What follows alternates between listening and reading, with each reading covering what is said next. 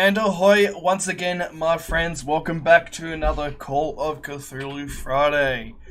The very last episode of the final revelation of Gla'aki, where most likely Dale, a lovely keeper, will be gunning to kill us all. My god, what's going to happen? And finally, we are debuting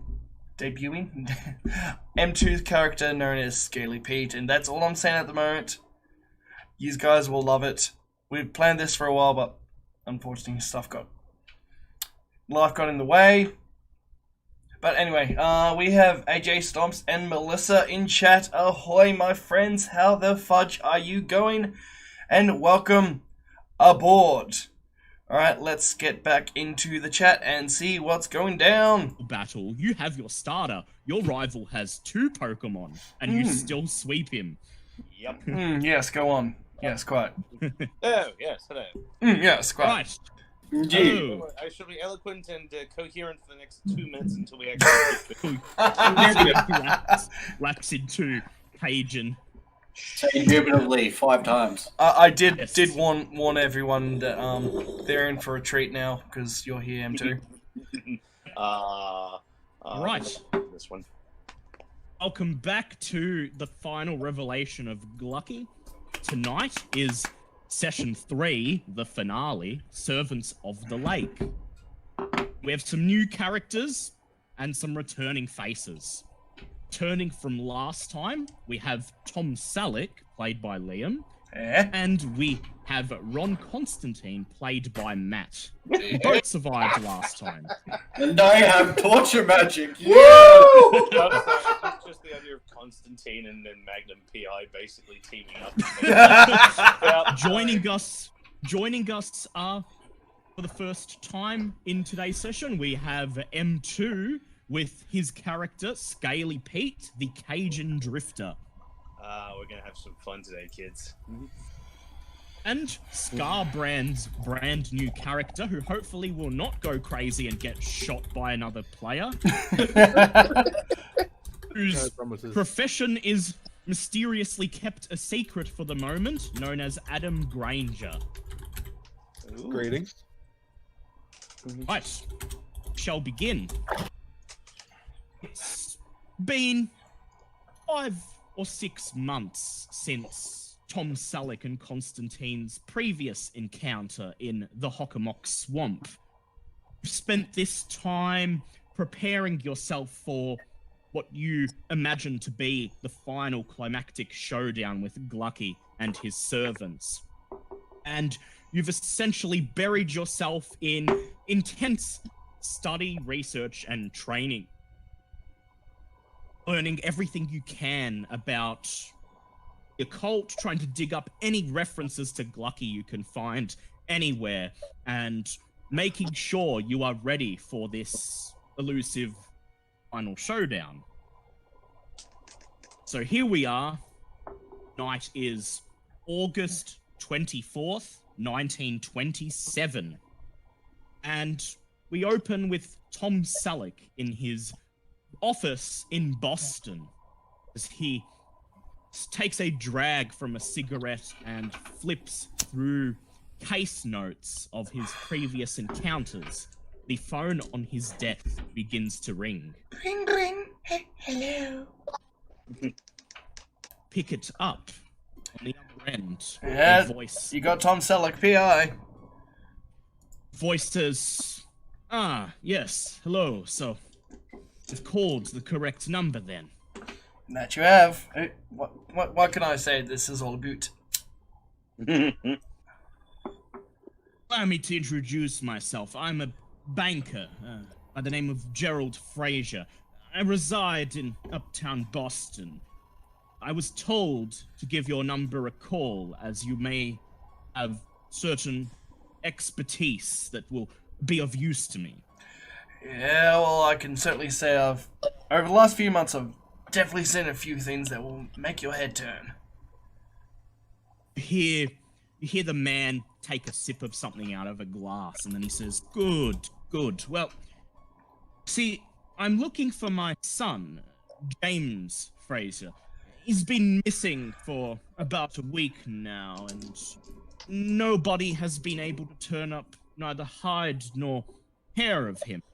One of my friends passed along your number and said that, given the particulars of this case, it might be worth my time to contact.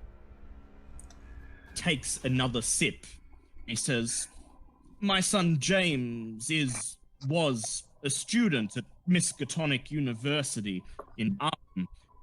About a week ago, he left Arkham because he wanted to visit his sweetheart in the town of Kingsport, but he's not been seen since. According to his girlfriend, Emily, he never arrived in Kingsport and has vanished somewhere along the road between the two towns. The last I heard from him was a phone call he made just after leaving Arkham, where he informed me that he would be staying at a motel for the night before resuming his journey to Kingsport." Whereabouts is this hotel located? He says, "Well, that we haven't been able to ascertain. I was hoping that you might be willing to ask around at his university campus, perhaps question his roommates or maybe his sweetheart, see if you can learn exactly which route between Arkham and Kingsport he was driving along." Sorry, what was the name of the son again? I just got writing it down. James Fraser. James Fraser. Yep.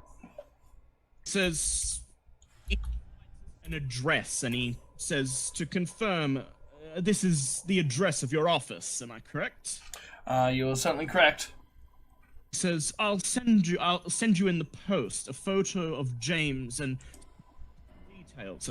Once you receive them, you may begin the investigation. I'll be calling in some contacts of my own to assist you, and hopefully, with all of you working together, you'll be able to turn up something of note about my son's whereabouts." It sounds all good and well, but It's my line of work, I'm sorry, I kind of have to ask for a bit of compensation up front. He says, yes, say no more. I'll deposit an advance of your fee to receive in the post alongside the photograph and other details. You should expect them by the end of the week. I hope you'll find it satisfactory." Thank you kindly, and I can do whatever I can. But Hangs up without Oh, saying another word. yeah. Well, fuck you too, buddy. You swear under your breath, and you finish off your cigarette and resume looking forward. True to his word, by the end of the week, you receive an envelope in the mail. You rip it open, and inside you find an advance of $200, along with a photograph of a young, smiling, lantern-jawed man with light-coloured hair. On the rear of the photograph, Gerald has written, "James Fraser, 6'2", blonde hair, brown eyes, drives a black Chrysler coupe. Number plate AB1652." What was it? Brown hair or blonde hair, sorry? Blonde hair, brown eyes, number plate AB1652. Yep.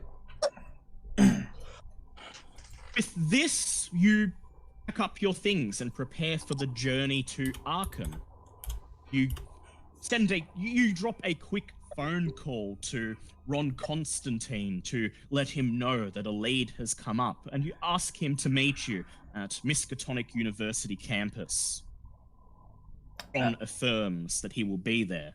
Then you climb into your new cruiser and make the long journey to Arkham.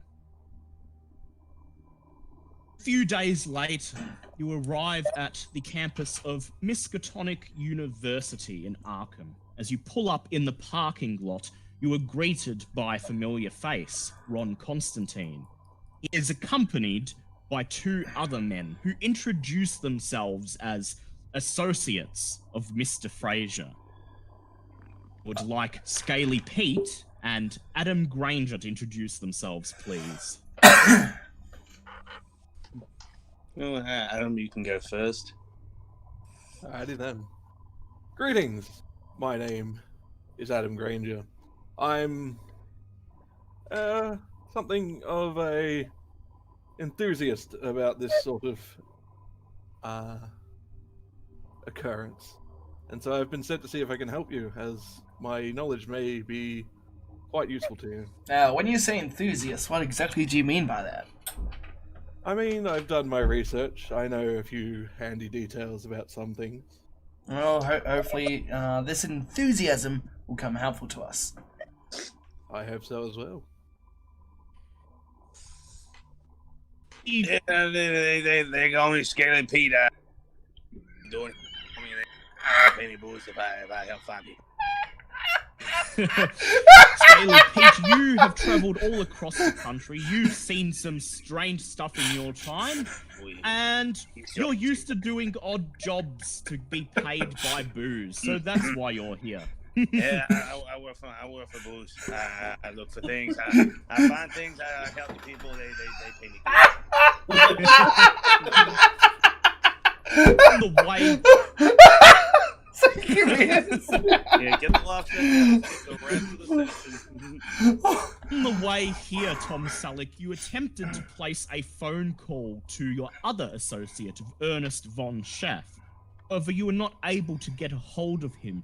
Last you heard, at the end of your ordeal in the Hockomock Swamp, he had taken some pretty serious injuries, and it was uncertain as to whether he would be able to even walk again. So your fingers are not crossed that you'll be able to count on his assistance this time. Very well. Here you are at Miskatonic University campus in downtown Arkham, a relatively nice, quaint-seeming college, though a number of you are aware that Miskatonic University has a certain reputation, a reputation for inquiries into things that perhaps should not be, man should not know.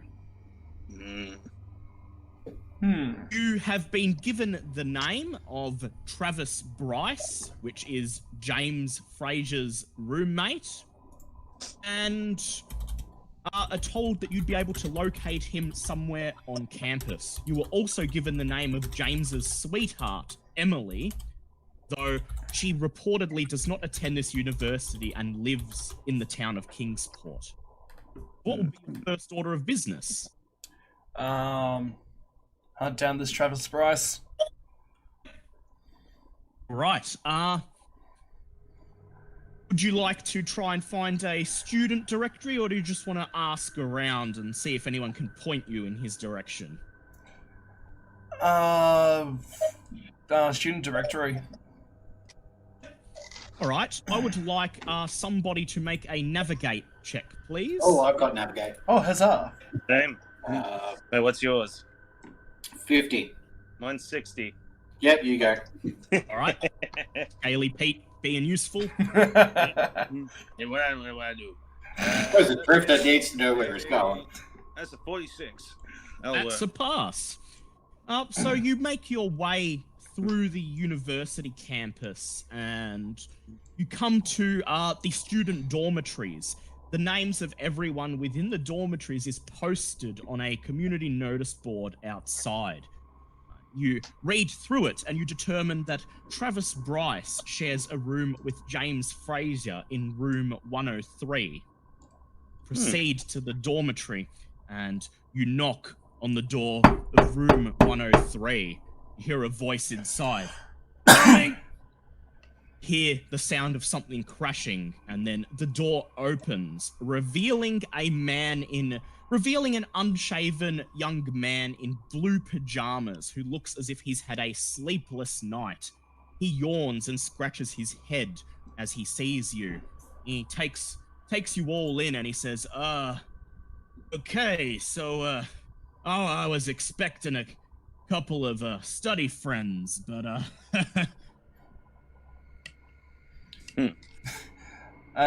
First off, as always, flash off my badge. Mr. Bryce, got a few questions for you about your roommate, James Fraser. He says, yeah, Jim, come in. He ushers the five of you in. He crosses, as soon as he comes in, he pulls out a single chair at a desk, and he's about to offer you the seat, and then he realizes there's 5 of you, so he shrugs and he says, feel free to sit on the bed or something. He crosses over to a small... I was gonna say, you definitely don't want me sitting on the bed. Pretty much looks like you should off the back of a fucking train. You don't want me sitting on Do you take a seat on the bed, though? Oh yeah, no, I'm gonna sit on the bed, though. You take a seat on the bed, and you see Bryce visibly wince as he makes his I way... literally just, like, kick my shoes off and just lean back on. Wait, you have I shoes? sat on it in months. You have shoes? Yeah, they're shoes, but they've got, Well, like, holes in them, I I was assume. gonna say, Open quotation they mark count as shoes. some- I was gonna say, they almost count for shoes. They form a minor bit of protection. You've got that much grime and muck caked on your feet, they're pretty much shoes. Yeah. So, I was gonna the say, bed yeah. sheets aren't particularly clean, because this is a college campus, but they're still white, and when you sit on... Thank you all. I'm going to decline to sit on the bed now. See him cringe, and then he opens up the drawer in his bedside table, takes out a pack of cigarettes and lights one. He takes a seat at the writing desk and yawns once again. He says, well, yeah, Jim, what do you want to know about him? He's been gone for about a week now. Yes, I was, called up a few days ago by, was it his father? Yes, his father. Yes, by his father, reporting that his son has gone missing on his way to see his old sweetheart, Emily. Bryce takes a drag of the cigarette and he says, oh, missing? Don't say, holy shit. Well, not sure how much I can help you there, bud, but, I'll answer any questions, you'd like to ask me. Well, first off, just what was he studying? Oh, yeah. He was, if I recall, despite the fact we shared a room, we weren't, that close, but I think he was an anthropology major, or something like that. Some soft science, you know. Didn't really have a head for numbers, you know what I mean? Oh, I know exactly what you mean there, friend.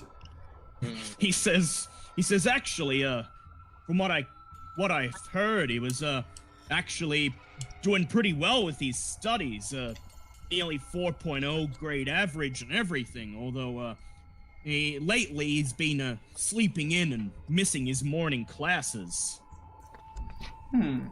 Well, would you mind if I take a look around in his room, Mr. Bryce? He says, sure, go ahead. Points to the bed opposite the one that, everyone is sitting on. The sheets still unmade. A plate with a moldy pizza crust lying on the mattress. Ooh. Make a spot hidden check, please. That is... Oh, crap, I rolled 2 D100s at the same... Whoops, I was going to say 40 and 40, what the hell? Okay. 40 will do. I Ooh, think that's a pass for 10. you. Well, that's a 10, Oh, that's a critical. Look at you with your eyes. You brush, basically ignore the filthy bed and you open his bedside table and you begin rifling through. You see a couple of textbooks, mainly about Native Americans and indigenous folklore. Some notebooks containing drafts of essays and homework notes. And you see a shred of paper. Written on the shred of paper is the name Emily with a love heart and a phone number. I'll just pocket the phone number for the time being till I get to a phone. Yep. Let everyone else know what you found. Well, of course. Oh, of course. Yes. Is there anything in his room that he may have been studying that would be of note? Just the textbooks. If somebody would like to do either an anthropology or an own language check. Yep. Okay. But go ahead and Yes, educational those rolls. stuff, aka none of the things I can do. What's that, Gumbo? I was gonna say, I'm a travel man, but I ain't no smart man. That is exactly a pass. Huzzah!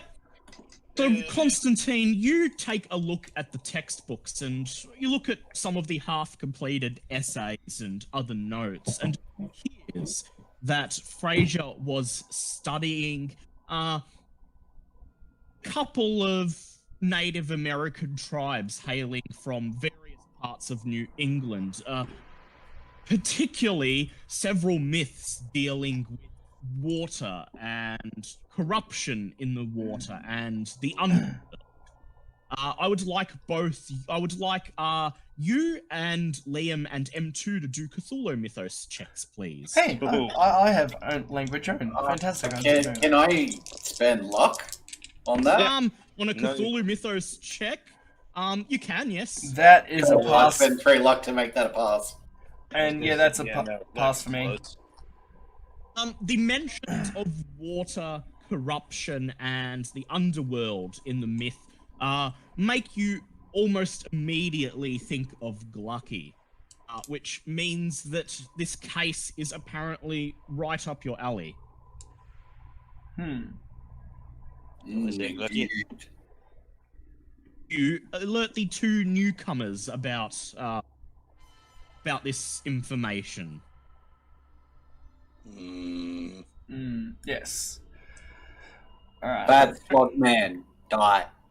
Bad, okay? Just That's all you need to know. Look at that big gator I try to hunt back in the bayou. Alright, Yep, certainly is a big gator. Alright, would it be worth talking to any of these professors of seeing if he may have taken a stop somewhere? Maybe. It may be. You also have the phone number for his girlfriend. You don't have to drive all the way up to Kingsport to speak to her. Yes. You have several lines of inquiry you can attend to. Alright, yeah, I'll call the girlfriend first before anything else. Thanks for your time, Mr. Bryce. I think we've got all the information we need, unless there's something else that you may have thought about in the time when I was rifling through his belongings. Bryce nods and he says, "Well, there's something." He says, "I happen to see I'm studying city planning, and I got a map of this region of Massachusetts in my textbook, and shows pretty much every possible route between here and Kingsport. So, assuming that's where Jim's gone missing, it might be of use to you." He reaches for a... Yep. I'm assuming that this would be an actual prop. Yes, All it right, would be, but I can't provide it to you. It'd just take a couple hours. No, no, I was thinking like there was no PDF file of the map. No, unfortunately, Ah, I'll just okay. have to... Yeah. Take a photo on your phone and post it. You can try. He reaches into his bedside cabinet and rifles through a stack of books, and he hands you a folded up sheet of paper. It is indeed a map of the surrounding area. You can see Kingsport on one side and Arkham on the other, and all of the possible roads between the 2 towns. Be worth... Would you like to take a quick look at it now? Yes, that would be good if you can. Yep. Would like somebody to make a navigate check, please. Go on, Scaly Pig. This is Oh, yeah. from now on. No, I hadn't get there. Yeah. That's a pass. I point in the right direction. You follow Scaly Pete on the way. Scaly Pete, you've travelled through this area a number of times, so as the group looks over the map, you identify the 3 main routes that someone could use to travel between Arkham and Kingsport. One of them's a major highway. It would be kind of hard to disappear along the major highway. The second one goes through a number of small towns. Again, it would be reasonably difficult to disappear. The third one travels through the countryside, but most notably, about halfway between Arkham and Kingsport, it passes by a body of water known as Squatter's Lake. They get good gators down there, they Yes, Constantine and Tom Selleck, you know that lakes in this part of the country are bad news. Yes. Alright, well, You have a possible route of travel that he's taken. I think that would be the right way to travel, but before we do anything, I would like to give Emily a call. You bid farewell to Bryce. He nods back at you, and then he gets up, and as soon as you leave, he begins flushing copious amounts of dirt and muck off you. You're just wiping off their flavor. You pull the dormitory door shut behind you, and you head out back into the university campus until you find a payphone. You drop a dime down at the receiver and dial the number on the piece of paper. Phone rings for a few moments. Then there's a click, and you hear a woman's voice. She sobs once and then says, "James, is that you?" Sorry, Mrs. Emily, this is, just the guy looking for James. this is, Selleck, P.I. I've been hired by James's father to find him. Says, you're looking for James. That's correct, ma'am. Says, and you haven't found him yet. No, we've just started the case, but we've got a few leads that we're tracking down. Says, well, help. Just want to know any information that you could, divulge into, this investigation, why he would have gone missing, and what route would he normally have taken? Says, well, he's been here a few times. Usually he takes the highway, but last time he called me, he said he was working on some sort of paper about local myths, and he wanted to take the scenic route to out. Told me he was going to spend the night at a motel beside a lake. I didn't catch the name of the lake, but did tell me the name of the motel. It's called Brophy Stop and Stay, I believe. Brophy Stop and You write Stay. this down. Yep. Brophy Stop and Stay. She says, "Now, of course, that was almost 8 days ago now." Says, and he never arrived. Anything changed in his demeanor over the last few days before he disappeared? He says, "No, I can't say there is, but he was real happy to see me. You see, we've been saving up money, and we were planning to elope at the end of the semester, but can't think of anything else he might have had his mind on, aside from schoolwork." Well, I was just talking to his roommate, Mr. Travis Bryce, and he was saying he's a real smart fella in,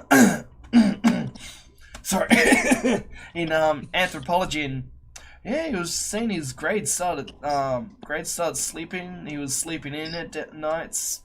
So anything you can tell us? She thinks for a moment, and she says, that's not like him.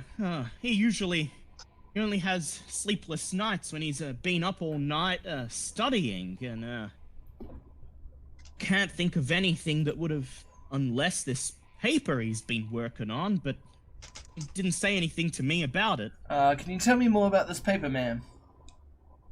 He said, he didn't mention much. All he said was, he was working on some of the myths that are local to this area, and he'd discovered a location somewhere in the countryside that may have a couple of things that he could visit to add to his notes. That's all. Very, very well. Try to think as hard as you can. I only just want to help out here. Is there anything he would have said if he was going to make a pit stop or anything, or if he had any enemies? I would like you to make a charm check, please. What's my charm at? Charm. That is... Oh, can I spend 2 luck points? She has a think and she said, I can't... Oh, wait, he did mention on the phone with me that near to the motel where he was staying, there's an abandoned old village, you know, from colonial times on the opposite shore of the lake, and he wanted to have a look around there. So, old building by the lake? Old village. Oh, village. Yes. Village by the lake. Yep. Says, I hope that can help you, sir. Says, I really hope he's okay.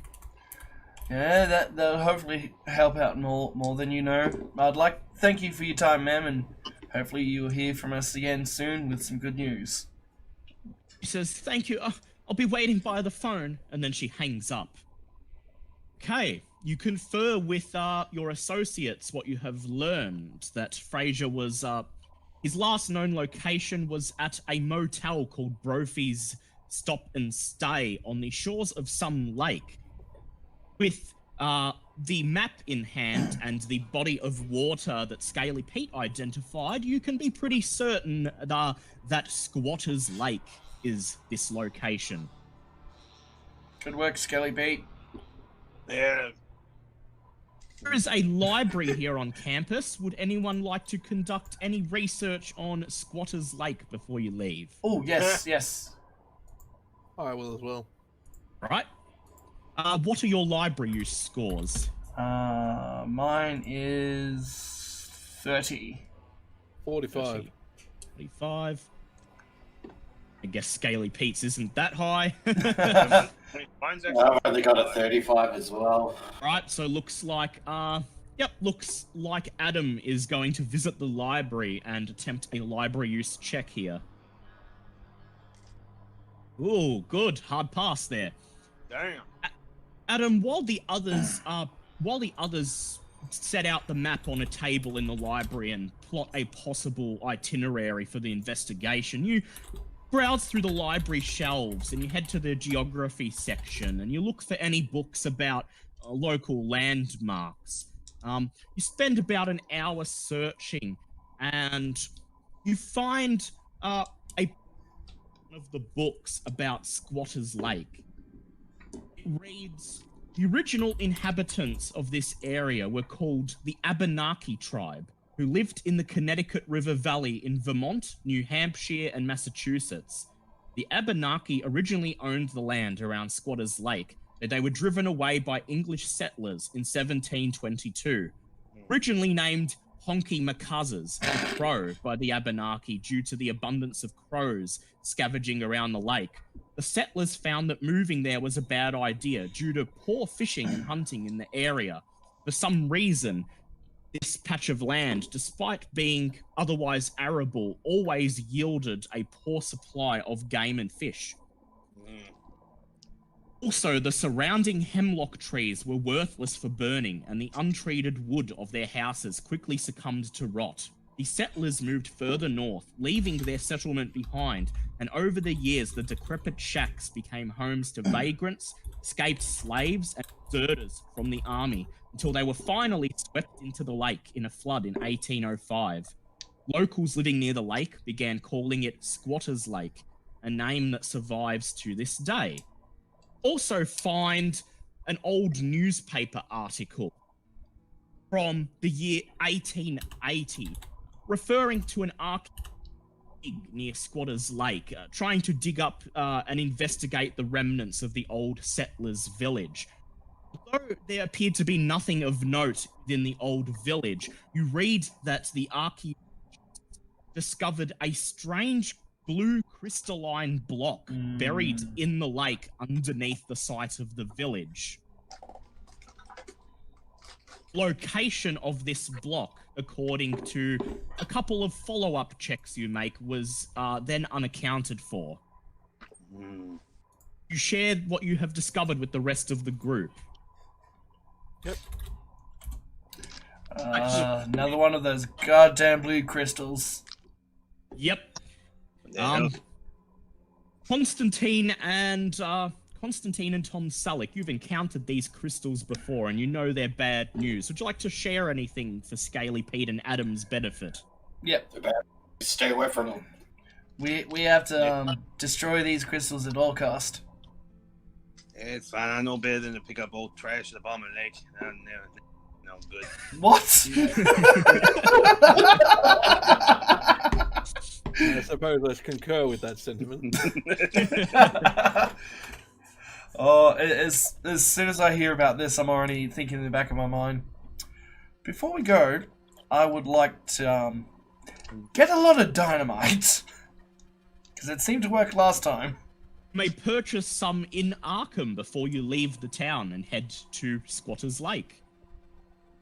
Is there any more research you'd like to conduct on Miskatonic University campus before you leave? Can I look into any mythological beliefs that the Abenaki had about their lake? Yes. I would like you to perform another library use check. Or, you spend another 20 minutes or so flipping through old anthropological papers about the Abenaki, and you find one paper of note which describes that the Abenaki supposedly worshipped a lake god who dwelled at the bottom of the lake. Most notably, they would sometimes capture slaves from enemy tribes and sometimes even settlers to offer them to the lake god as a sacrifice. That's not gay to me. God damn it. Interesting. Okay, you leave the university campus and you climb. Would you like to take one car or two? I think we'll get there faster in my expensive cruiser. But first, I'd like to lay down all the jackets in the back seat.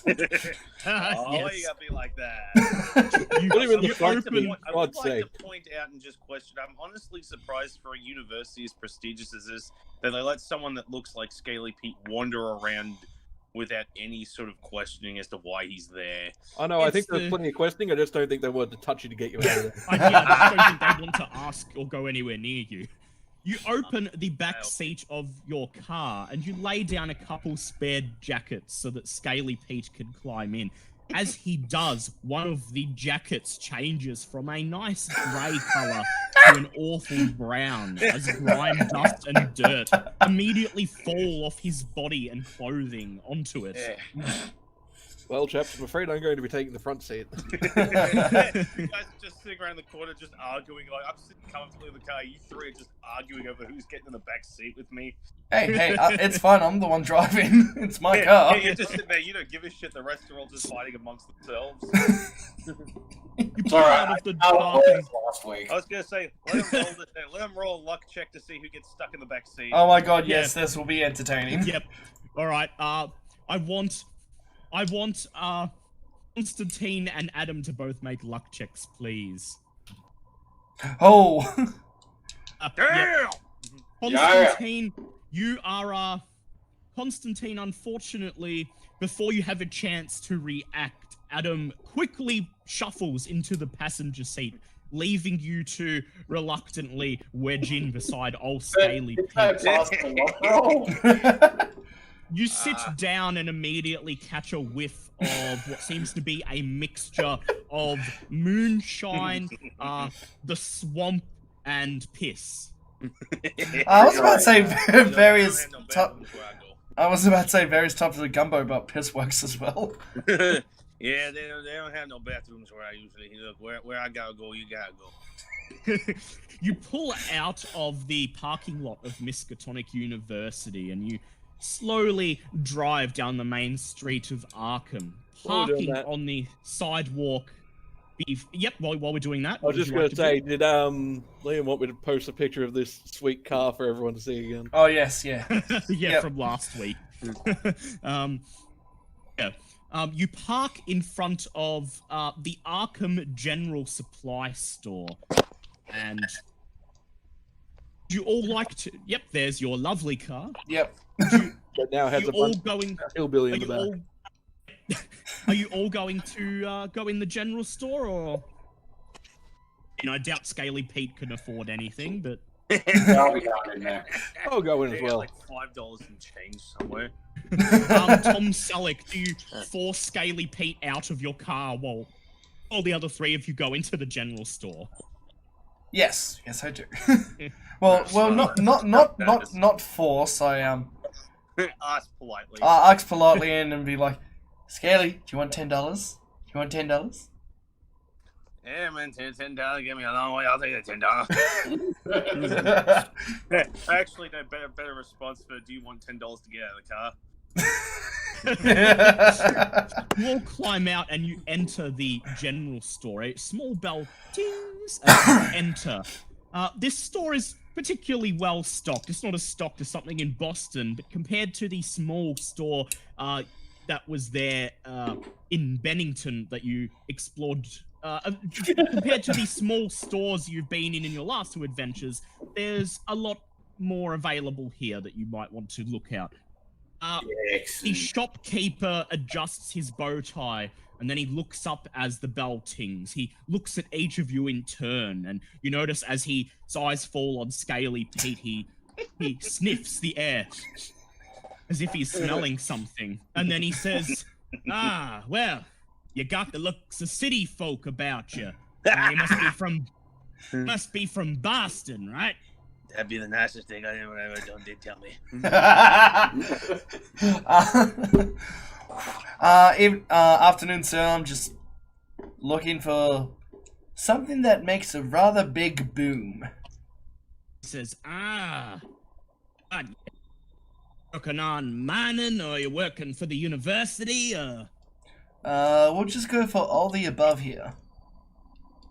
He laughs and he says, not my job to ask questions. A lot of strange folk come here through these parts on account of it being the town where Miskatonic University is. Know what I mean?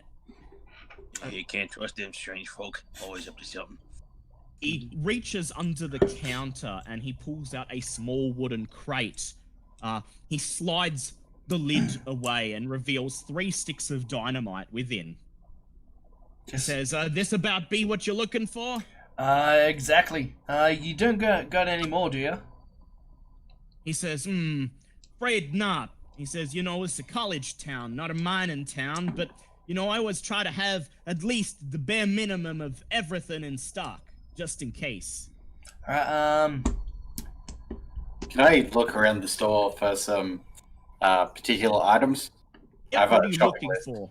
yeah, I'm looking for salt, empty shotgun shells. Ooh. I'm also looking for fertilizer, pipe, and fuses. Oh, you Hey. gotta make a goddamn pipe Can bomb. make a I was pipe gonna bomb. say pipe bomb and rock salt gun shells. I like. Yeah. would Alternatively, like he's you gonna to- blow himself the fuck up. I would like you, first of all, to make a firearms shotgun check. Can I push that? Yeah, sure. You know what type of ammo you look Yes. You find a box of unfilled shotgun cartridges. However, they are significantly marked up as it is the last box available in the store. Fine with me. Fine by Would me you as like- fine by me as well. I'm sitting on $1,200 at the moment. Would now like you to make a chemistry check, please. Chemistry check. Oh, So you get your $1,200, and there's just me with like $15 in the section. So that's half education, yeah.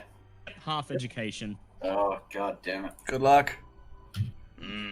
Oh, Not even close. that's a fail. Unfortunately, after a thorough look of the store, you can't find. You find salt. There's plenty of salt, but you are unable to find most of the materials for a pipe bomb, other than a bag of fertilizer. Well, there's no point. I did not think that chemistry would be factoring into this. Well, you're making a pipe bomb. You're not MacGyver. You can't just. MacGyver. I know where. Could still buy the fertilizer and hope that you scrounge up some replacement materials at some point. Okay, instead of pipe bomb stuff, Molotov. yeah, I was about to say Molotov. So rags and alcohol. Oh yeah, find those, no problem. You take them and place the box of shotgun shells, the bag of salt, some rags, and a jerry can of gasoline on the counter. Shopkeeper looks at them, and this combined with the box of dynamite makes him frown, and then he says, looks like you folks got some destruction plans. I just like to flash on my badge. Be like, this isn't really much of your concern. Make a law check, please. Ooh, is he the law? Making the law. Oh, I am the law! That's a 30. That's a 35, yep.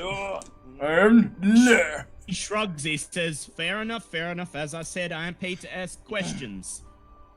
Says, folks down that university get up to all sorts of weirdness. He says, alright, so 3 sticks of dynamite, salt, gasoline, and with my last box of shotgun shells, let's say $100 for all of it. You How also much, sorry? $100. 100. Cool. 100. Happy with that? Oh, don't. You got any torches? Says, torches. Yeah, alright. I can throw a couple in. He reaches under the counter and places a couple of battery-powered torches on the counter. He says, that'll bring it up to 120. 120, no problem. Just thinking any. I'm just paying for my stuff separately. Like. Oh yeah, Okay. yeah, no, So, that's fine. yep. So the torch. So in that case, it's going to be $60 each. What else has the store got? Have you got a list there? I don't, but you tell me what you might want, and I can see if you find it. Just trying to think. Because I've already got a 3-man tent. Still got rope You've from got the a last tent. 10, fire starter, Yep. multi-tool. Anything else that we might need? How much alcohol and stuff did you get, Matt? I got Every can of gasoline. a So jerry can of gasoline, but I did also get alcohol too, didn't I? yes, yeah. Well, it's prohibition, so they're not just openly selling alcohol. But you Oh yeah. Medical use alcohol. medical alcohol. Yeah, all right. We'll say you get a small bottle of medical alcohol plus about 5 liters of petrol. Does so- Scaly Pete know how to make moonshine? Oh, actually, before I forget, medical supplies. Oh yes. Oh yeah, good. I was going to look for He- medical I supplies, was yeah. gonna say, can I get in on some of that medicinal alcohol? Yeah, Scaly Pete can Yeah. make some moonshine. Scaly Pete's. Just literally kind of just lean up to the can with like. Just 15 wait until we leave here and get back in the car. I have a plan for this. Adam heads over to a nearby shelf and sees a portable first aid kit. You place that on the counter. I'd also look for rope, canvas. I've already got and- rope. I don't know that. I'm going to buy rope, canvas, and either metal or wooden stake, depending on what are available. Don't forget that my trench coat is a TARDIS. It fits everything. Is there anything that Scaly Pete would like to purchase? Well, you already said that booze wasn't being sold openly, which kind of Might have gumbo ingredients. Oh yeah, I got $15. What gumbo ingredient can I get for $15? Okay, so you gather up a veritable hoard of supplies that you're stacking on the counter. The shopkeeper's going through. He's got a notepad in his hand as he slowly adds up the prices of everything, and it comes to for Tom Selleck and Constantine $60 each, for Adam Granger $40, and for Scaly Pete 50 cents. A good day. 50 A cents. good day, Skillipy. All right, so $50 and 50 cents my name. I've been having a good time making gumbo. the medical stuff was that included? Yes. Uh, It's in Adam's supplies that he paid for. so is that just Wait, how much? who It's has, a first aid kit. who has the highest first aid? I've got 60. I don't even have it. Yeah. Do I look like I do first aid? Alright, well, looks like 60's the highest then, so it looks like you're gonna get the first aid kit. Cool. The shopkeeper takes all your cash and puts it in the cash register. He's smiling ear to ear and he says, well, I might close up early today. Get you help carrying any of that out to your car? No, it's alright. No. It fits all in my jacket. And then I just tuck it all up in my jacket. Tuck it Me, all I'm, up into I'm your just, I'm jacket. just clinging to the gumbo greens going, you ain't putting my thing in that spooky jacket. Meanwhile, Tom Selleck and Adam are carrying their supplies out. You stock all your stuff in the boot of the car, and then you take your seats inside the vehicle. I would now like Constantine to make a firearms shotguns check, please. Oh, Oh god. Don't Oh, fuck it up no. this time. Yes! nice. Fuck. All right. You spend, as Tom Selleck guns the engine and begins to drive, first Arkham and then out onto the lonely country roads. You tinker with the bag of salt and shotgun shells, and despite the bumpiness of the road, you use your utmost care and eventually fill all 20 shells with salt. Excellent. Add them to my Nice. 2 from last week left over. And And you I got had 22. 22. Thanks. And, Oh, jeez. Oh, how many Molotovs do I get to make? the Jeep. Hold on one sec. The Jeebus Corner. Thank you so much for the follow, buddy, and welcome to the Metal Crew. Welcome. Praise the Jeebus Corner. You have enough petrol to make maybe at the very least 5 of them. Probably Yep. shouldn't be doing that in the car, though. Yeah. Probably don't do it in the car. Tom Selleck drives slowly along the country roads as you exit the Arkham City limits and begin to make the long drive to Kingsport. As you see a sign reading Squatter's Lake 2 miles, the sun is high in the sky, already beginning to glow a sickly red as sunset is on the horizon. Soon you arrive at your destination, the kidney bean-shaped Squatter's Lake. It's 950 feet in length and 225 feet in width. Brophy Stop and Stay Motel is located to the west of the lake, near the middle of the curved shore facing the indented side of the bean. You pull up beside the road where there are 2 wooden beams crossed in an upside-down V with a sign proclaiming Squatter's Lake Motel Stop and Stay in white paint on a black background. A second, smaller wooden panel is attached to the bottom with the word vacancies in yellow writing on a red background. Hemlock trees surround the lake in abundance, also touching the lake surface in the southwestern corner. There is a dirt road that you can see cutting through the woods here, leading from the side of the motel's parking lot. According to the map, the lake is host to bass, carp, and various species of frog. But the still water is almost black in the dusk light, and you cannot see anything swimming below the surface. Ah, dang.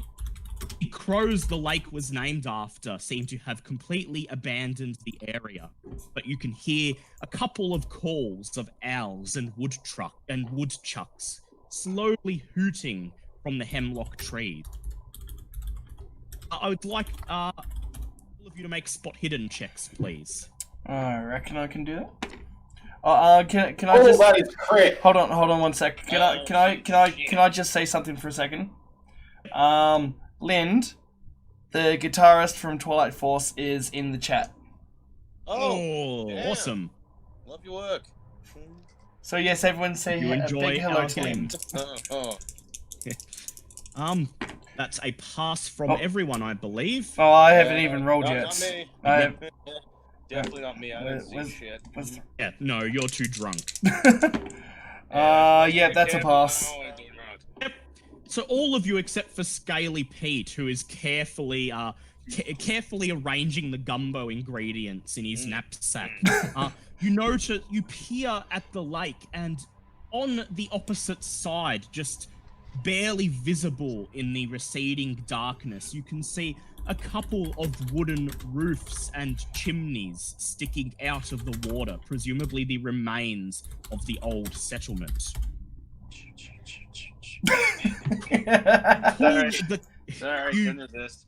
Turn off the road into the motel's parking lot. The motel is a T-shaped building, the top left of the T facing the road and holding the reception.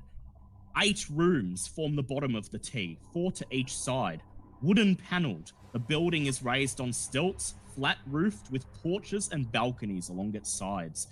There are 6 staircases leading to the porches, 4 connecting to the rooms, and 2 connecting to the front and rear of the Brophy's living areas. Wooden ramps stand beside the latter 2.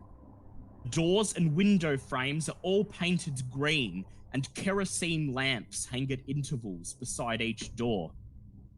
There are spaces for cars marked on either side of the motel in chalk, one in front of each room, and 2 cars are already parked in the spaces facing the lake.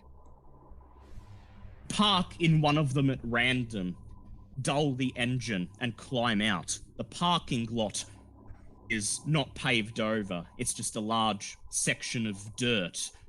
The motel looks primitive and run down. Do any of you have electrical repair? No, I don't. No. Based on the kerosene lamps lighting the way along the path and hanging in front of each room, you get a hunch that this place perhaps doesn't even have electricity. What do? Head into reception or look around this area first? Well, I'm going to quickly make up some Molotovs and I was gonna say, before my guy decides to try and figure out how to make gumbo in this place, I imagine that maybe we should check the cars to see if any of the license plates match up with the missing guys. Yeah, That's a good Obviously, idea. I'm saying that out of character because in reality, Yes. I'm more just trying to figure out if I can pinch one of the lamps to make heat up some gumbo. yeah. Okay. You guys do that. I'm gonna go question reception. Right, so I would first of all like Ron Constantine to make a chemistry roll with advantage. Ooh. I'm filling bottles with gas. How hard is that? All right, do Gas a is dexterity check. Do a dexterity check, please. Okay. So that makes more sense. It's Yeah, passed. Yep. Okay, you managed to carefully fill all of the bottles, with only spilling a little bit on yourself and on the dirt floor of the parking lot, and you end up having 5 Molotov cocktails ready to go. Okay, quickly, who has the highest throw skill? Bro, I have 30. I don't. Scaly Pete, you are handed the photograph that has Mr. Fraser's number plate written on the back. So I would like you to make a spot hidden check, please. Really? You're making Scaly Pete read numbers and look for things. Yeah. Actually, make an own language check, please. Why? Actually, that's a lot better than spot hidden because at least I have language owned. Oh yeah, not even fucking close. Would you like to push it?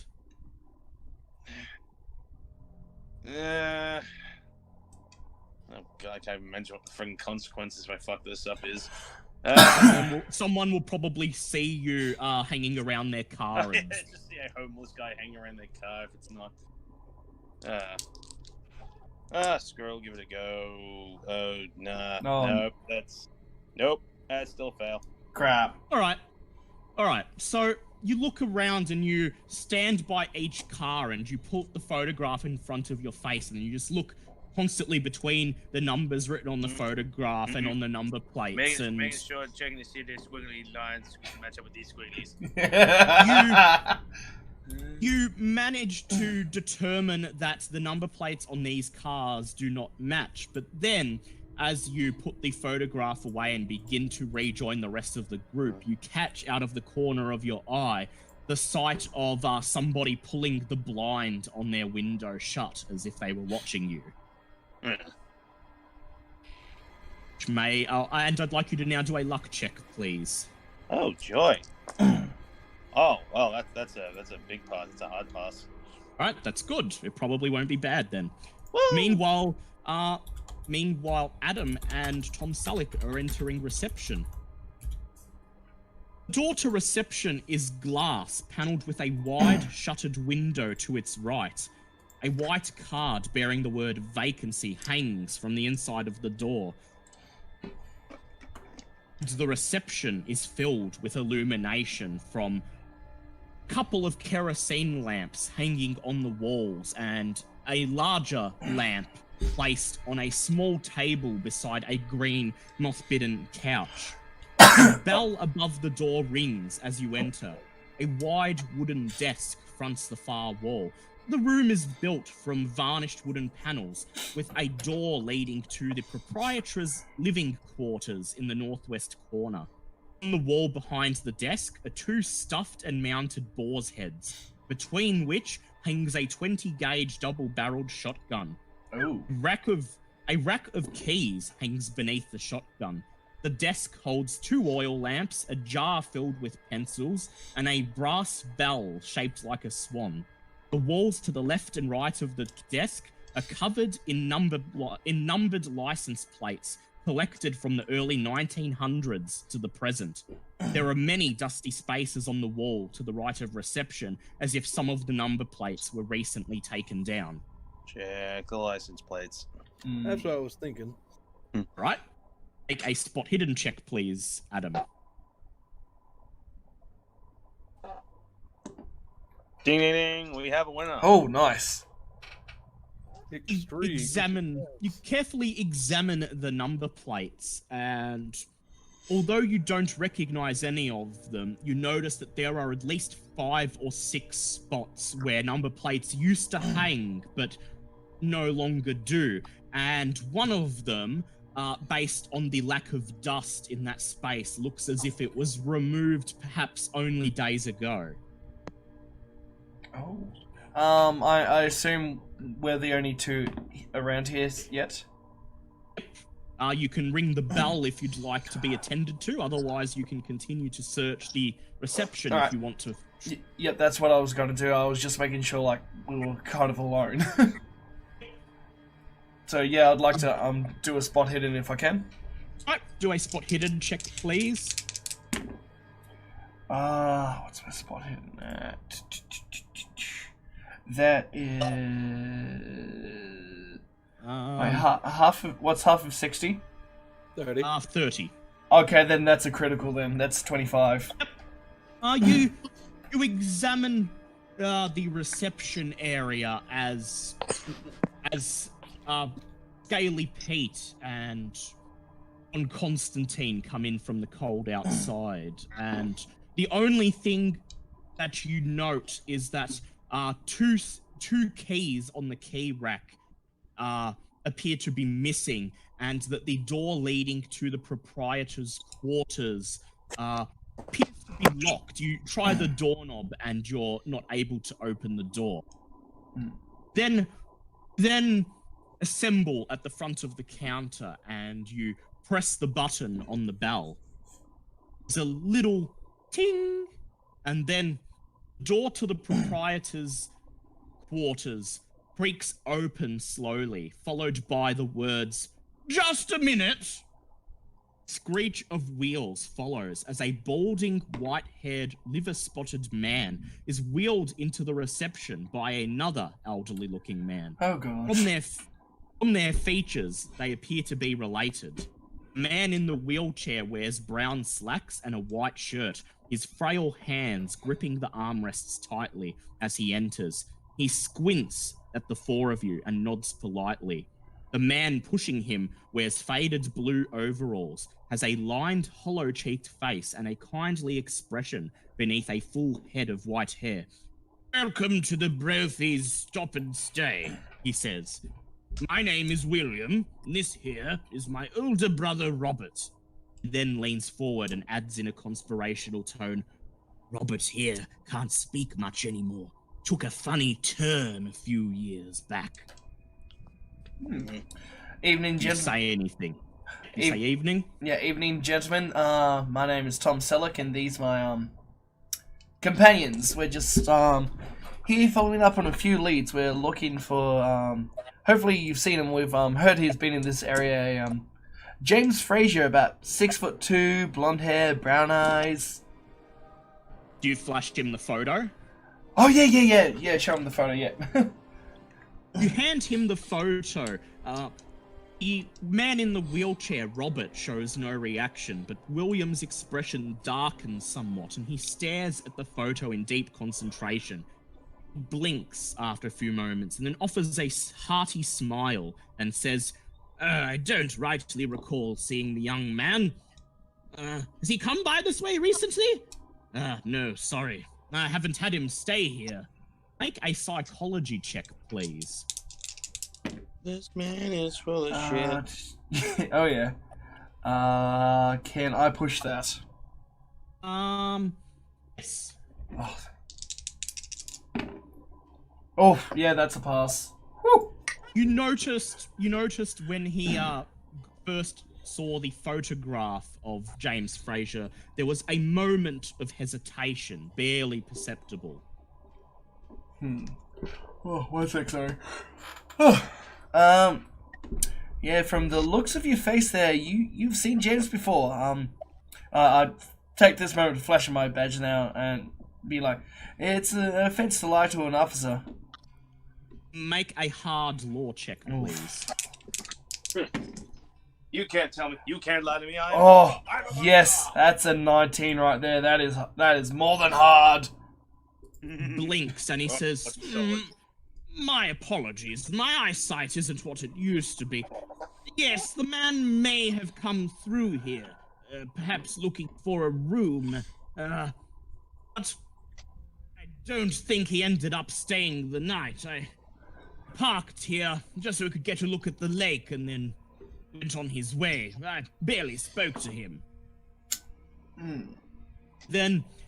He then reaches under the counter and pulls out a guest book bound in red leather. He smiles and he says, "While you're here, shall I book you in for a room?" Can you book us in the room where James was staying? He did say he didn't think he'd stayed in the room. He didn't think he'd stay. Oh, okay. He says, he opens the guest book and he says, "We have 8 rooms here. 1 and 5 hold 2 single beds, 4 and 8 a double bed each, and the rest hold singles. You can take any rooms you want except for 5, which my brother and I use." He points to the door behind the counter that he emerged from. "And 6 to 8, as there are folks in those already. Each room is 50 cents a night, cash in advance. The rooms have hot water, but we only have oil lamps for illumination. You'll have to bring your own food, but there's a grocery store past the woods to the south if you need anything. We get a delivery." I think you're set. We get a delivery every Tuesday, so if you want anything, just let me know, and they'll bring it down the same day. He watches you expectantly and says, "So, which room? Do you have a particular preference for either of the rooms?" I think we'll just take 2 rooms each. Yep, 2 with 2 single beds. Yep. And I want to put some fun into this. We're gonna luck check on who gets to stay with Scaly Pete. Yeah. Yeah, we will. Okay. Not it. So it's like, Actually, Scaly Pete, I'll give you a shot of the medical alcohol if you sleep outside in the car. Okay. $5, you got yourself a deal. Sorry? Throw in $5, you got yourself a deal. throw in I think I can manage that. Scaly Pete, I will give you $30 if you stay with Ron. $30. No, you've already agreed with this, Scaly Pete. No, I didn't agree. We've made the deal.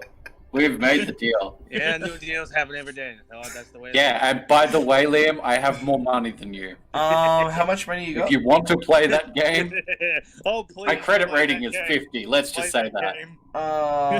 My credit rating is 51. God damn it. I would like Tom Selleck and Ron to both make credit ratings. I was gonna say, please play this game with Scaly Pete. This is gonna be like Christmas. Oh, that's fail. Oh no. All right, we'll see what Tom No, Selleck. Liam, for this, I want you to do this Yeah, on Liam, screen. do it in You the want me to actual do it? thing. Yeah, do it in the chat, please. Oh, Just do it so in chat, it can okay. be- Yeah, just so it can be more hilarious. Yep, we need to see this. Literally, fight for 1D. your non-affection of Scaly Pete. Oh, that's a Oh, pass. God damn it. Yep, that's a pass. Okay, Scaly Pete. Tom Selleck takes out of his pocket a couple $100 bills and he gives them to you if you stay with Ron in one of the rooms. But remember, I have the alcohol. Yes. Yeah, we You'll can be do asleep. that. You'll be asleep at some point, though. Sorry, I got he offered. My trench coat eats other people's hands. Just saying. William, the motel proprietor, taps the guest book and he says, "I would just like all four of you to sign your names here, please." Squiggly line, squiggly line. Yeah, just a squiggly line. And remember, you can all I- cut all I'm going to use a pseudonym.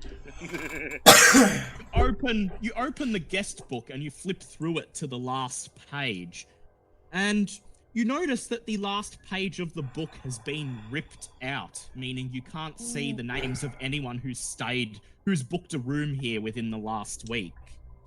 You mention this to William. Yes.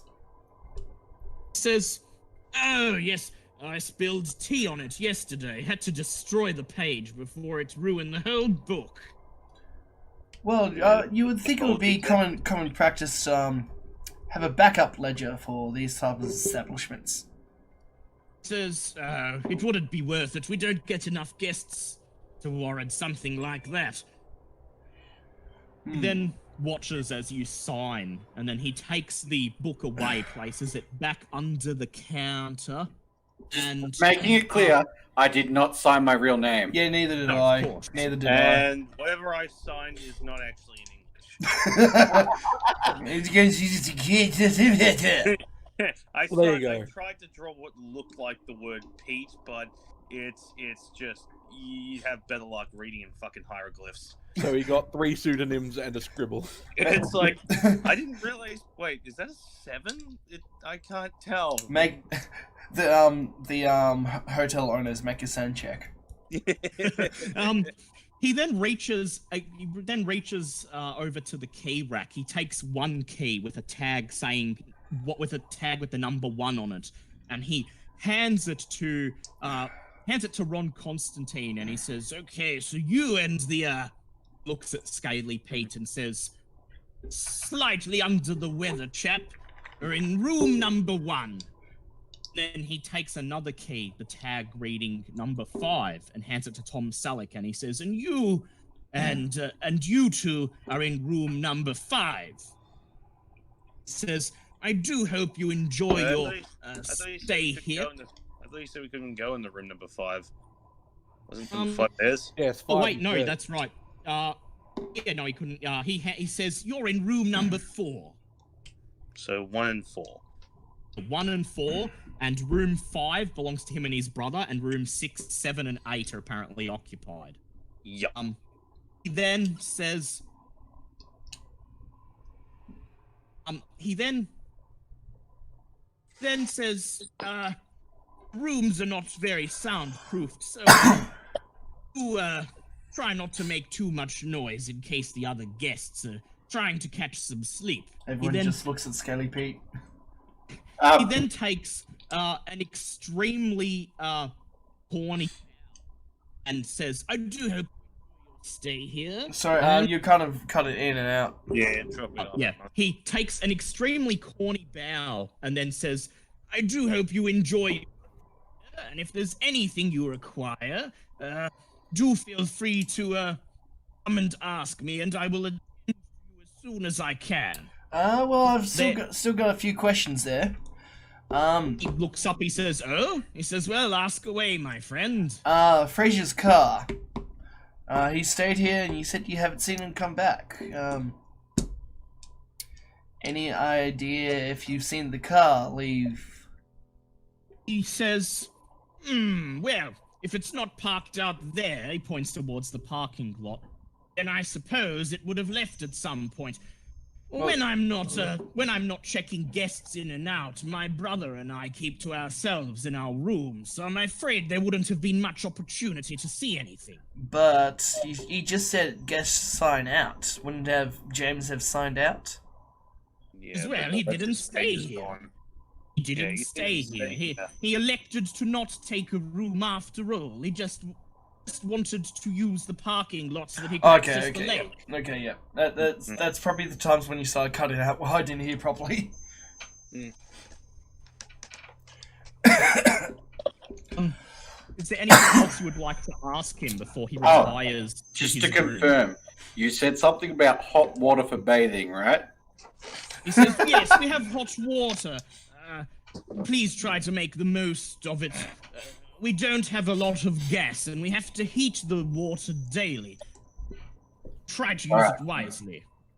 Scaly Pete, you can use my half.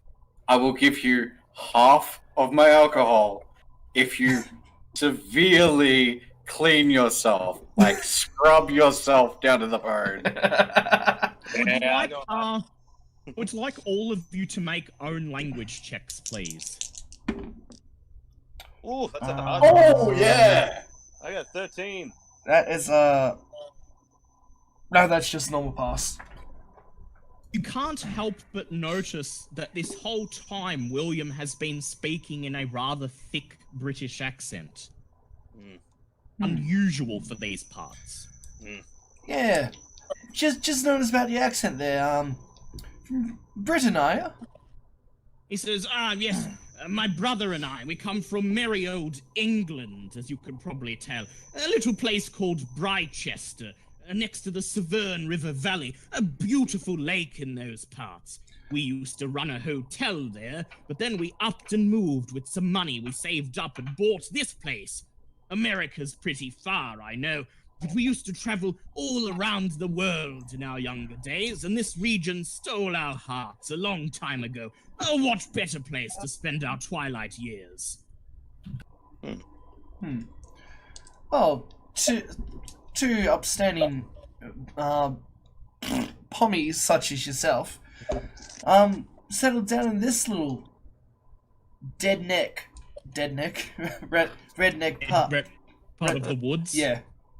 Shrugs and he says, well, what can I say? It's quiet, it's next to a nice lake, and from what I have heard about these parts, there's quite a bit of history as well. Really? What history can you tell me about? As well, there used to be a settlement across the lake back in the frontier times. You might just be able to see it from outside, but it all got flooded out one spring. The hotel stands on stilts. We had to hire a carpenter from Clark's Corners to fit the ramps. He nods towards his wheelchair-bound brother. He barely walks at all now. What happened there? He says, you know, just old age. You know, he took a fall a few years back, and unfortunately, his spinal column wasn't up to the task of allowing him to walk anymore. It's really as simple as that. Alright, am I able to use a spot hidden on a person to, like, see if anything's run up with the facial features or if they got any... I'm pretty sure that's psychology. No, psychology is to tell if someone's lying. If he just wants to look at them to see if they got any odd blemishes or anything. Yeah, you can do a spot hidden check. Oh, that is a hard... Well, not a hard. That's a crit pass. That's a 21. Ooh. You notice that both men, despite looking incredibly old, appear to be reasonably healthy for their age.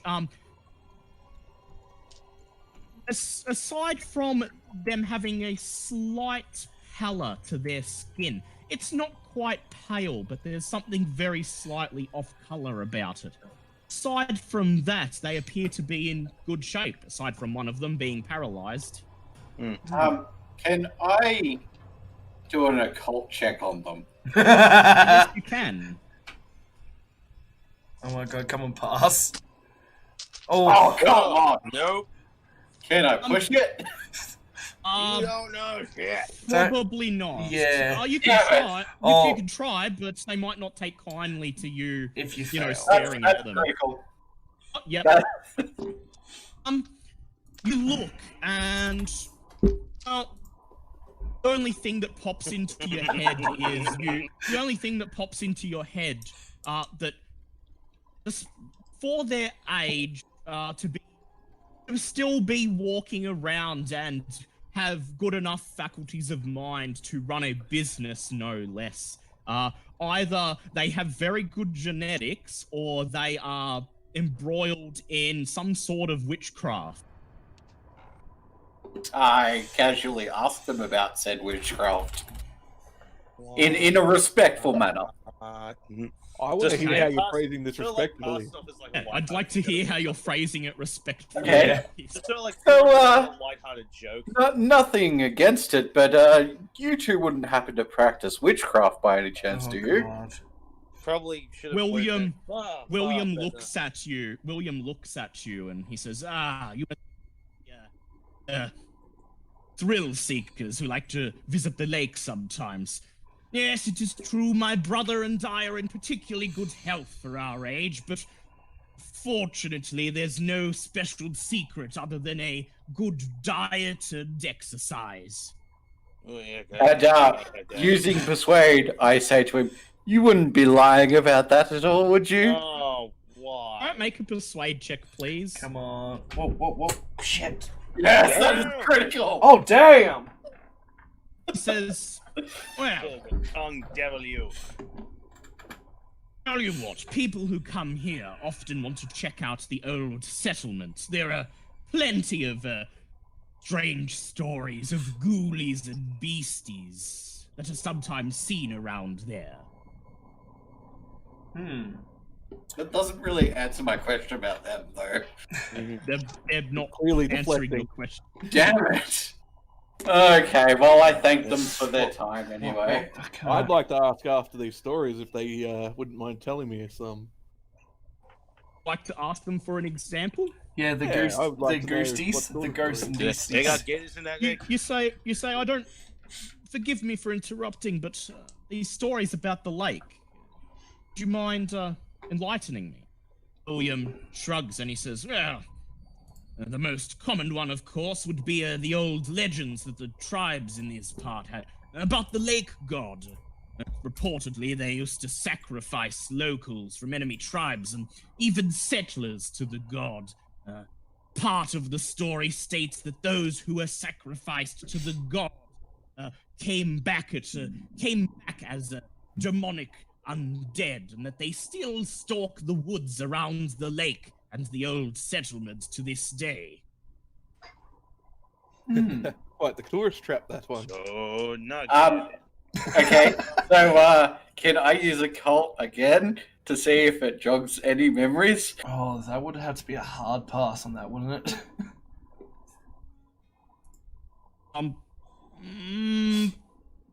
Probably not. That's probably you sense that that's Okay. all you're gonna get out of him. Yeah. Fair enough. I meant more about the story. If it Oh, yeah. jogged any memories of any occult things that I've seen in the past. Yeah, okay. Make an occult check, please. Yep, that's passed. Nice. Yeah. You've heard stories similar to this. It particularly reminds you of some of the stories about the Hockomock Swamp, where you encountered as nightmarish creatures several months ago. There were some similar stories regarding a thing in the lake that would corrupt those who it came into contact with. Cool. Okay, I'm going to stop intervening with this whole situation now. Is there anything else you'd like to ask William before you go to your rooms? Oh, nothing I can think of. No. Nope. Right. So you bid him thank you. He then grabs his brother's wheelchair and wheels him back into room number 5. The door shuts and you hear the sound of a latch locking it from the other side. Then Can I get exit that money the Yep, you gonna give him the money? Okay, Scaly Pete, you have $200. As you leave reception, Tom Stalick reaches into his coat and he quietly passes a couple $100 bills to you with a cheeky smile. You exit out of the reception and cross the parking lot. Soon you find rooms 1 and 4, which you have the keys to open. Actually, who's got the highest listen? I've got 60. Alright. You go room number 4. Okay. Yep, because that's the neighboring room to the Brophy brothers' room. I think that's why I wanted to go in. Yeah, and they said it had thin walls. Oh, yeah, good point. Right, so that means Ron and Scaly Pete are in room 4, and Tom Sullick and Adam are in room 1. Okay. Haley Pete, are you taking me up on your deal to on my deal with you to wash? Can I have the water anyway? I'll go make gumbo. Make gumbo in the shower. Yep. Yeah, you can use my half of the water to make your gumbo, so long as you clean yourself with your half of the water. And I'll even throw in some alcohol, some medical grade alcohol, to spice up your gumbo. Now, important question: when you enter the 2 rooms, are you going to enter each room in the group of 4, one by one, or are you just going to split into 2 groups and each of you goes in your own room? I'd split into the different rooms. All right. Scaly Pete and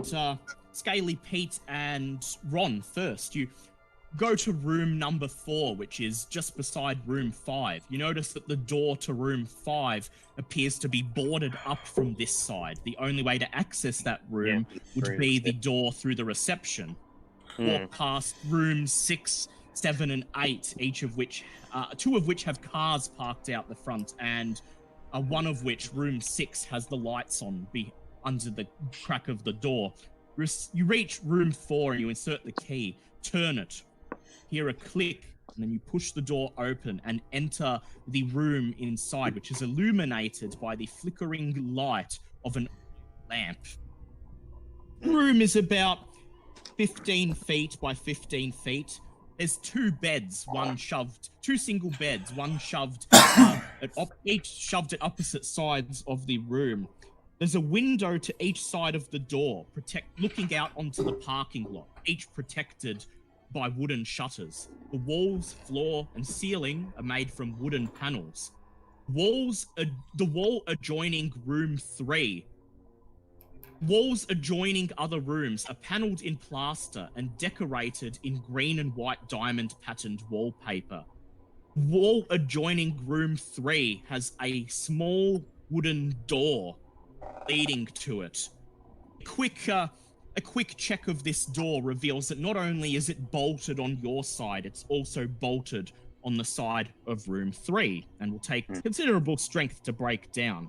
There's a bedside table next to each bed holding an oil lamp with an alarm clock, a small dresser, a wardrobe, a small dining table with 2 chairs and a kitchenette, and a large oval mirror on the wall. There's also another small door at the end of the kitchenette, which I presume leads into a bathroom. Would you like to check it out? You okay? You head straight for the kitchenette and you open the door, which leads into the bathroom. It is indeed a bathroom. Nothing fancy, just a simple toilet, a sink, and a shower. The door has a weak bolt attached from the inside, so you could lock yourself in if you wanted to. The shower has a boiler connected to a pipe which leads outside. Quick look out of the window confirms that the pipe leads to a large propane tank just on the edge of the parking lot. Room has a handcrafted dual-patterned Navajo rug under the floor, placed almost exactly in the center of the room. Is there anything you would like to do here in this room? Does the kitchenette come with a cooking pot? It sure does. Want to cook gumbo? I was gonna say I'm gonna swap it with my cooking pot. Oh yeah, because you got a worse one. You head over to the kitchenette, and the cooking pot has a couple of burns and old stains on it, but overall, it's still in better condition than yours. Yeah, I was gonna say if it's not about to be on the verge of rusting, then it's still better than mine. So as Ron Constantine starts to dump his stuff at the foot of his bed, you cheekily swap the cooking pot in your pack out with the motel's one. I would now like Ron Constantine to do a spot hidden check, please. Sure. Oh, that is that's just a regular pass. Aw. As you put your case at the edge of your bed, you notice 5 faint scrapes on the wooden floor at the foot of your bed, leading towards the door that leads to the adjoining room. Would you like to examine them closely? I've got a bad feeling about this. I'll examine them. Examining the area reveals more scratch marks on the lower part of the door frame, like little half-moon indentations. You see something small, clear, and sticking out of the indentations. Make a dex check, please. No. That is a hard pass. You grip the strange item and pull it out of the indentation. It appears to be a torn-off human fingernail. Oh. Make a sand check, please. Really? Yeah, that's a hard pass. A pass, yeah, you're fine. You show it to Scaly Pete. That's for them, come on. Look what I found. Won't tie this to you, Gumbo. Yeah, sure you throw that in. That good grizzle. Scaly Pete, I'd like you to make a cook gumbo check, please.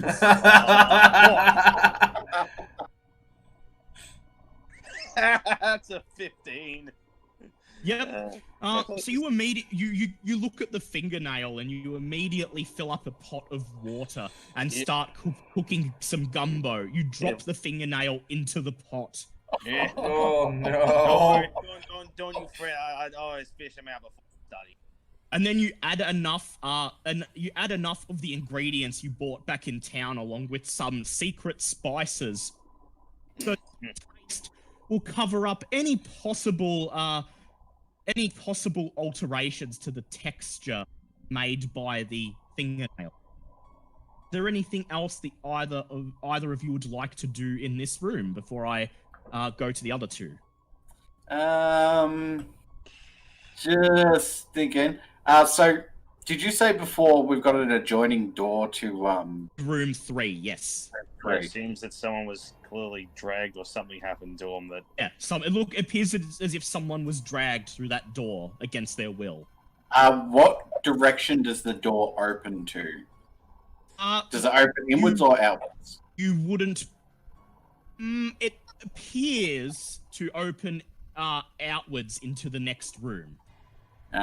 Damn. But it's barred from both your side and presumably from room 3's side.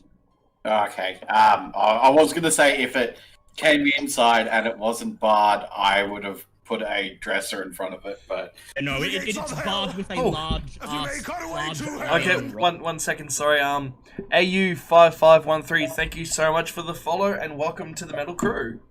Welcome.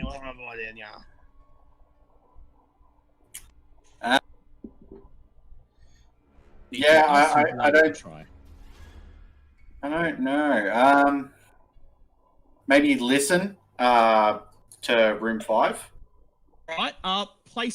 You walk over to the wall facing room 5. Make a hard listen check, please. Hard. So that's rolling 2 lots, isn't it? I was going to say, good. Wait, no, that's you're just still half, listening yeah. through a wall. Oh, yes! Oh, damn! That is a critical. Extreme.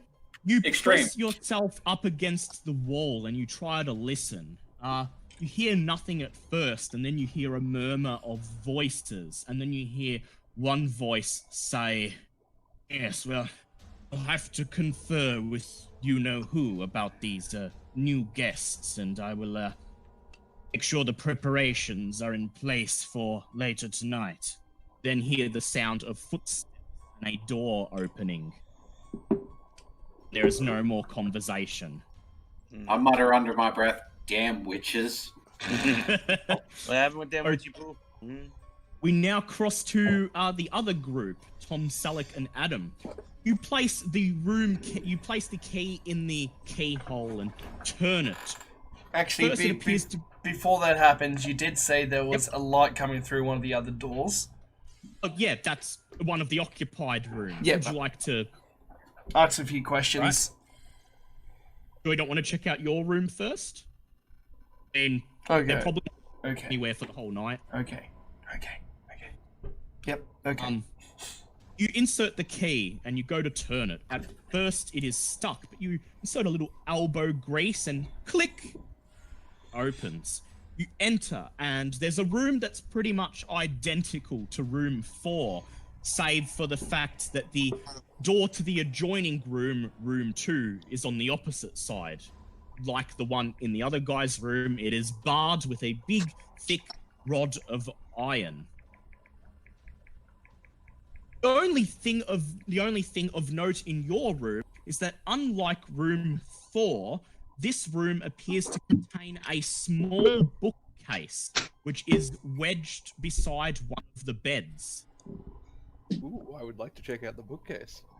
Yes, make a library use check, please. When you say wedged, like Just like pushed up against the wall. okay. Yeah, Pass. I don't mean... Yeah, pass. There appears to be not much of note. There's some history books, some books of wildlife, a couple dime novels, etc. However, you do notice, stuck between 2 larger novels where it would be mostly overlooked unless you were paying close attention, a spiral-bound notebook. Pull it out of the bookshelf and you look at the front cover where the name James Fraser is written in neat handwriting. Oh. I'd like to start reading it. All right. Flick through and most of it just appears to be everyday stuff about a college student living his day-to-day life. However, the last entry in the journal seems to have something interesting. It reads, "Felt so tired after the row with Dad, and staying at this dump hasn't helped. Car still broken down. Old man William says he can fix it, but I don't know whether I can trust him. This place creeps me out, and it's only been one night. hate these noisy frogs all around the lake, and I saw lights out there when I went for a stroll. Late night fishermen.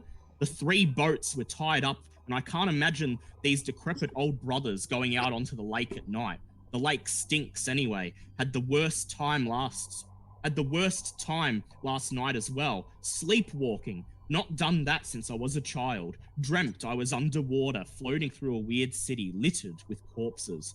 I awoke after midnight, freezing cold outside my room. The lights in the reception were blazing. Those old fellas are strange. I haven't seen much of them, thankfully. They either spend all of their time in that workshop by the lake shore or in their quarters. But I haven't seen them sleep. They're always awake at the most odd hours of the night. Damn it, if the car isn't fixed today, I might just take my chances and hitch a lift to Kingsport. I miss you so much, Emily. And that's all there is in the diary. Curious. Make a SAN check, please. Make a SAN check, please. Just him. Us. Yeah. Do you alert Tom Selleck? Do you show this to Tom Selleck? Yeah, alright. Tom Selleck, what do you make of it?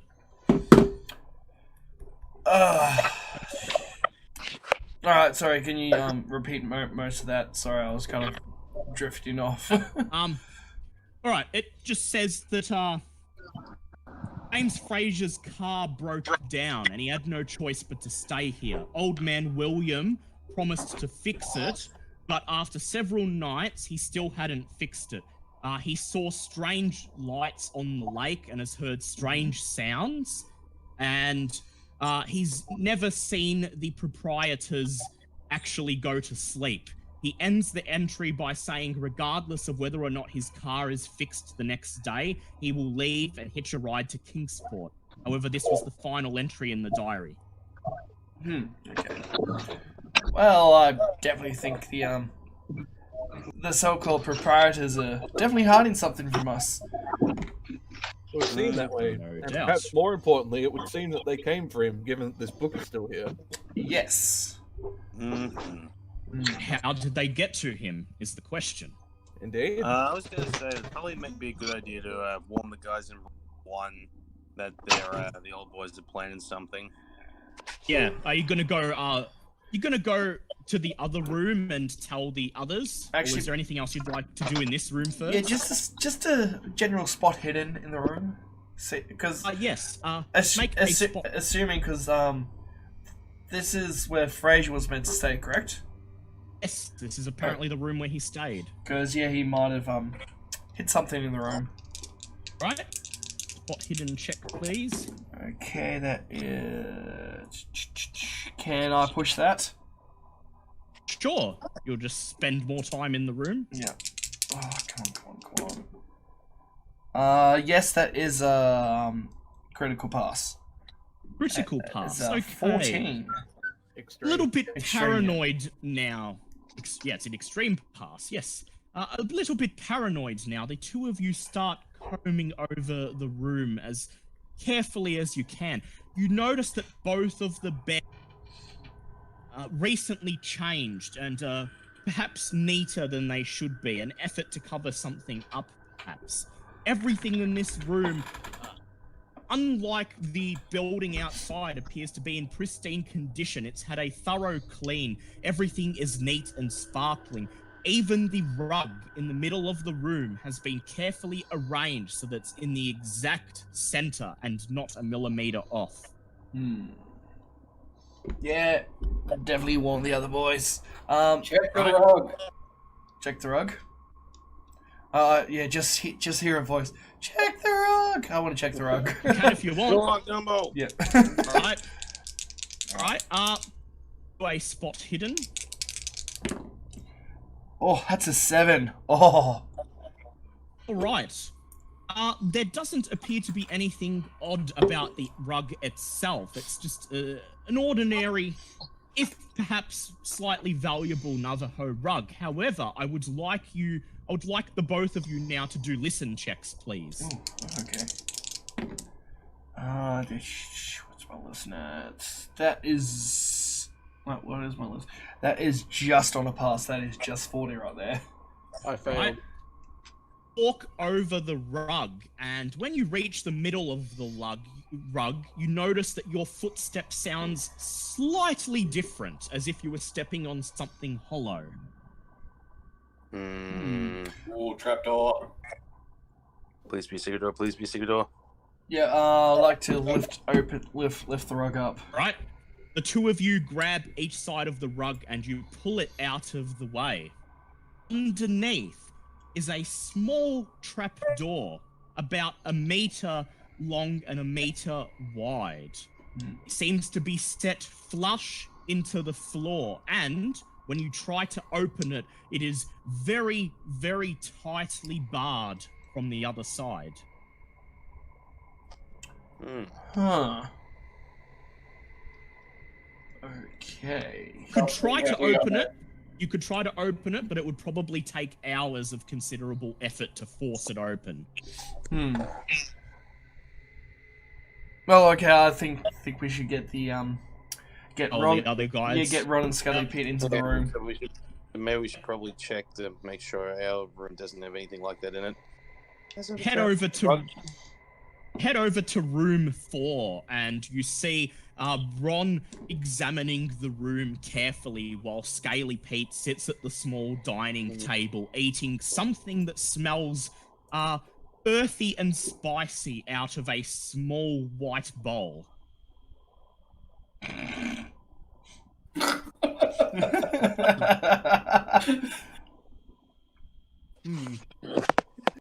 You want to join me for a bowl of gumbo? I would love to, old chap, but I'm afraid that we've got some bad news. It has people in it. Just say it. Soylent Green is people! I was gonna say, I told you I only mixed it in for some gristle. I take it out before I eat. That's crazy. I just look at Tom and I'm like, "You gonna pay for this?" Yeah, as opposed to me, he's just like, I'm literally eating fresh gumbo out of a new cooking pot that I'm keeping with my $214. This is like the best day of my goddamn life for a very long time. Tom Selleck looks at both of you, and then he shrugs, and then he walks over, grabs the rug in the center of the room, and pulls it out of the way, revealing a small trap door set into the floor below. And that would be the bad news I was talking about. Goddamn witches. Yeah, what the hell? Why they put a little door underneath the rug? Oh, that's what we Well, don't know, you Mr. see- Pete. Do you also reveal to them that you found James Fraser's journal? Yes, that's exactly what I was about to do. We also found a journal left here by our current quarry, James, who said that he had been stuck here for some time. And given that he left this journal to here, we assume that the surprise might have had something to do with it. Let them know about the conversation I overheard. Oh, cookie bastard donut, there's something. What do you guys think about the conversation that he overheard? Well then, at least we have some forewarning. So, Forewarned at the very least, yes. indeed. So do we wish to stay in one of these rooms and attempt to ambush them as they come for us? Yeah, definitely. Or shall we make elsewhere? So definitely bar the door and like guard one of the trap doors, because I'm guessing that's how they tend to grab people. Well, how about in one of the rooms we put something heavy on it and then we all stay in the one room and take in shifts sleeping? I like that. That seems like a good idea. It seems like a good plan. I'd like all 4 of you to make listen checks, please. Oh, that's a 27. That is a hard pass. Yep. I'm gonna. Do I need to pass? Or... You'll probably be made aware soon enough. Okay. Yeah, no, I passed mine as well. You then suddenly hear what sounds like raised voices coming from outside from the parking lot. Do you go look through the window? Yes. But of course, don't make it too obvious. Stealthily, of course. Yes. I'd like anyone who's checking the window to make stealth checks, please. Alright, who has the biggest stealth 16. here? I'm eating gumbo. I didn't hear anything. Who's got the biggest stealth? I don't. Between you and Adam, it's gonna be probably it has to be either you or Adam. I think I've already rolled and gone for it and won. you've passed. Yep. Oh, okay, all good. Never mind then. You see the proprietor William standing outside of reception, arms folded, facing a bespectacled, pimply-faced young man with a shock of red hair. The young man stands, gesticulating wildly, and appears extremely agitated. He shouts, You said you don't know if he stayed here. Well, I know he stayed here because he told me so. William. Oh, Now, is that the calm- roommate? Now No, calm this is down, different. young. Now calm down, young sir. There are people trying to rest here. Rest here? What with all the noises under the rooms at night and the lights above the lake? Good luck to him. Now, what room did he stay in? Tell me that. William appears to be growing angry now, and he said, I don't know where your lover was staying, and that's my final answer. Oh, it's Emily. Now stop bothering me, or you can get the hell out of my motel. This, the young man slaps his thigh in agitation and storms off. Wait, what? Fucking lot. He grabs the door of room 7, opens it, steps inside, and slams it shut behind him. Oh, looks like they're the same. Looks like our quarry isn't the only person who might have gone missing. Yep, I would like Adam to make a luck check, please. You gonna get spotted? Yep. Oh, William then turns around, and as he's walking back to reception, he looks in the direction of your room, and he sees you peering out of the window.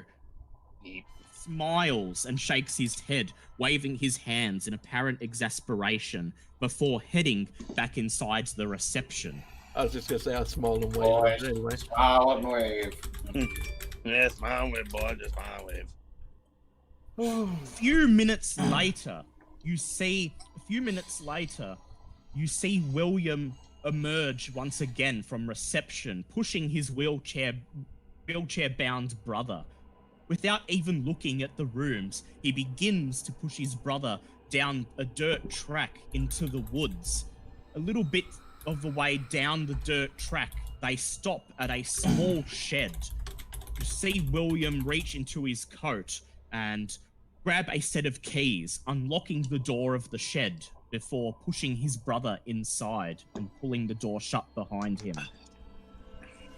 They no longer are in their quarters or reception. If you wish to explore the hotel, this is probably your best chance. yeah. Yeah. So I'll tell everyone what I saw. I still think we should do this in groups. Yeah, probably best not to go. Probably best not to go alone anywhere. Yeah. Yeah. So I will go and go look at the room. Who wants to come with me? And the other two stay in the hotel room.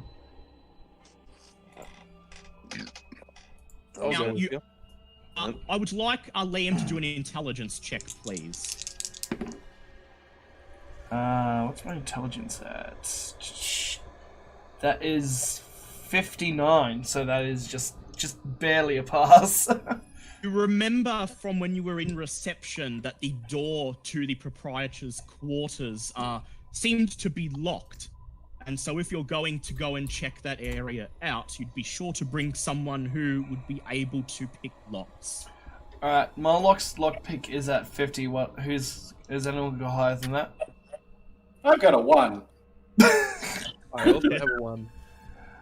Right, Scaly Pete, what's your locksmith at? 30. Alright, so I'm the best Scaly locksmith. Pete's backup. Scaly Pete's probably going to be your best backup there. Hey? Oh, okay. Alright, Scaly Pete, you're with me. Have fun, Tom. Yeah, Scaly Pete slurps up the rest of his gumbo and he just places the bowl on the table and stands up and takes a stretch. Yep. Yeah. Where are we going? What are the other two? Yep, you're gonna go check out reception, I think. Okay. What are the other two of you gonna do? Not sure. What do you reckon? have multiple options. You can try to sneak around, examine the lake and its surrounds, try to find out what's going on in that shed, probably when the proprietor and his brother aren't in there, or you can question any of the other residents at the hotel. It's nighttime, isn't it? Yep. Yes. Yeah, we're going to question the other residents. We're not going out there.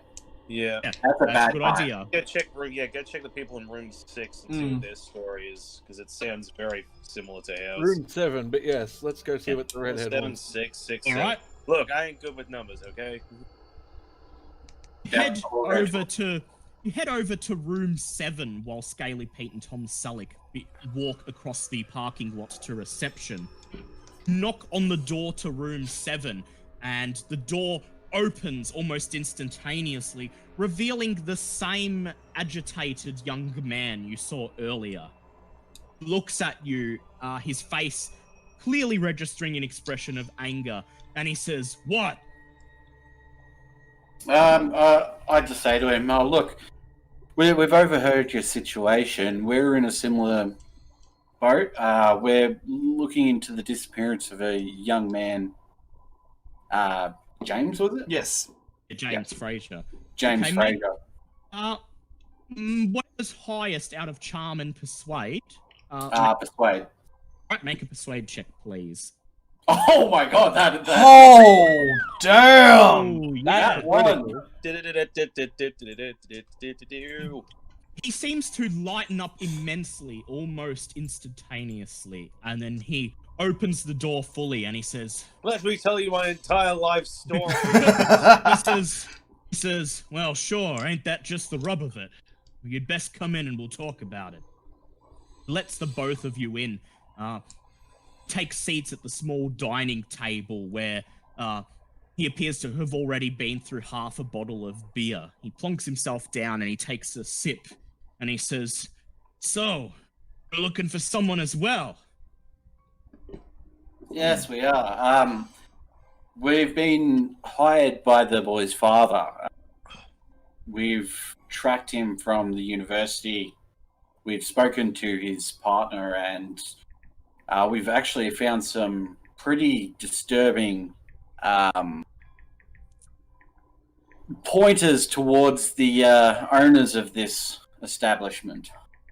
He says, "Yeah, well, hell, they're both fucked, you want my opinion. And ain't that a coinky dink that you're looking for someone? You see, I'm looking for someone. I was coming here to meet my friend from Boston. He goes by the name of Abe Hickey, right? Now, phoned me up, said he was staying at this motel and we were gonna meet here. So I come here, he's gone. Proprietors are saying he was never here. Well, I decided I'm gonna stay here and I'm gonna wait until either he turns up or they tell me what became of him. I've been for a week now. And I found nothing." Check under the rug. Yeah. I'm just gonna check under the rug. You get up. I'm going to explain to him that when we were all staying in our rooms, we found trapdoors under the rug, and we're concerned they might be being used to perpetuate foul deeds. He takes in what you say, and then he looks towards the rug and he says, "Hell, fucking rip it in two. I don't care." And then Ron Constantine pulls the rug out of the way, and of course, there is a trapdoor underneath. You see the man's eyes go wide, and he mutters under his breath, "Fuck." Indeed. And he stands up, he walks over to the trapdoor. He tries to pull it open, but he can't, and he says, "Well, look, okay, it's creeping the fuck out of me. Look, whatever's going on here, I think we gotta work together." I would agree. You're welcome to join us. He holds out his hand and he says, "My name's Jacob Trent." Pleasure to meet you. Shake his hand, and then he says, "Look," says, "I'm gonna stay in my room. I'm gonna maybe try to speak to the proprietor once he comes back from that fucking workshop. Mm, See what I'd I advise can. against both of those things. I don't think anyone should be in a room alone. And we really cannot trust the proprietors at this point. You may find yourself in a situation that you are ill-equipped to deal with. He says, well, hell, look. I know there's a town not far from here. I'll walk there and I'll make a fucking phone call. Get the police down here. You can do that if you wish, or you can join us as we hunker down in our room to keep safe. He shrugs. He says, look, think about it. Wanna check out this trap door. I want to give this room a thorough search, see if I can turn anything up. Look, I'll find you later, and we'll decide how we're gonna handle this. Before we go, I ask him if he minds if I have a quick look around the room. yeah, I was He gonna say, shrugs. we He definitely shrugs. get this guy to come with us because. He shrugs. He says, "Sure, go ahead." Spot hidden. Spot hidden. That is a crit. Oh, nice. Ding ding. You look around the room, and though there doesn't appear to be anything immediately off about it, you search underneath one of the beds, and you see what looks like a small blood stain underneath, long dried. That ain't good. Jacob comes over and he looks at it and he says, "Holy shit. Okay, so what room you guys staying in?" Which one are we in? I'm gonna One. do it. Yeah, you're in room 4. Oh, yeah? Well, yeah, Ron, you're in room 4, and Adam, you're in room 1. So Exactly. We haven't quite decided that yet, but yeah, let's go with room 4. says, "All right, I'm gonna go hole up in your room, okay? And I'm just gonna wait until you get back and tell me what the fuck's going on here." Sounds good. Feel free to put something heavy over the trapdoor. He says, "Oh, yeah, you could bet I will be." As he leaves, he turns around and he says, "Oh, that guy you were looking for. What'd you say his name was?" James. James. Frazier. Says, blonde hair, blue eyes. Sound about right? Says, yeah. I might have saw him the night I pulled in here, but I didn't get a chance to talk to him. In the morning, I noticed his car was gone, so I guess he left. Those day was old that? fools. About a week ago when he arrived, Yeah. he saw James, and then the next morning his car was gone. Cool. Those old fools say he wasn't here, then they're idiots or they're lying. The They're lying. latter, I reckon. Says, yeah, I reckon so. And Can't fucking trust witches. he looks at you, he says, I may just go bring in the police in on this if my pal doesn't turn up soon. Might not be a bad decision. Yes. He exits his room and you see him like very, very quickly, almost running, making his way over to room 4 and then shutting the door behind him. Would you like to knock on the doors of rooms 6 and 8, both of which have cars parked out the front? Yep. Right? Head over to room 6 and you knock. The door opens after a few moments, and standing in the darkness inside, who has clearly just woken up, is a tall, heavily built man dressed in his 40s, dressed in a unwashed black suit. It looks like he's been wearing it for several days. His nose is badly bent, and his eyes have a shifty look about them as he narrows them and looks at you one by one. He simply says, "Yeah, got a reason for waking me up?" I apologize, sir. I didn't mean to wake you. We're just inquiring about. We've been hired to look into the disappearance of a young man. We're just inquiring with the current tenants if they would happen to know anything about his disappearance, or and then I sort of pause for it, or the disappearance of the other tenant's Abe Hickey. friend. Yeah, Abe Hickey and make a charm check, please. that is a hard pass. Damn. Damn, He son. scratches his balding head. He says, "Look, ever since I got here, I've been in my room sleeping, and when I'm not in my room, I'm at the lake trying to fish. I ain't seen nobody else since I got here, except that mulatto in room number 8. I appreciate the information. Just quickly, I'd like to advise you that there's possibly a trapdoor under your rug. That's we've found it. We found a trapdoor in 3 rooms now, and we find it highly suspicious, as well as the suspicious nature of the owners. Make a persuade check, please." Oh, come on. Oof. Oh, I'm spending the 1 luck to make that a pass. Hey. Do it, you wrinkled old Man bastard. shrugs, and you see him step into the room. Although you can't see because it's dark inside his room, you hear the sound of carpet being pushed away and then a couple of taps on the wooden floor. He comes back and he says, "Yeah, I found it." I suggest you put something heavy over it. If you do feel the need to find safety in numbers, we're just down the hall. You're more than welcome to come and team up with us as we sort of take shifts. We're a little bit suspicious, if that wasn't already apparent. Reaches into his coat and he pulls out a large revolver. Oh! Barrel to check it and then puts it back in his coat and he says, "I reckon I can take care of myself. Don't leave home with this, especially when I go fishing on that lake." Fair enough, good sir. Well, Fair enough. we'll let you get back to your rest, and thank you very much for your cooperation. Sorry for disturbing you, and thank you for not shooting me. He shuts the door without another word. Would you like to check the last room, room 8? Yep. There's a beat-up Model T pickup truck parked out the front.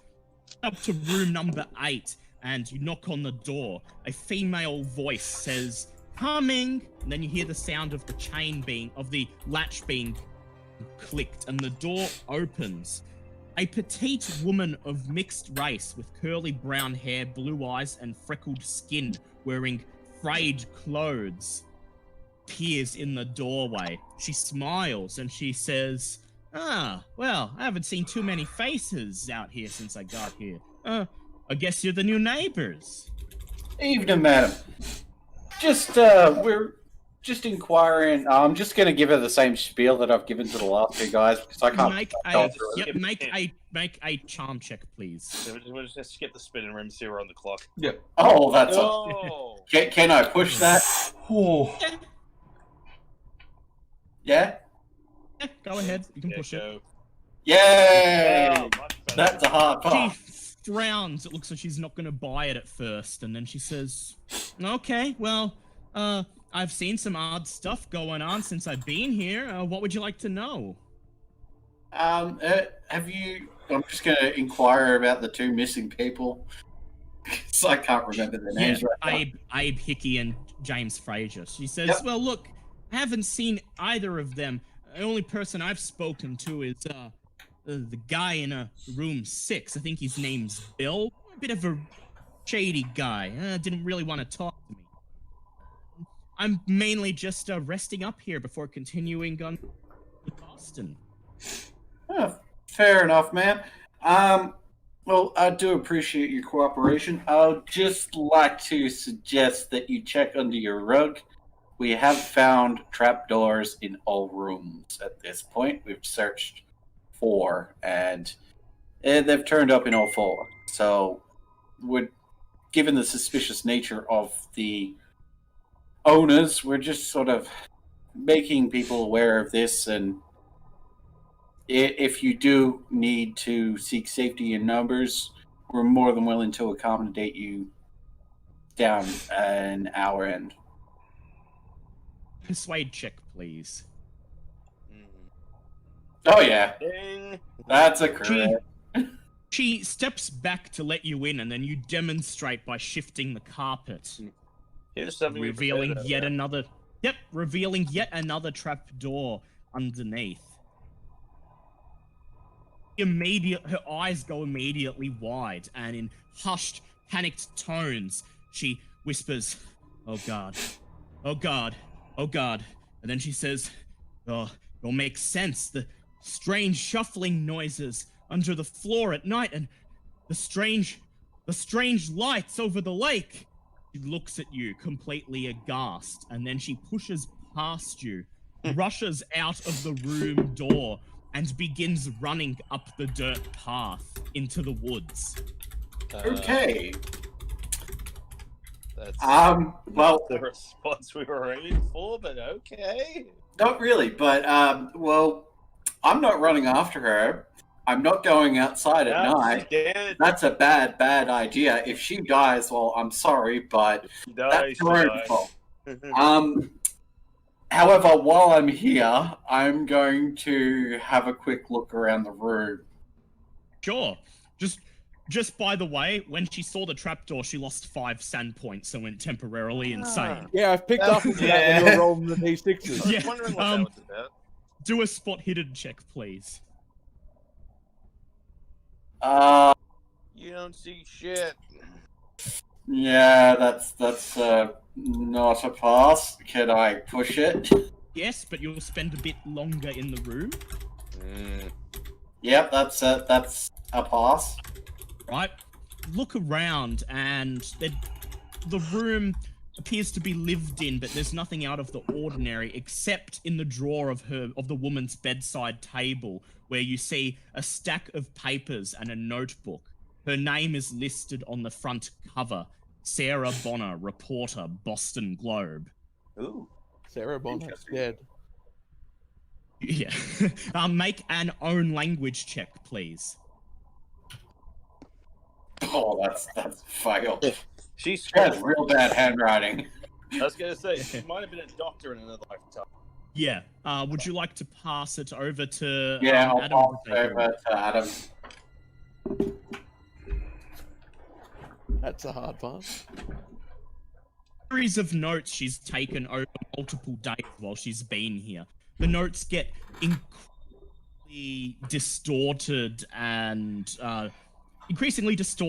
manic as they go on. She writes notes indicating that every night she's been here, she's heard strange shuffling from under the floor. She sees strange blue lights floating above the lake outside, and even saw an odd figure on the opposite shore shuffling through the old settlement. She's been having terrible nightmares ever since she first arrived here, and they've clearly been taking a toll on her mentally. I'll let Ron know about that. Crap. Yep. We may have pushed this lady to insanity. Well, not me. Okay. Cross to Tom Selleck and Scaly Pete, who are entering reception. You enter reception and you cross behind you walk behind the counter. You walk behind the counter, you were unable to take a look here before because the proprietor was here. Before you try to get into room 5, would you like to counter and all the little cubby holes and cabinets attached to it? I think that would be a good idea for a little bit of spot hidden. Sure. Make a spot hidden check, please. Oh, that is a 1. Damn. You notice that behind the counter there appears to just be a large shelf for the guest book, but beside that there's a small cupboard with 2 doors. You grab it and open it, and inside, on top of a thin layer of dust, you find a pile of number plates. Perhaps the ones removed from the wall. Yep. Have a look through the license plates. Take out the license plates and see the one on the very top. It has the number AB1652. a match for James Fraser's car. That don't matches the scribbles you don't give me.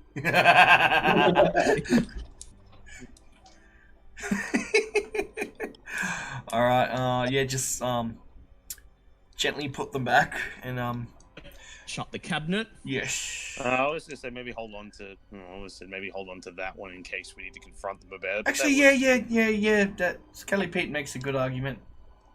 All right, you keep James Fraser's number Yes. plate. Listen to the.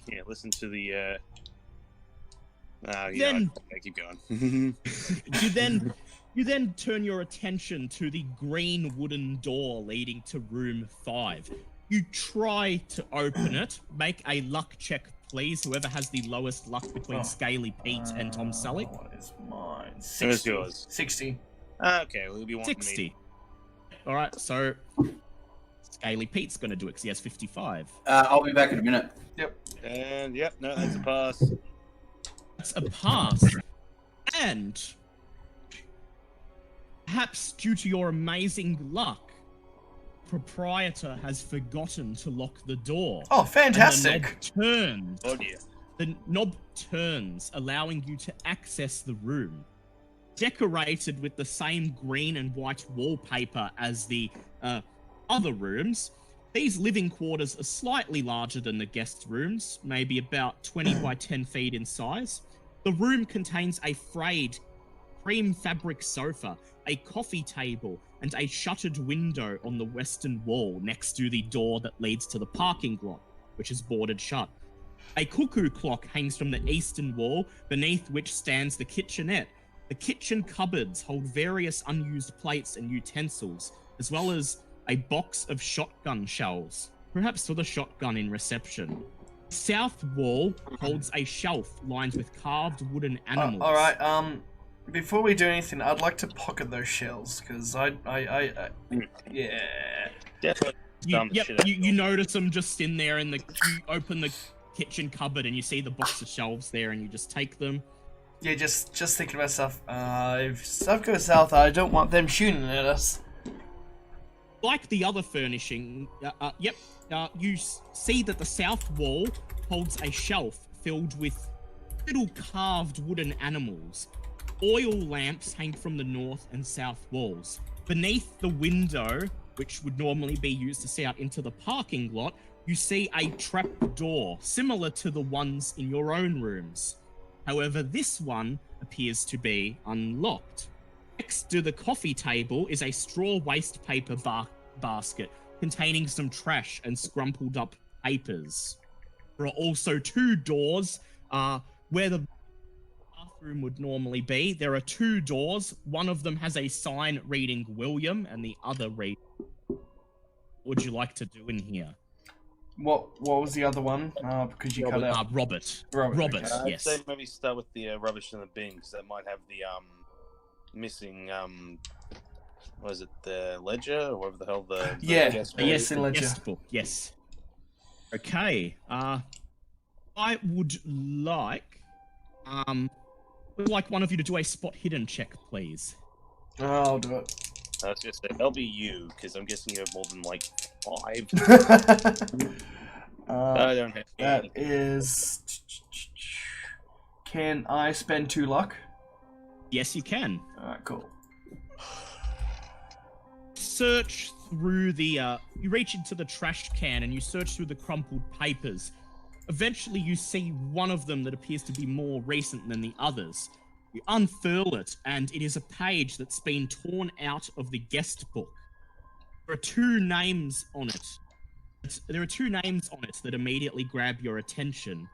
James Fraser, who checked into room 1 a week ago, and Abe Hickey into room 4 around the same time. Which make an intelligence check, please, both of you. Yeah, that's a definite pass. That's a 12. Yeah, thank God, because I failed mine. When you read the name Abe Hickey, it jogs something in your memory. You explain this to Scaly Pete, and Scaly Pete, you suddenly realize... When you say explain, you mean something I have to use with hand puppets. And Scaly Pete, suddenly you realize that perhaps when you made that gumbo, you made it with Abe Hickey's fingernail. Just casually pull it out of the fingernail out of the pocket, because I keep going, well, this probably belongs to him down now. Oh, well, thanks for holding on to that, Pete. Is there anything else you would like to do here? There's an unlocked trapdoor, and there are 2 rooms, presumably the bedrooms of Robert and William.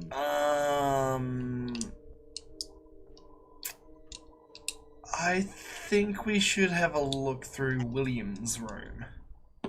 Alright. Both gonna go, or you're gonna take 1 room each? Probably best to check 1 each, maybe. Yeah, probably. I don't know how long we got before those guys come back. Yeah. Who's taking each one? I'll take the one who... William's the one we've been talking to. William's one been talking to. Robert's the wheelchair bound one. Yep, I'll take William's room. Right, we'll go William's room first. Open the door labeled William. William's bedroom is decorated the same as the living quarters. It contains a single bed, a wardrobe, a bedside table with a lamp, and a small cubicle with a toilet, sink, and shower. Make a spot hidden check, please.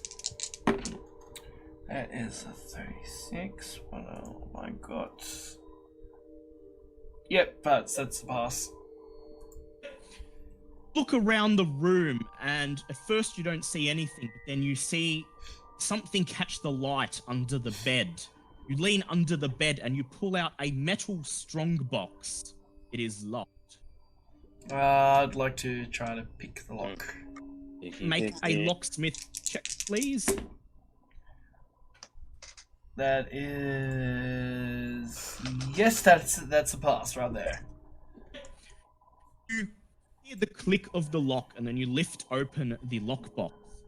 Inside, you see a huge bundle of wallets and purses, at least 20 or more of them.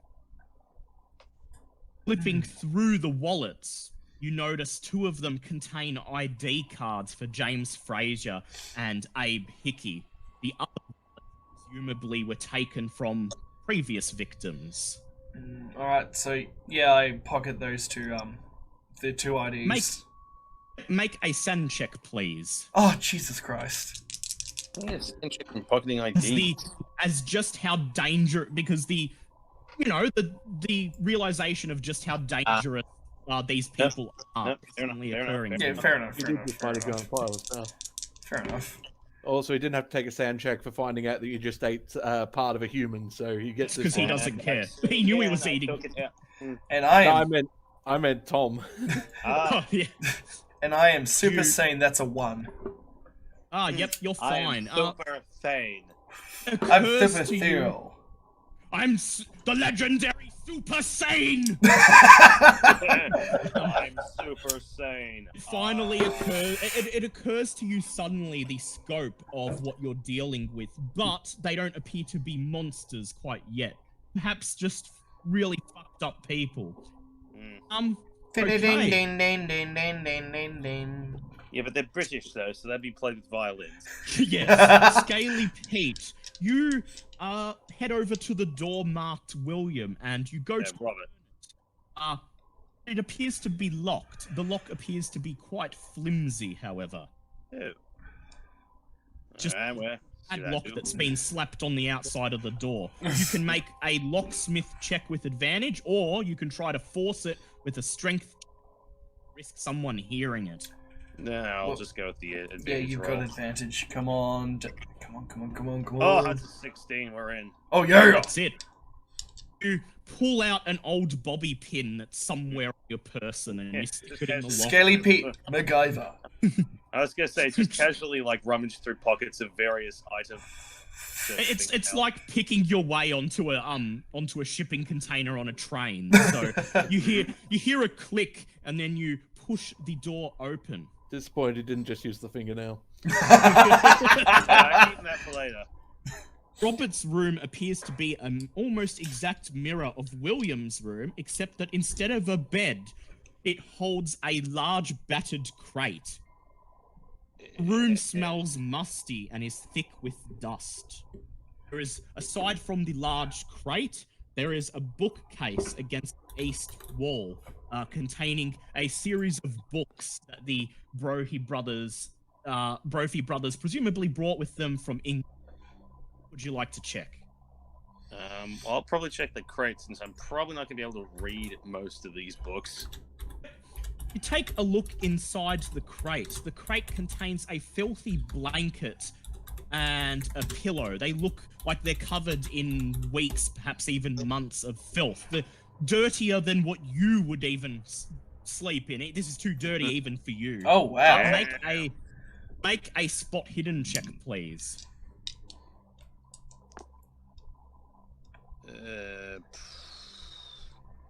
Ooh, that's a 1.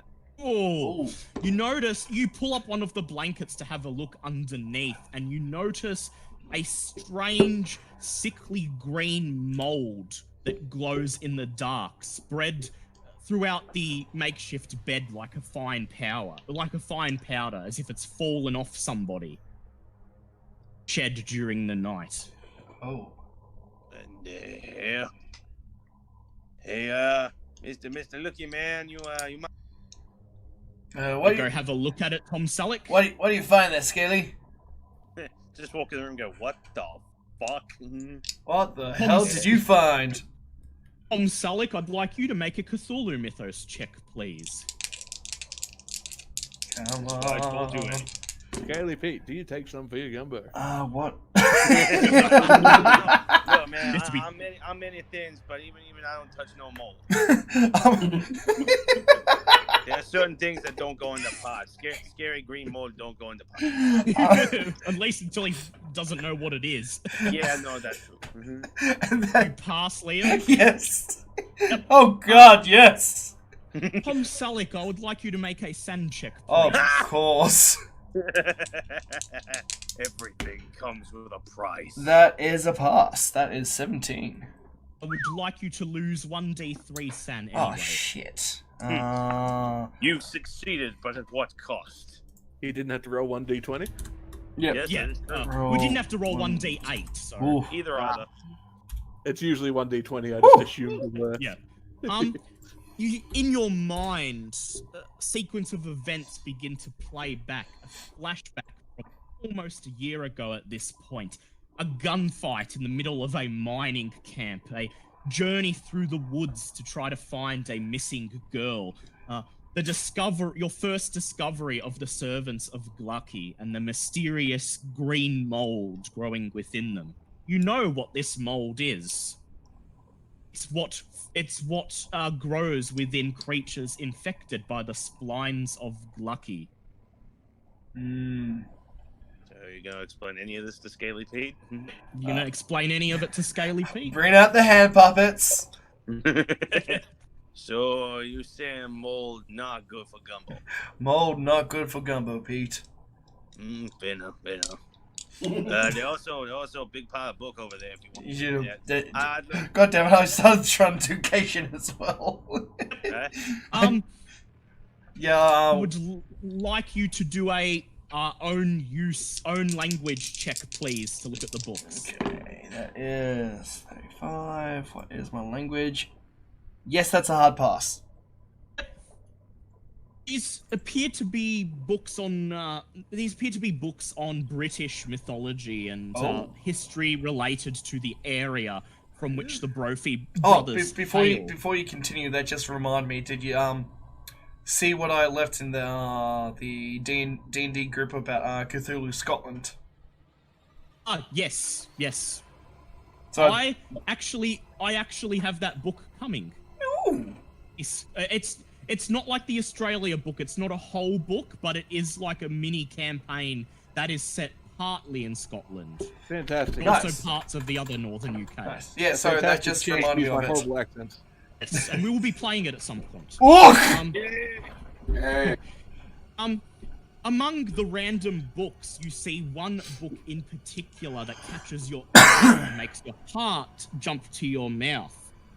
Pull out this leather-bound tome and read its title in ornate gold lettering. Revelations of Gla'aki, Volume 6. I have... Don't have the time right now to do a complete study of it, but you can at least flip through it and see if there's anything interesting. Yeah, we'll do that. Okay, first of all, I would Sanjay? like you to lose 1d3 San. Wow, automatically. Roll 1d3. Ugh. And you gain 1d6 Cthulhu Mythos points. Okay, hold on 1 sec.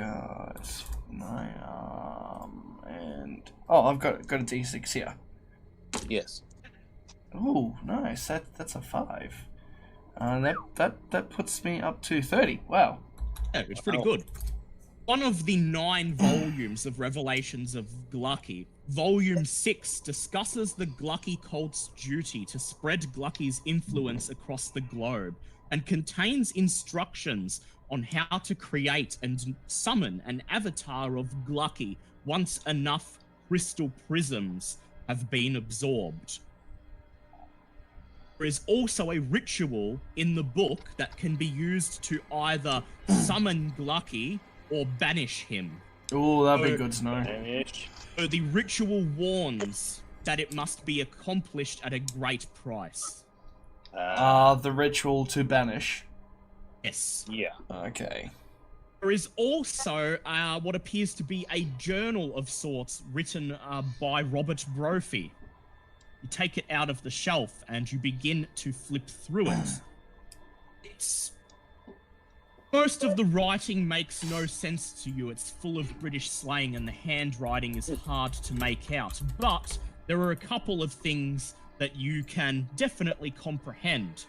First of all, that the 2 Brophy brothers first encountered Gla'aki in their home near Britechester, UK, where in the lake beside their neighbourhood they discovered a blue crystalline rock.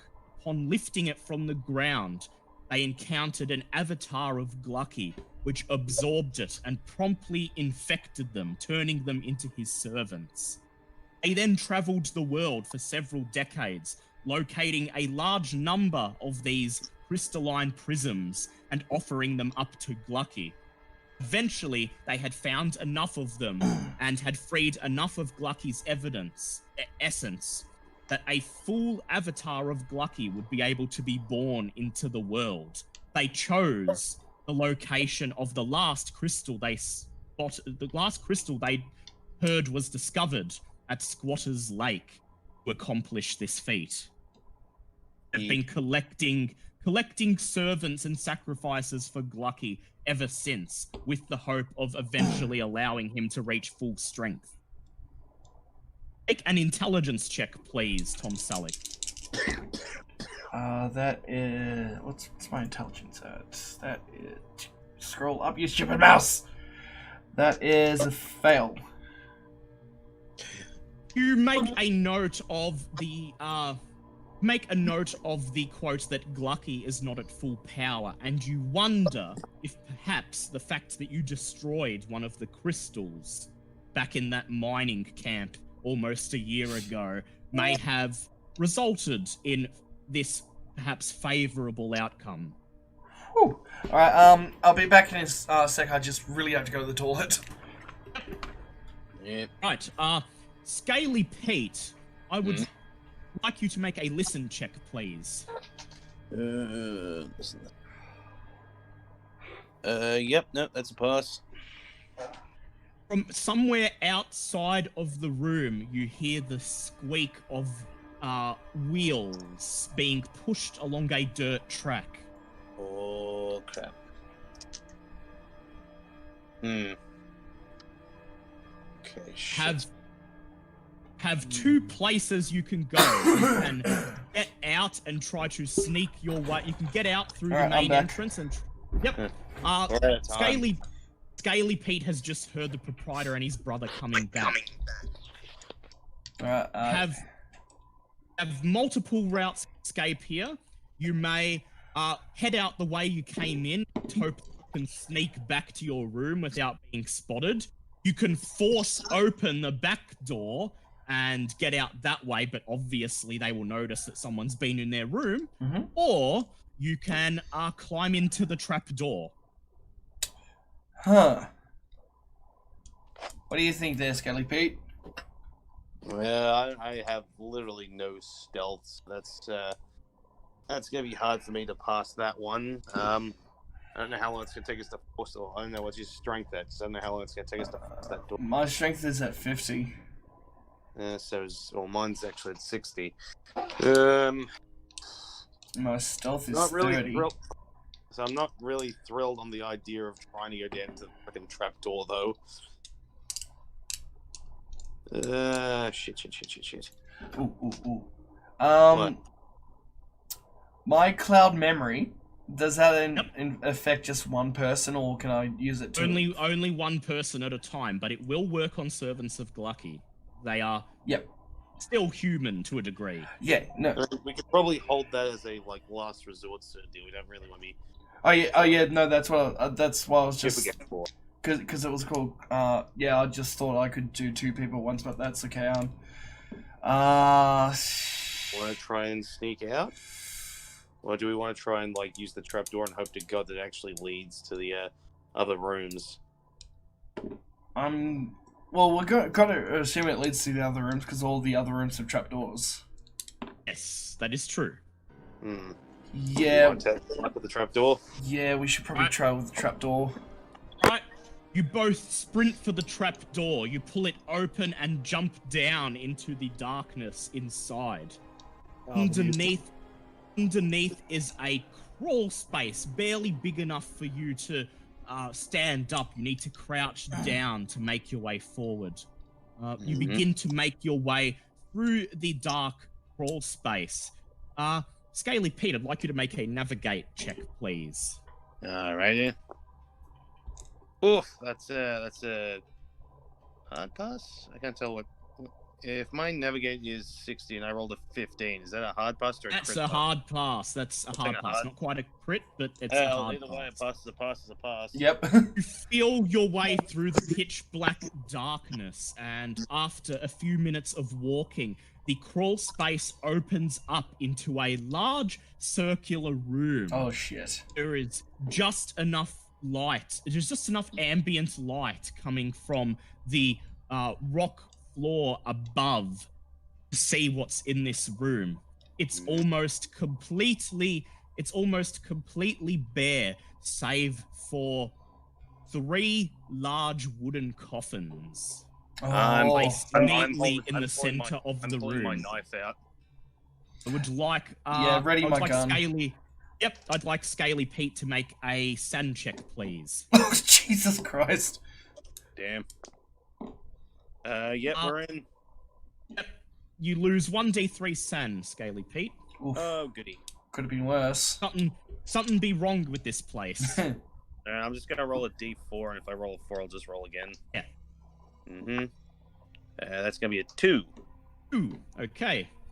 I would like both of you to please make stealth checks now as you try to creep past stealth checks. Or you can, as you try to creep past the coffins. Crap. That is... Wait, what did I say mine stealth about? Yeah, that's just a normal pass. How did Scaly Pete go? I just made it. Oh, good. Slowly creep into the room, passing the 3 coffins. As you draw parallel to the coffins, you see out of the corner of your eye, the one at the far end of the room, its lid slightly twitch, as if something inside moved in its sleep. Would you like to open any of the coffins, or do you want to keep going? Maybe we come back down here after we get the rest of the group. Yeah, because it could either be good because it could contain the people who went missing. Actually, can I do a listen? Yes, do a listen check, Oh please. yeah, listen to see if like someone's like trying to get out of. That is an extreme pass. That is a 3. You stop and close your eyes and you listen and you hear a hoarse whisper. Gla'aki. Nope. Nope. Nope. No, Just get out of mouth. bad. Yep. Yeah, They that's. done did- Keep don't- going. You know what just happened here? Fuck this shit up. All right, Yeah, I would like them I would- things done gated service, man. No, we ain't with like Scaly Pete to make a navigate check, please. Okay. The music is great for this. I love it. Oh yeah, Oh, it's yeah, fantastic. It's fantastic. And yep, no, it's a pass. You Really creep Pete's good at creeping You around. creep in through the dark. large open room and re-enter the crawl space at the opposite end. You walk and you see small beams of light coming down from the trapdoors above. You count a couple of them. 1, 2, 4, until you come to the one that you think leads to room 4. It is barred with a large iron rod. An inanimate carbon rod. Big Inanimate, iron huh? rod. I'll show you inanimate. I would like Scaly Pete to make a luck check, please. Oh god. Yeah. Ooh, just passed. Oh thank god. Yeah. I like Okay. 55. I rolled a 52. Woo. Grab the iron rod, and despite it being quite rusty, and you're afraid at first it's not going to budge, with a click, it moves out of the way, allowing you to climb through the trap door into the room above. Oh god, I hope no one's They're- sitting there waiting to beat the shit out of me when they open that door. Shit. Where okay, I would like at this point Ron Constantine Oh and no. Adam to both make luck checks. Oh no. God. I'm gonna get belted in the face, aren't I? Yes! My boss! I failed. Right. What weapon do you have, Adam? Oh no. I have a 303 Lee Enfield rifle. I'm gonna Oh get no. shot. Okay. Fuck. Trap door opens and you see something begin to emerge from it. Make a firearms check, please. Oh no. Fucking miss, you son of a Failed. bitch. Failed. Bang! Scaly Pete, you feel the bullet whiz past your head and it hits an oil lamp on the bedside table Oh! and shatters it with a loud crash. Oh fuck. Better put that out. Yep. Quickly climb out of the trap door. Tom Selleck, you attend to the lamp and quickly kill the fire. Man, what the hell you done throwing shit in my head, man? What the hell? Guys, What guys, the hell are you doing popping out of holes in the floor? guys, first off, block that hole right now. Block that hole right now. Just a quick question. Did the trapdoor open up or in? Opened up. Okay. Yeah, you want to grab something in front of it? I would like Ron Constantine to make a strength check, please. Okay. There's fail. some spooky That is a little- fail. Right, someone want to help him? Yeah, I'll help. Yeah, Alright, make- let's just say I passed mine. Alright, before you have a chance to do Oh. anything, Scaly Pete grabs the end of one of the beds and pulls it over the trapdoor. Mm. He then sits on the bed and folds his arms smugly. Alright, guys. Shit's even more fucked up with it. That. My god, just. There's. Spooky voodoo shit down there. There was. There's 4 coffins down there with God knows what. All I heard was someone whispering Gla'aki, and we were fucking out of there. And these assholes taking care of this motel, they're in on it. We've found copious amounts of wallets and car Just plates. basically just pull out all the evidence that you've been pocketing. I would like Adam and Ron to make sand checks, please.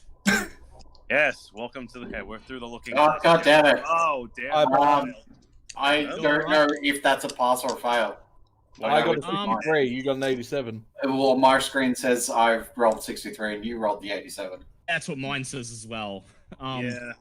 Okay, so Adam, you're fine. Ron, you lose 1d3 sand. Damn.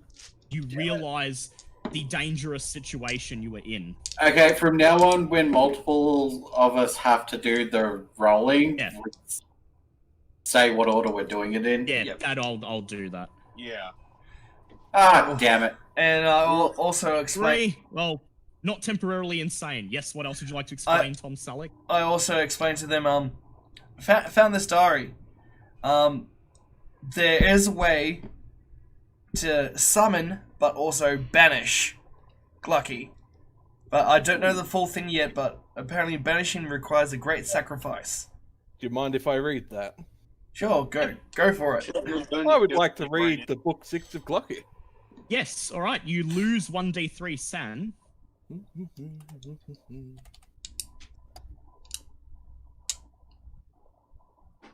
And you gain 1d6 Cthulhu Mythos points.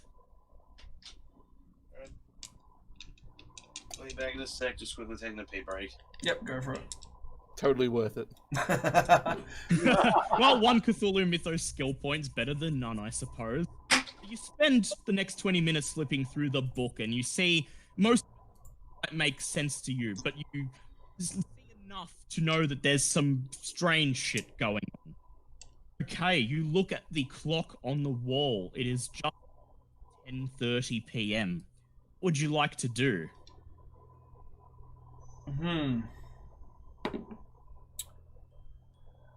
We should probably go check on what's his name in our room.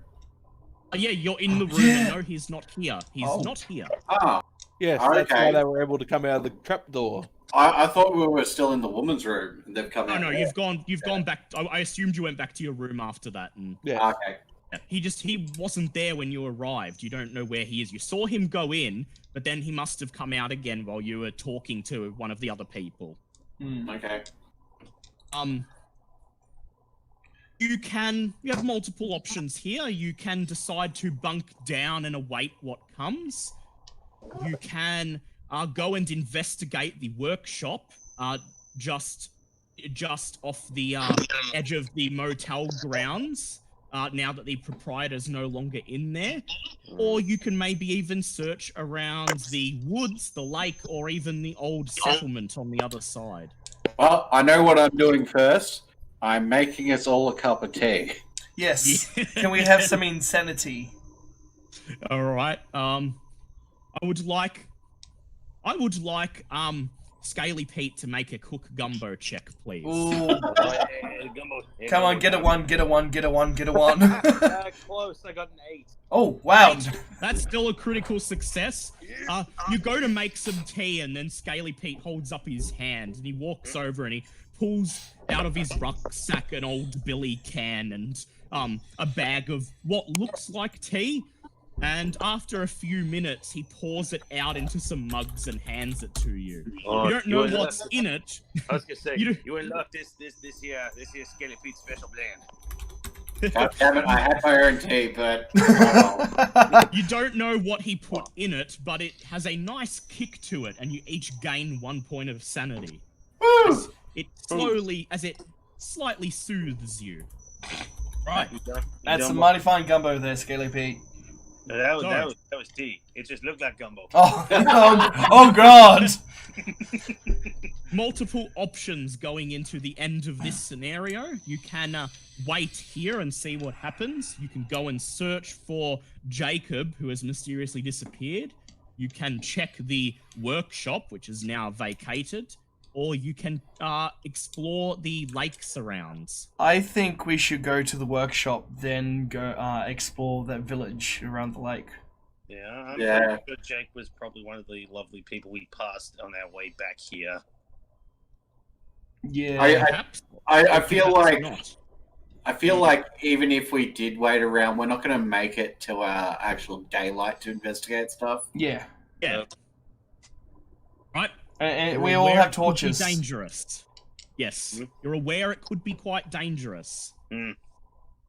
Well, Alright. staying in the hotel room would be dangerous, and as Matt said, we probably wouldn't be able to go to morning, correct? Perhaps, yes. Depends. Depends what happens if you decide to stay. Huh. God damn it, he's giving us options. I don't like options. Yes. Alright, what do you guys... You do have a reasonable idea now that if you do wait for the attack, how the attack will happen.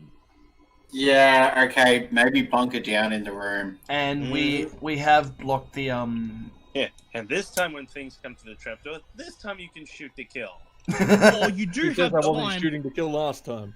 Do have time if you choose not to walk around the lake and check the village. You do have time to at least go to the workshop and then come back to your room. That seems like a decent enough idea. I don't know. I've fallen for this trap before. That's true. Yes, you have. I would like to go investigate the workshop. Right. Yeah, I'll go. Anyone? Yeah, I'll go with workshop with you. Right, Well, Adam and I was- Tom are going to the workshop. What are Scaly Pete and Ron gonna do? I'm going to pull out my shotgun and put myself in a corner so I have a good aim at everything that comes into this room. And I'm not gonna leave him alone because. Right. and also see if you can barricade the trapdoor more, and just so we don't have a mishap of what happened just before when we're coming in a room. Go. Yeah, so... Yeah, knock first. Secret knock for Yeah, secret knock. Right. Tom and Ron announce their intentions to go and search the workshop, maybe try to find where Jacob's run off to. And after they leave, Scaly Pete and Ron, you immediately start trying to barricade up as many of the entrances to the room as possible.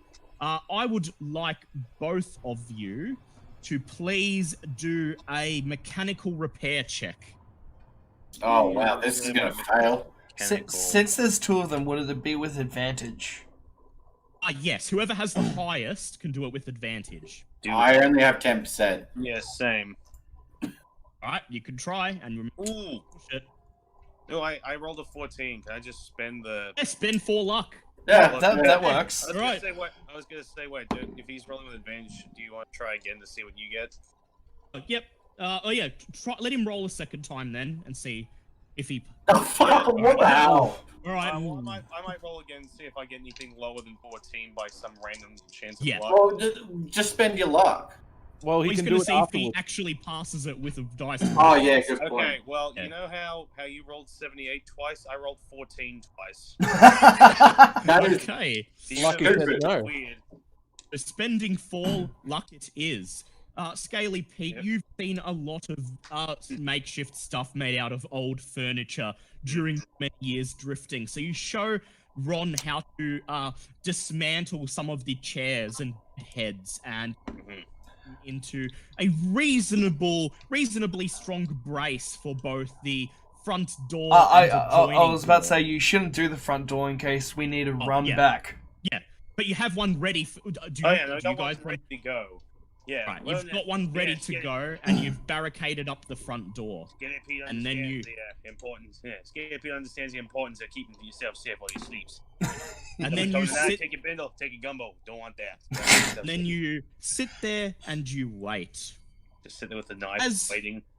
As Adam and Tom walk through the parking lot and begin to make their way down the dirt trail into the woods, you begin to hear the sound of frog song coming from the lake. Can Low you and- hear the froggy song?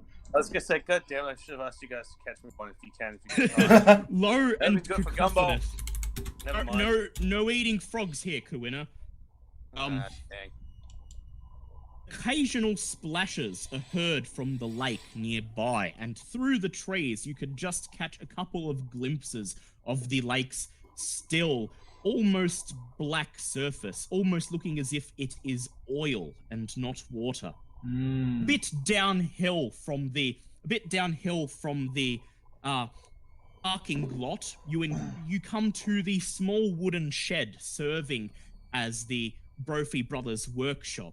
A bit further on past the workshop, at the end of the dirt track, is a wooden pier out onto the lake. where 3 rowboats bob slowly in the lake's water. I would like both of you to do spot hidden checks, please. That is a pass. Fail. Right, so you notice 2 things of note as you look around this area. First of all, you take a look at the pier that leads onto the lake, and next to the pier leading down into the brackish water, you see a couple of tire tracks, as if a car was pushed or driven into the lake from this bank. Then, as you approach the workshop, you notice something at the foot of the workshop door. A couple of specks of blood. They appear to be reasonably fresh and are still wet. Well, I know where the car ended up. Think You do know where James Fraser's car went. Yep. Alright, ready yourself, Adam. I think whatever's behind here, we're going to see one or maybe more bodies. That was the plan. A large iron padlock has been placed on the workshop door. One of you's going to have to pick it open. All you, Tom. That is... Well, what's one I'll pick again? No, hard would be 25. That's 30, that's a pass. Right. Oh, you pick the lock. Is Adam going to stand rifle at the ready? Absolutely. You grab your set of lock picks and you lean over and you make sure that Adam's covering you, and then you begin to jiggle the lock. Finally, there's a click and it comes loose. You slowly open the door. Make a sand check, please. Yep. of you. Because I'm keeping guard, I wouldn't be looking in the door though yet. But I'll roll. Oh, anyway. yeah, but you'll still see it when you come in, so you may as well do it now. Roll. Pass. Alright, that is a pass. Also, I just Okay. rolled 254s. I think the dice might be broken. I think they're. Oh, wow. It's to repeat a lot of rolls. I'd like you both to lose 1d3 san. Oh no. 1d3. Roll. 1d3. Oh, You Yeah, just on the other that's side sorry. of the door, there is a trail of blood inside the workshop to the back wall of the shed, where you see the dead body of Jacob, his eyes glazed over, his mouth open in a grimace of pain. He is hanging from the wall, blood dripping from the open wound on his chest, where a large silver spike has impaled him to the iron. Goddamn silver spikes again. Well, I'd suggest this is what they were doing earlier. Mm. And he did mention he wanted to go check out stuff. He was Yeah. just wasn't being entirely truthful with you, it seems. Dumbass. Oh, you can check what else is in the workshop if you like. Yeah. Well, You since can that's the enter- workshop, I'd like to take the silver spike. I can pull it out. Yep. Okay. Alright, I'd like you to make a strength check, and I'd like Tom Selleck to make a spot hidden check, please. Okay, yep. Ooh. That is a... What did I say? Can I spend 2 luck points? Yes, you can. Alright, then that's a pass then. And I failed miserably. Failed miserably. You place your hands on the silver spike and you try to pull it, but it won't budge. It seems almost as if it is fused into Jacob's chest. In fact, I'd like you to make a sand check, please. God damn. Pass. You don't lose any sanity, but you can't help but noticing that the spine appears to have warped and seemingly grafted itself into Jacob's spinal column.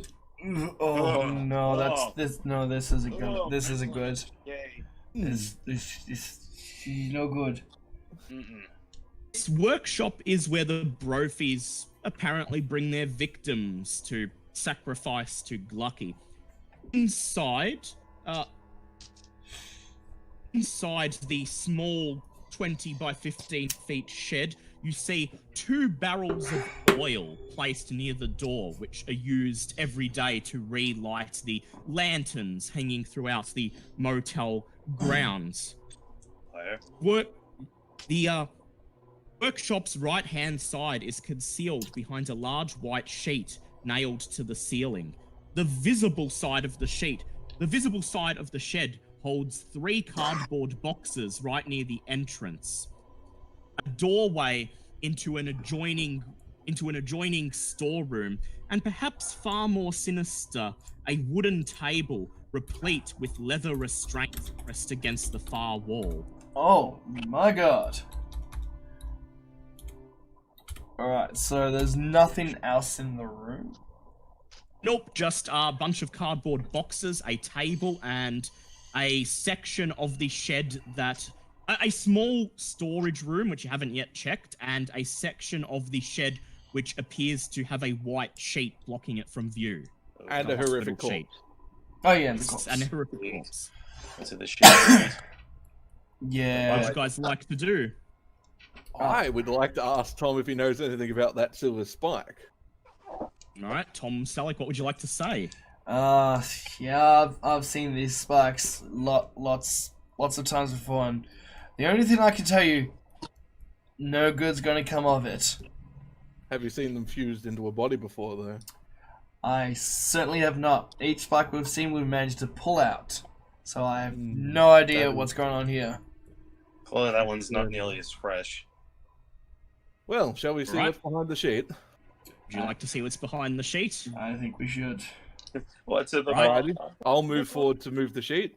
Yep. And he Abracadabra, alakazam! Right. Adam grabs the sheet and pulls it, and while Tom Selleck raises his gun and keeps it at the ready, you pull it aside. Sand check, both of you, please. Yeah. Hey! Oh, that's a pass. Pass. How much sand do you guys have? I had Yeah, 80. he got a lot, but Jeez. still you're going to lose 1d3 each. You had 80 cent. My god. Yeah, I have rolled hard almost into half. sand. Holy I shite. only just have half of that. That's the fun thing about my boy. He ain't he know right in the head. You Look, I section remember what of- happened last time. A section of the shed on the other side of the sheet holds a wooden table, its surface blackened and scratched. There's a pair of thick green rubber gloves lined up on the table, along with a row of 6 jars. The first 4 jars are half filled with a cloudy yellow fluid, while the final 2 contain dozens of metallic spines, each of them spotted with green mold. And then, most notable of all, on an old hospital stretcher casually left in the corner is a corpse, a silver spine glistening, sticking out of its chest. You recognize the face of the person immediately. It is James Fraser. Well, there he is. Mystery solved, everybody. Everyone can go home. Time to go home. I Alright. do hope your contract wasn't to bring him back alive. Yeah, no, I think it was just to find him. Congratulations. Yep. We found him. And there was another place in the shed, wasn't there? There was the storage room, but first I would like both of you to make Cthulhu Mythos checks. Come on, that Natron. That's a fail. Right? So close. Yeah, it seems likely, particularly to you, Tom Selleck, given the 2 corpses with the silver spines, that this is where the Brophy brothers bring their victims to infect them with Gla'aki's influence and turn them into servants of their god. Okay, you approach the storage room. Go to open it, but you notice yet another padlock has been weaved through the handle. Well, guess I'm gonna unlock it. And That's I'll fine. keep you covered again. I was gonna say, gotta give these boys credit. They definitely kept that shit checked. Alright. They do keep their shit That- under lock and key. That is a hard pass. Alright, Takes only a few moments before you feel your lockpick snap into place. You remove the padlock and push open the door. You enter a small storage room filled with cardboard boxes, all stacked one on top of another. You search them. Do both of you go in and search them? Yes. Yeah, Okay. yeah. You both take a cardboard box, open it, and begin rifling through it. Inside, you find suitcases and clothing, jewelry, and other personal effects likely belonging to previous victims. Find a bombered jacket with the name A. Hickey written in ink on the washing label. There are 2 gold wedding rings, various women's earrings, and a silver bracelet spattered with dried blood in which the words "To my darling Paige" are inscribed on it. As well as an Sorry, personal joke. I think I know why you're laughing. Oh, that took me a second. Damn. Yeah. I did intend to change the name, but I just read it then without thinking. No. I'm glad you left it in. It's hilarity. Okay. As well as an expensive-looking gold watch bearing the initials JS on the clasp. Damn, I'm almost kind of sad that I wasn't here for this because I'd have been pilfering this shit. Yeah, you would have been. I'd like both of you to make listen checks, please. Oh shit. Coming back. That's a hard pass. Ooh. That's an extreme pass. Oh hell yeah. Extreme. You hear the clatter of something metal being dropped on the floor, and then 1, Oh. 2 thumps, footsteps, shuffling, Shit. coming from behind you. I don't think Jimmy's dead, guys. I've got a bad feeling about this. He's not dead, Jim. Do you do? Quickly turn around. You Yeah. turn around and you see the corpse of James Fraser, spine still hanging out of his bloodied chest, slowly staggering towards you. A blank look on his face. In his right arm, he holds a scalpel, the blood on it still apparently fresh. Well, obviously What is your guys' dex? 50. What is my dex? 50 and 70. 70. Okay. Tom Selleck, you get to go first. Well, Tom Selleck, Magnum PI. So, And I pull out my gun. yep. Correction, the gun was already pulled out. Just say, time to do what any hot-blooded American would do in this. Get my gun. All right, make a firearms check, please. What is my firearms like? That's right, I got it up to... my firearms is 90. If I get a 24, is that the extreme? No. Nearly, but not quite. It's still a hard success. Yep. Either like way, you- man. I'd like you to roll for damage, please. Do not double it. No, okay. Well, darn. So what is it then? 1d10, where's my 10? There's my 10. That is an 8 plus 1d4. 2, so 10 plus 2, that's 12. Take aim and fire at his head. Your shell blows the top half of his skull away. You can see the brain beneath. He stumbles, but continues walking towards you. He opens his leg. mouth and groans, "Gla'aki!" I'd like both of you to make sand checks, please.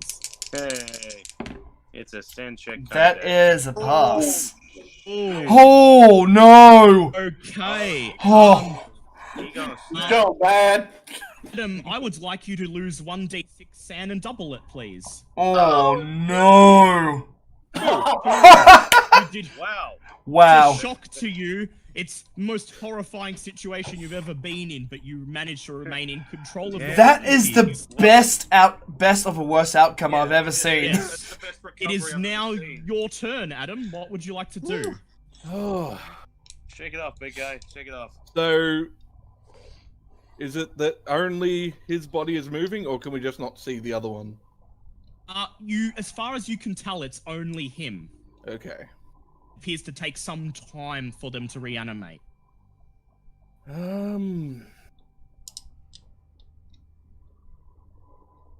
Would it be possible to run past him?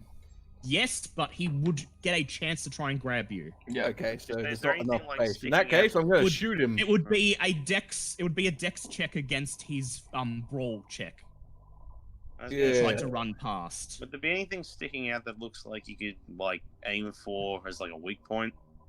Well, I'd say the no. silver stick in his The- chest, possibly the spine, yes, but but I don't think I'm good enough with a rifle to call the shot. But I'll still shoot him. right. Do a firearms check, please.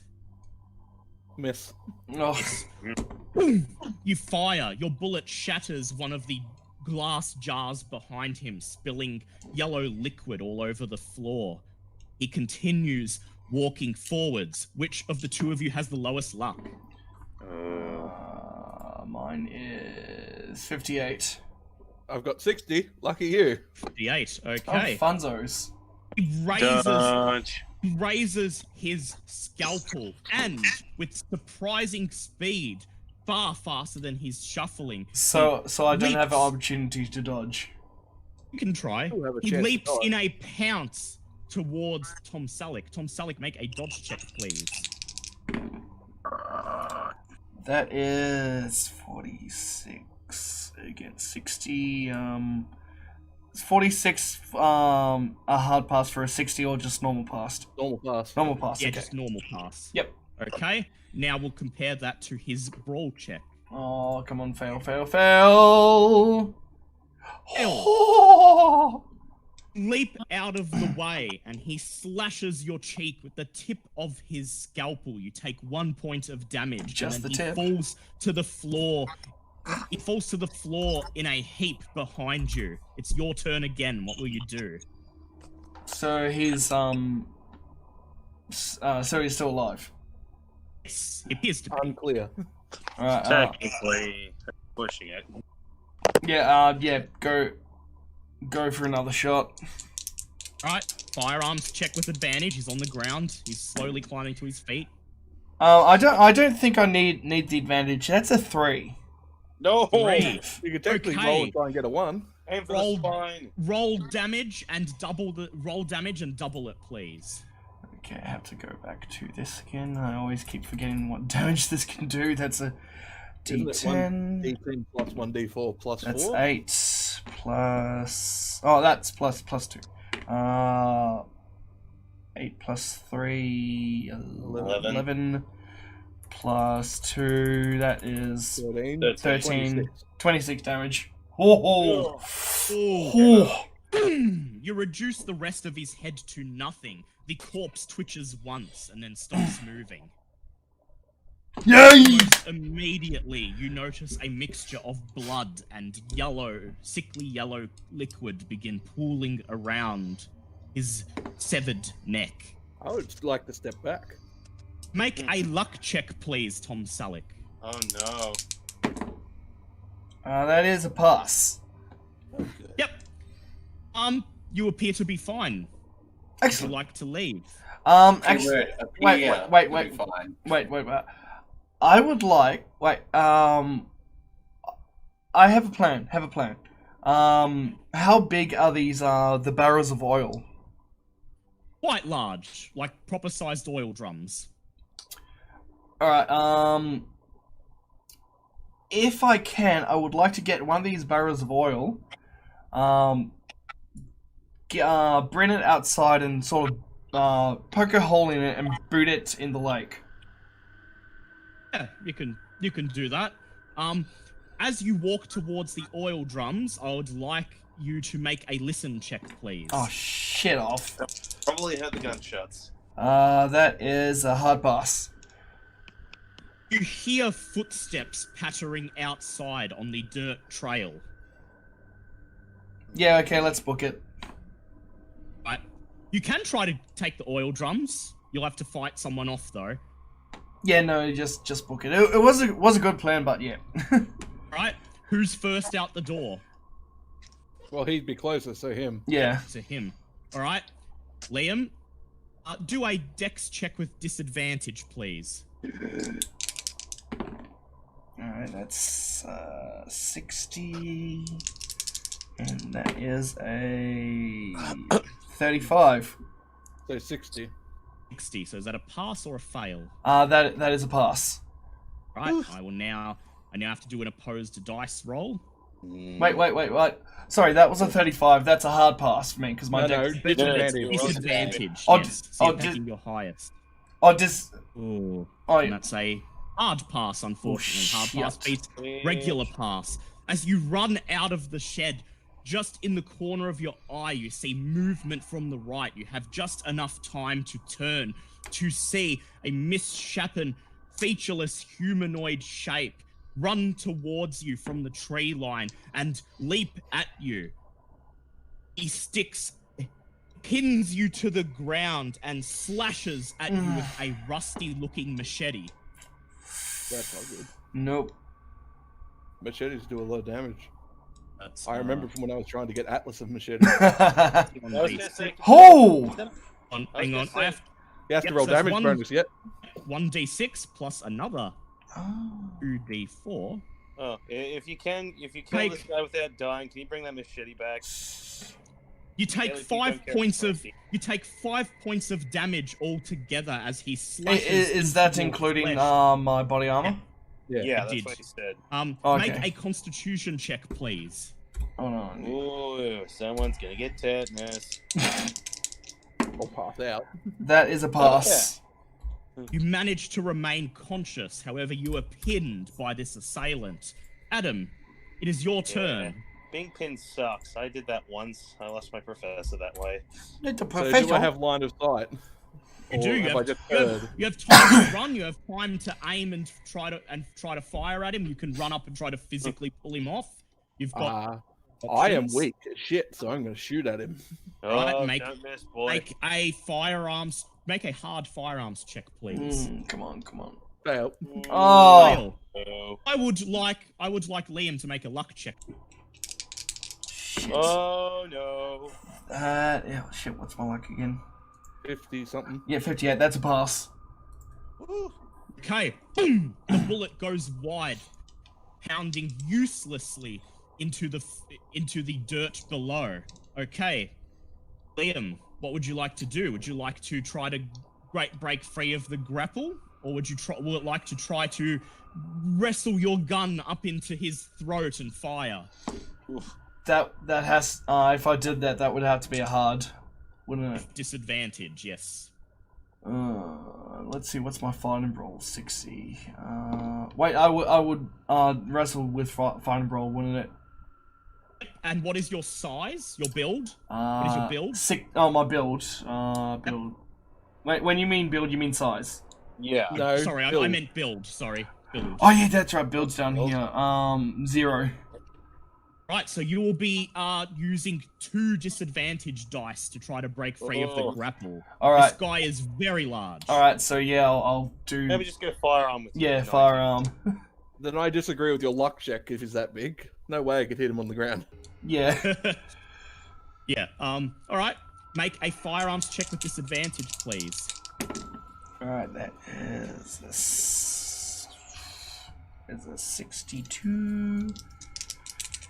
I'm glad my firearm's big anyway, and that is a 55. So, but that's still a pass anyway. Yep. You wrestle for your gun, and you press it up into his temple, and you fire. Roll for damage, please. Okay, D10. Just brains out.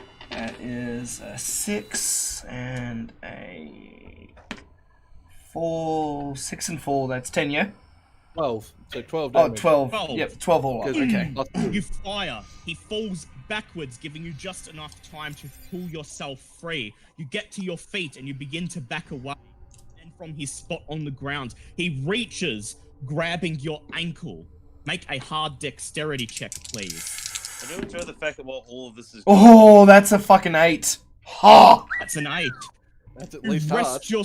wrest yourself free as he swings with his machete, trying to hit your leg. He then climbs to his feet. raises his machete and he hurls it at you. Make a dodge check, please. Yeah. So I love that while this is going on, the rest Oh, of it's us my just casually dodge. sitting in the room, waiting to hear things go down. That is a hard pass. Told you I made the Okay. right choice. Yeah. We'll see how Oh, come on. 31. That is a hard pass. How much under? Okay, so what's your dodge? 60. What did you roll? I rolled a 31, actually. So not hard at That's all. not a hard pass. So this is Oh, a hard, shit. Fortunately. Fuck. Someone's about to cop You- machete. As you turn to run away, you feel the tip of the machete smash into the back of you, making a nasty cut on your back. However, you are still able to keep running as the machete clangs uselessly to the ground. It is now Adam's turn. What would you like to do? I'd like to try and run out of the shed, to be honest, but You've run out of the shed. You can now take a shot at the enemy, or would you just like to turn tail and head back towards the room? I would like to. Am I running towards the room as well? Yes, you are. Okay. No, he wants to get the machete. Book it, boys. There's not a good answer here. I'm going to try and leg it though. Right, Like I'd like both of you to make dex checks, please. Leg it. Fail. That is a pass. All right, would you like to push it, Adam? Oh, Mm, I'm pretty desperate, so I'm going to push it. Oh, come on, come on, come on, come on, come on. Pass. Oh, ooh. You turn tail and begin to run back towards the rooms as the hulking brute of a man, silver spike still sticking out of his chest, gives chase. Fuck, I know who that is. Hey, That's Bill. However- what? Oh, Yeah.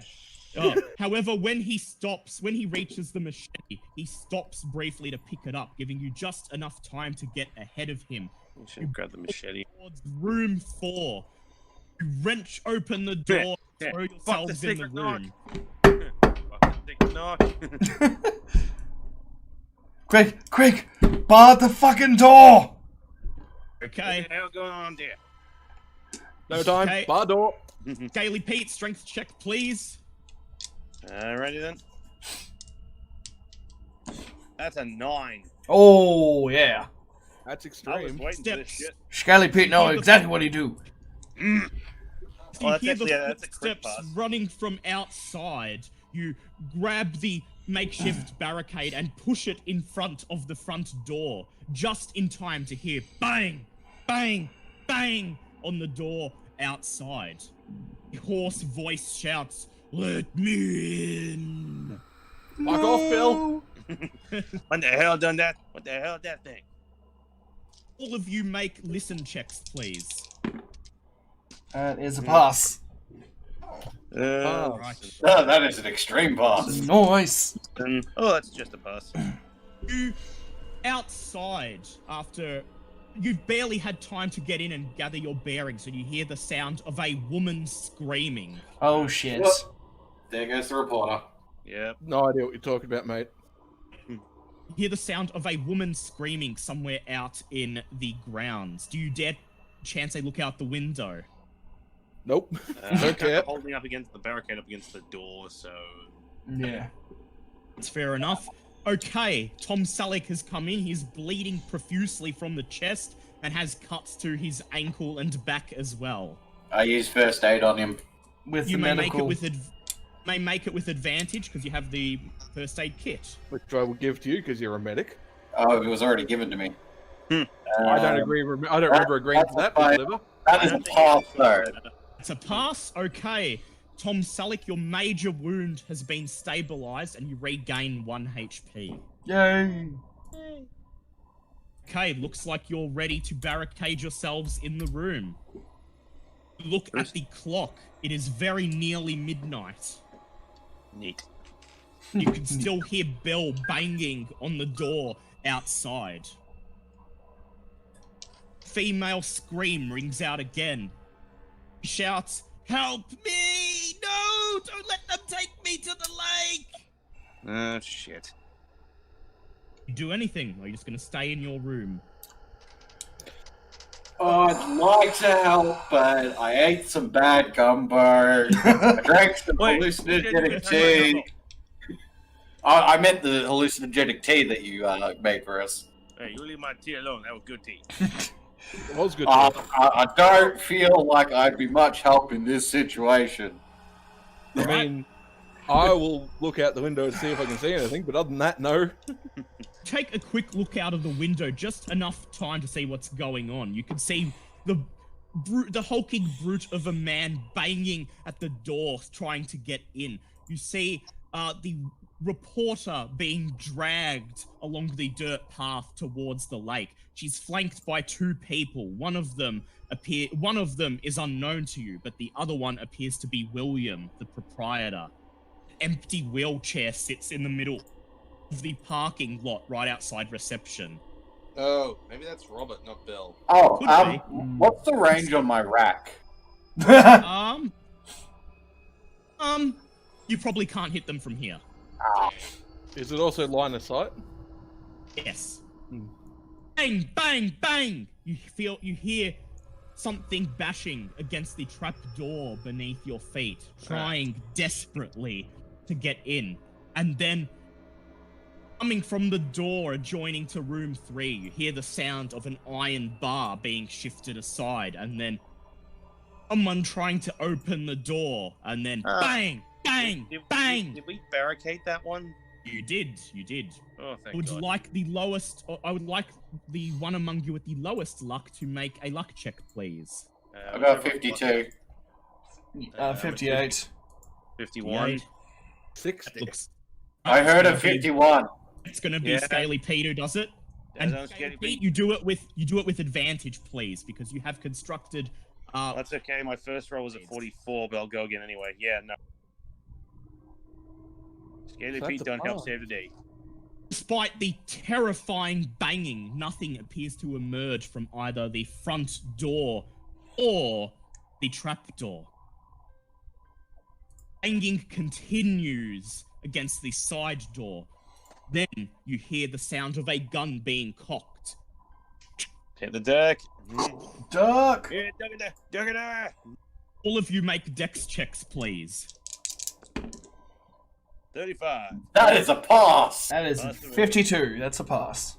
Fail. 2, yep, fail. Good. Okay. I'd like you to make a luck check, please. Fail. Right. Bang!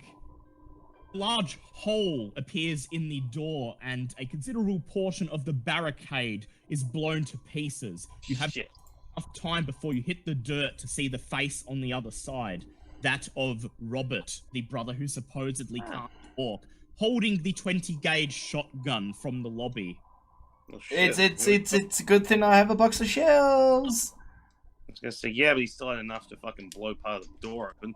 Also, I'd point out that once again I rolled 2 68s in a row. I really don't like these dice.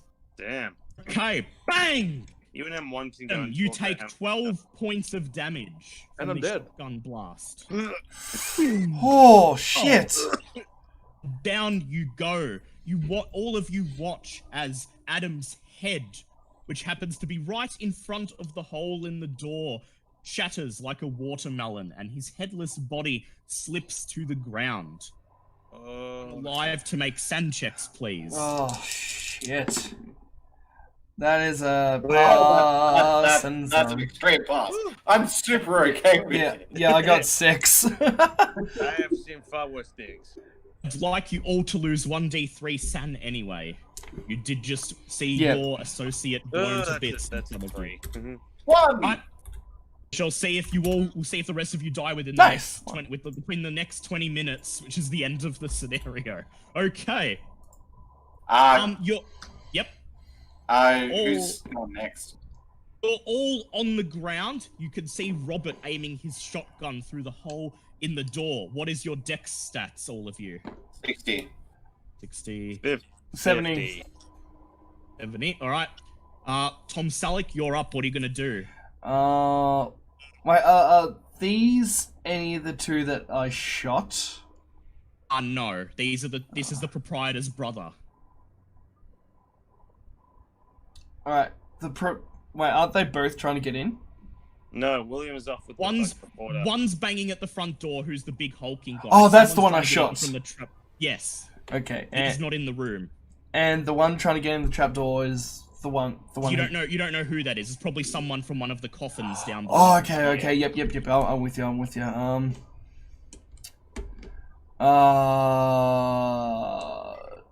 Shit. I'd like to try blind fire. All right. Make a firearms check with disadvantage, please. Where are we blind firing at? The hole in the wall. Yeah. He's trying to shoot at the side door and hope he gets him. Okay, I honestly hope I get lower, because I just rolled an 8. All right. Well, that's gonna be good. It's disadvantage, so. That's 45, but with that's still a hard. It's still, That's still hard. Still hard. So make roll your damage, please. Okay, D10.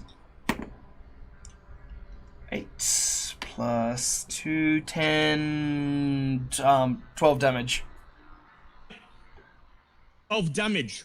Boom! You fire. You see the face on the other side of the hole burst like a balloon, and then you hear the sound of something thump fall on the floor. That was a You shot.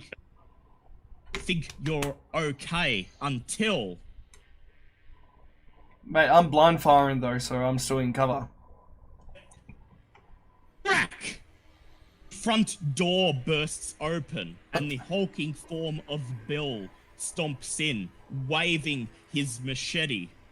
Okay, Ron Constantine, it's your turn, and I'd like you to start your turn by doing an intelligence check, please.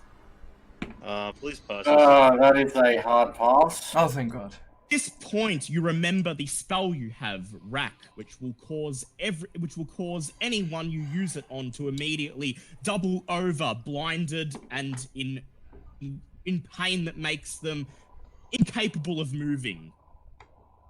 Yep. I was thinking of that anyway. But, I was just reminding you that you had it. yeah. Okay. But I would like you, if you'd like to cast the spell, you may spend the sanity cost and MP. Yep. So that's 3 MP, 1 cent. Now make a power check, please.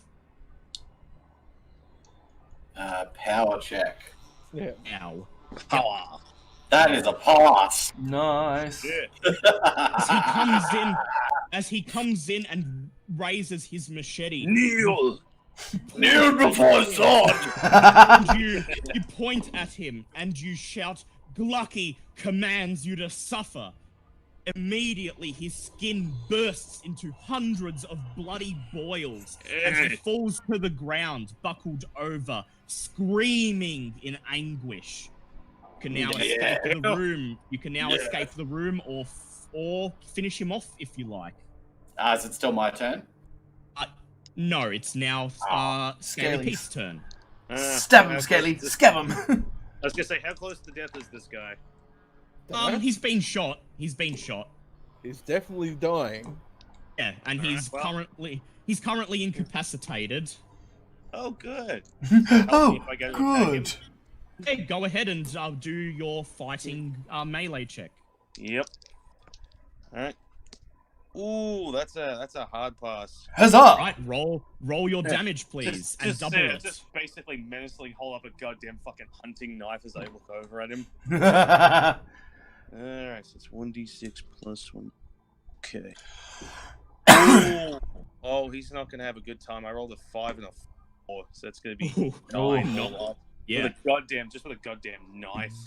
doubled its 18. You walk over, and he seems to know that you're coming, and he swings wildly out with his machete in his blindness. You dodge, and then you grab your own knife and you stick it up through the bottom of his chin. It may not be a gator, but I gotta Gurgles. put it down anyway.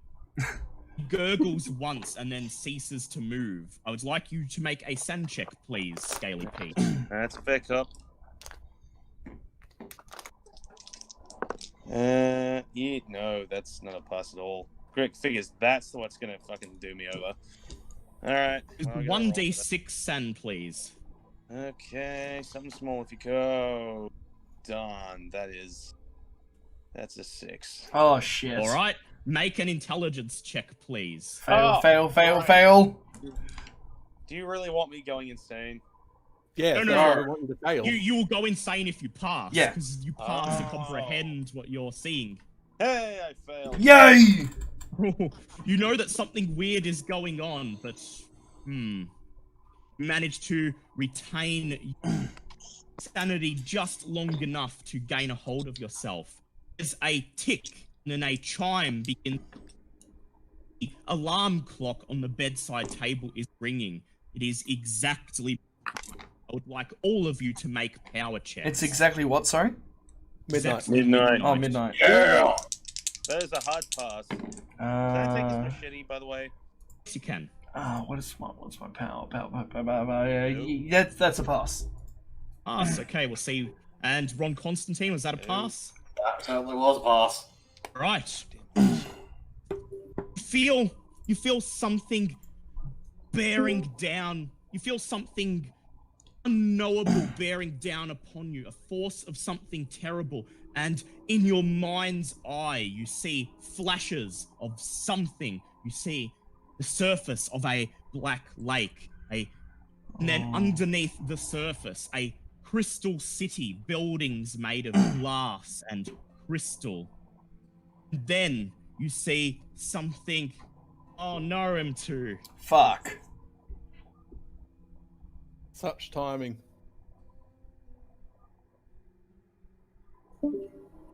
Wait for him to come back. Let's wait for him to come back because this is the end. Can you hear us now, M2? Oh. That sounds like a no. Oh Sounds no. like a no. Uh-oh.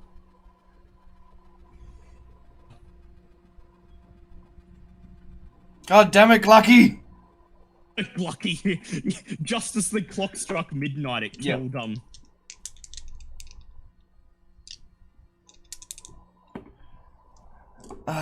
Bear with us a second, folks. We're just experiencing with us a second. difficulties. technical difficulties here. Well, worst case scenario, you can always just watch the God. stream. Oh, yay! Yeah, he can. Hey. I was gonna say I was about to Oh, start there we go. saying I'll just go watch the stream, but Yeah, I no, was gonna it'll be s- okay. Right.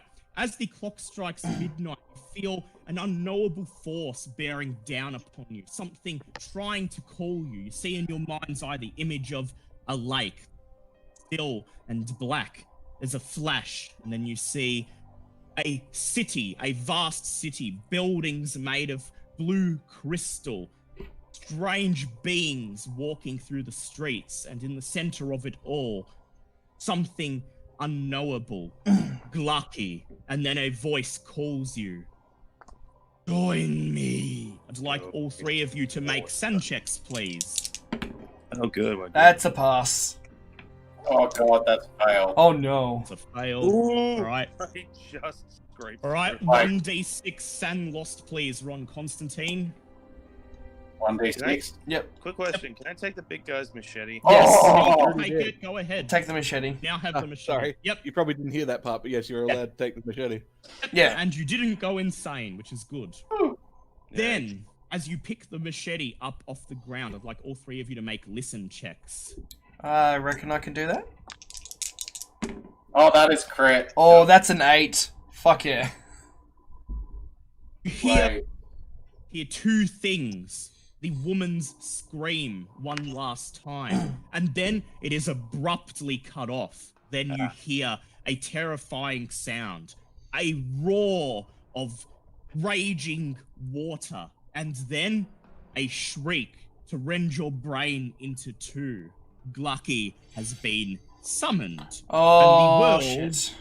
The world is doomed unless you do something about it.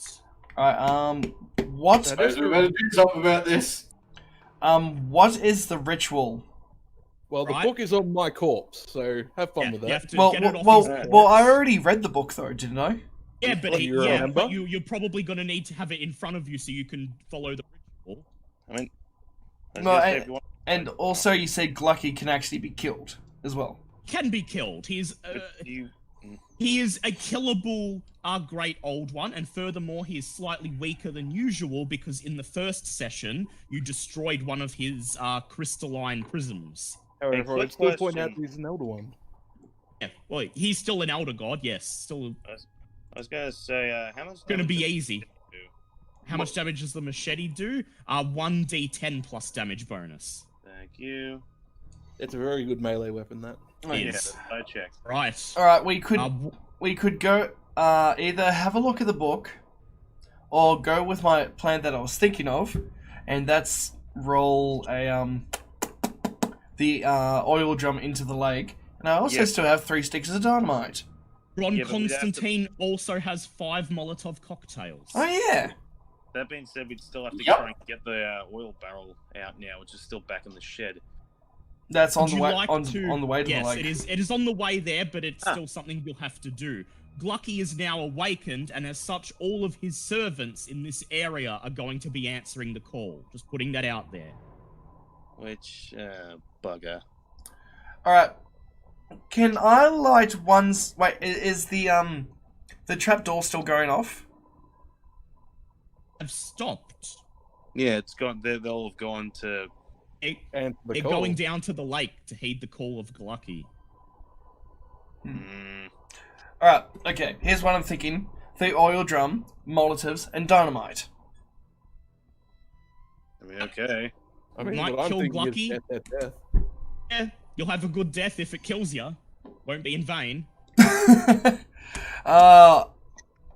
Okay. So we either have that route, or we have a Or look the at rit- or the ritual. or you can, yep. Really? Or you can just try to gun it down. Okay, so the ritual, you reach over to Adam, you reach over and begin searching through Adam's bloodied corpse, and you extract the revelations of Gla'aki. I would like you to roll a Cthulhu Mythos check, all 3 of you. That is not a pass. Not even close. That is a pass for me. That's a 14. That is a pass. You are able to make sense of the arcane language in which the ritual is written. The ritual is as follows. With a spine of Gla'aki, you must approach the edge of the water, resist Gla'ki's call within your mind, and then recite the phrase, Gla'aki, I give my life in return. I give my life to you in return for you to leave this realm, and then plunge the spike into your chest. Yeah. I'm gonna go with the big bada boom idea. Right? What do you guys Tell think? the others. Do I was gonna you say- tell the others what the ritual entails, just in case? Yes, I was gonna say, where are we even gonna get one of those like spine thingies? in the shed. Yeah, there was a spare one in one of the jars. There's also one in the corpse you just made of Yes, there poor is old also Bill. one yeah, in the that too. corpse. Yes. Can I try and grab that one? Yes, you can. I'd like you to make a hard strength check, please. How about would you accept a critical strength check? 'Cause that's a 5. That will do it. You reach Just down one-handed, like and everyone you else is like, you guys remember how hard it was for you to do it? I just lean over with one hand and just wrench it out. reach over and you place your hand on the spine sticking out of Bill's chest, and you reach, and with a sickening squelch, it comes free. The end of it covered in fresh blood, yellow liquid, and strange green mold, but it is free.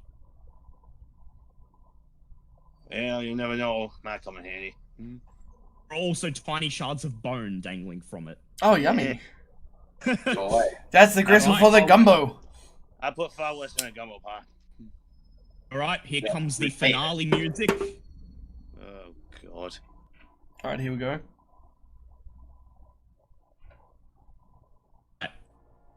Ooh. What are you going to do? So this is the plan you guys have decided on. You're going to go to the shed, get the oil drums, take them out to the lake, and try to blow Gla'aki up, right? Yeah, Yep. what do we got? 3 sticks of dynamite, 3 Molotov cocktails, and the shotgun shells of salt. Yes, you do. Alright? You all look at each other. You're fighting not just for yourselves, but for the lives and sanity of perhaps the entire human race. Make sure you have your weapons ready to go. Oh yeah, all done, all ready and reloaded. Mm. Yep. Oh And yeah, then you I'm all loaded up and ready to go. I just have pointy things. Then Hey, you step, hold on one sec. Skelly Pete, do you have any firearm skill? It's like 40, but I'm better off with the bloody knives. Oh well, I was gonna Take my say, rifle, I was gonna say, did you want my 38 special? No, I'll be good. All right. right? You then step out into the chilly, cold air. As soon as you do, you feel an overwhelming, overbearing force. You can feel Gla'aki calling, growing stronger by the second. You do not have much time. You begin running down the dirt path towards the shed. Gaily Pete, make a luck check, please. Ooh, come on. Pass. Yeah, we're in. Yes. That is As you enter the workshop, you see the corpse of Jacob twitch once. It doesn't move. Oof. Doesn't come to life. Oh, You thank were God. lucky this time. Immediately grab the barrels of oil. It will require more than one of you to move them. Yep. What's your strength, guys? 60. 50. Yep. So, yep. You and me, Scaly. You and me. Right, make strength checks, guys. Meanwhile, I'm Oh, assuming that's a He's 5. got his gun Hey. drawn. What was that? Yep. Was that 5? Yeah. I'm real paranoid. Because I rolled a 1. I'm They holding a knocked troll. the- This barrel. They push the barrels to the floor and begin slowly wheeling them out of the shed. Nah. I'll Pad, just put over one. Russell. You see something burst through the tree line and begin running towards you. It is a large, middle-aged woman still wearing a cooking apron. She's running at you, a steak knife in her hand. What do you do, Ron? Has flashbacks to the last lady with the kitchen knife that tore him in half. Oh. Um, yeah, I'm gonna have to, Oh, maybe I should spell her first. I can cripple her and then shoot her. No, I think you're just gonna go straight for the head, right? Yeah, I think I'm just gonna blow her head off. Right, make a firearms check, please. Come on. Uh, Oh my God.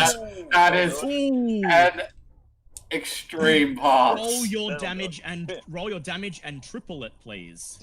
Okay. Why don't you just say she's dead? D6 plus 2.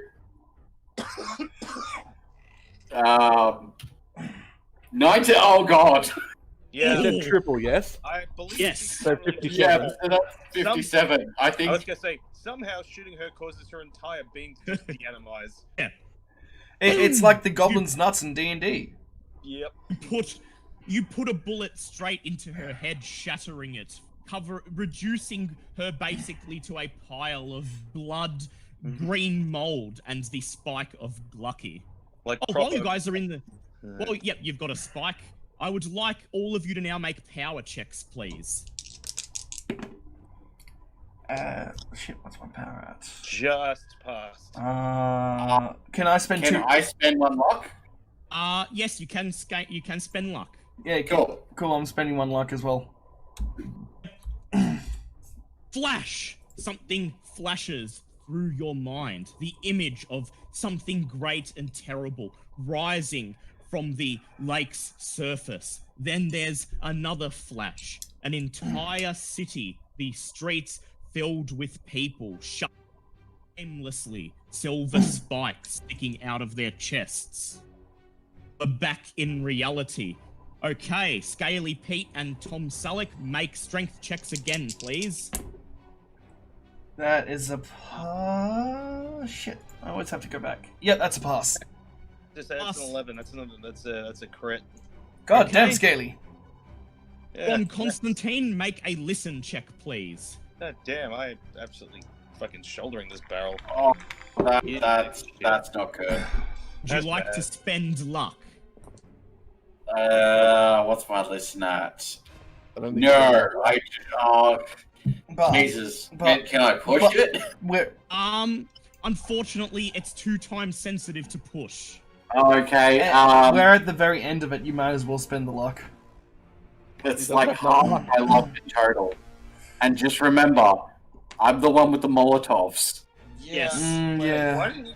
I was gonna say, why didn't you give some of us some of those Molotovs? Last I checked, you. Well, I was I thought- planning on it, but we kind of moved Well, along. no, I thought you gave them already to. Yeah. When I you made them. assumed. Yeah, I assumed they were just like sitting in the room somewhere, and you each Yeah. took a couple. Well, no, I Okay. thought when he made them, he gave them all to. No, I was always intended to keep 3 to myself and give 2 to whoever had the highest throw. We'll say that's what happened. We'll work Yeah, out who's the okay. highest throw soon, and you've got 3. Scaly does. We already figured that out. That's why I thought Right. Scaly had them all. What's going on here? Would you you can spend the remainder of your luck to finish to pass this roll if you wish. This will leave you at 1 luck. No, He can make it when still have more than that luck left, but Yeah, it's you a lot of can. luck. it is a lot of luck. You know what? Screw it. I'm just gonna spend the luck. All right. You hear rustling, and then you hear rustling on both sides of the group, and then out of the bushes burst 2 figurines.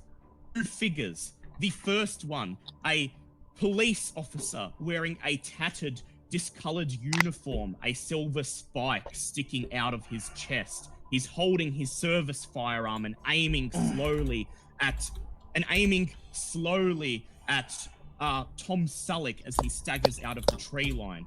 The second figure is a small child, older than 12. The only thing, the spike sticking out of his chest, almost larger than him.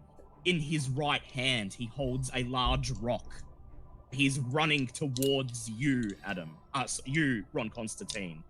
Ron, what do you do? Go for Shit. kid with rock or go for cop with gun? You know what? I'm confident in my dodging, so I'm gonna shoot the cop. All right. Make a firearms check, please. Oh god damn it! I'm spending luck. Right. Oh no! Blowing the luck. How much luck did I need? Oh god, that's like 11 luck, so I'm down to 19. Oh, All right. That's gonna hurt. Yep. That's Damage? a be a pass then. Roll for damage, please. Okay. All ones. 4d6 plus 2. Oh no. come on, big. 13! It's pretty good. You hit him in the chest. He falls forwards, and as he falls, he fires his gun. Tom Selleck, make a luck check, please. That is an 18. That is a good pass. It is a pass. Boom! You hear the bullet spatter into the dirt behind you, and you keep pushing the barrel. Meanwhile, the kid with the rock runs towards Ron. Scaly Pete and Tom Selleck, are you going to take a break from rolling the barrels to assist, or are you just going to gotta get to Gla'aki? Scaly Pete's been going pretty good. I'll take a break and to fire at the kid. All right. Make a firearms check with disadvantage, please, because of the time involved. Yes, that is just normal hit. All right. Roll for damage, please. It's an 8 and a 3, 11 plus 2. That's 13. 13. Okay. Boom! You hit him in the chest. He falls to the ground, twitches once, and ceases to move. Congrats, you shot a kid. Stand check, please. Actually, you did shoot a kid. That's a pass. All right, He that's doesn't care. fine. Tom Selleck. Then you Child turn killer. and continue pushing the barrels. Scaly Pete, you notice that the police officer is slowly climbing back to his feet. Do you want to try to take him out, or are you going to leave it to Ron? I don't know. Ron's been kind of burning luck points just to stay in this. Look, I'm gonna be using my spell next to at least Yeah, slow him if he down. needs to. So, Right. if who's gonna go first, the cop or me? The cop, it'll be a contested check because your dex is pretty much tied. Yeah.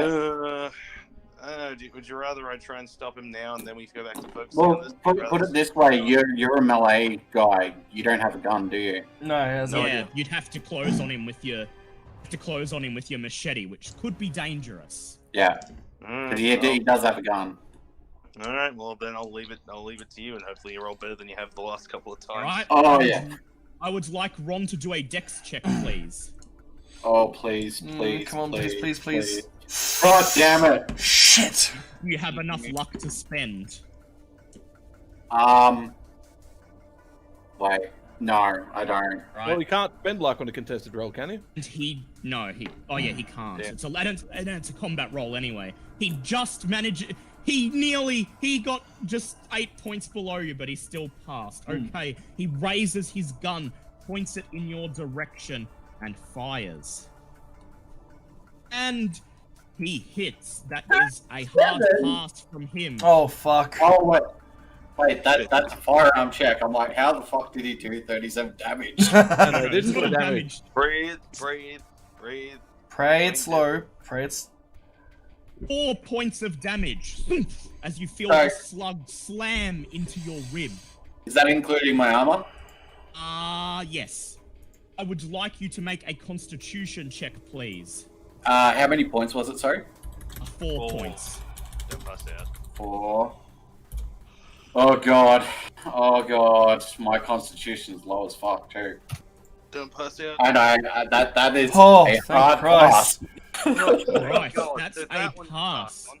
hard. Okay.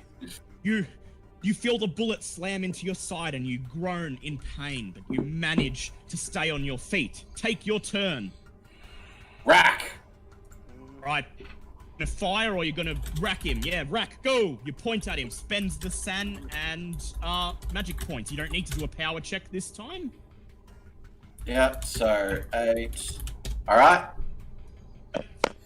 The cop raises his gun again, and then you notice his hands immediately burst into bloody red boils. He drops his gun on the floor and doubles over, shrieking in pain. Neil, damn it. All right, I'd like all of you to make a power check, please. Oh, that's a hard pass. fail. Yeah, it's a hard pass as well. Right, so that's a fail for it's a fail, unfortunately, for Ron Constantine. Ron is All having right. a good time.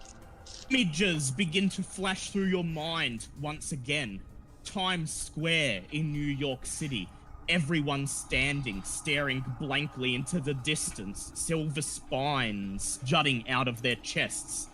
Another image, Gla'aki in a crystalline city in the middle of some desert being worshipped by humans.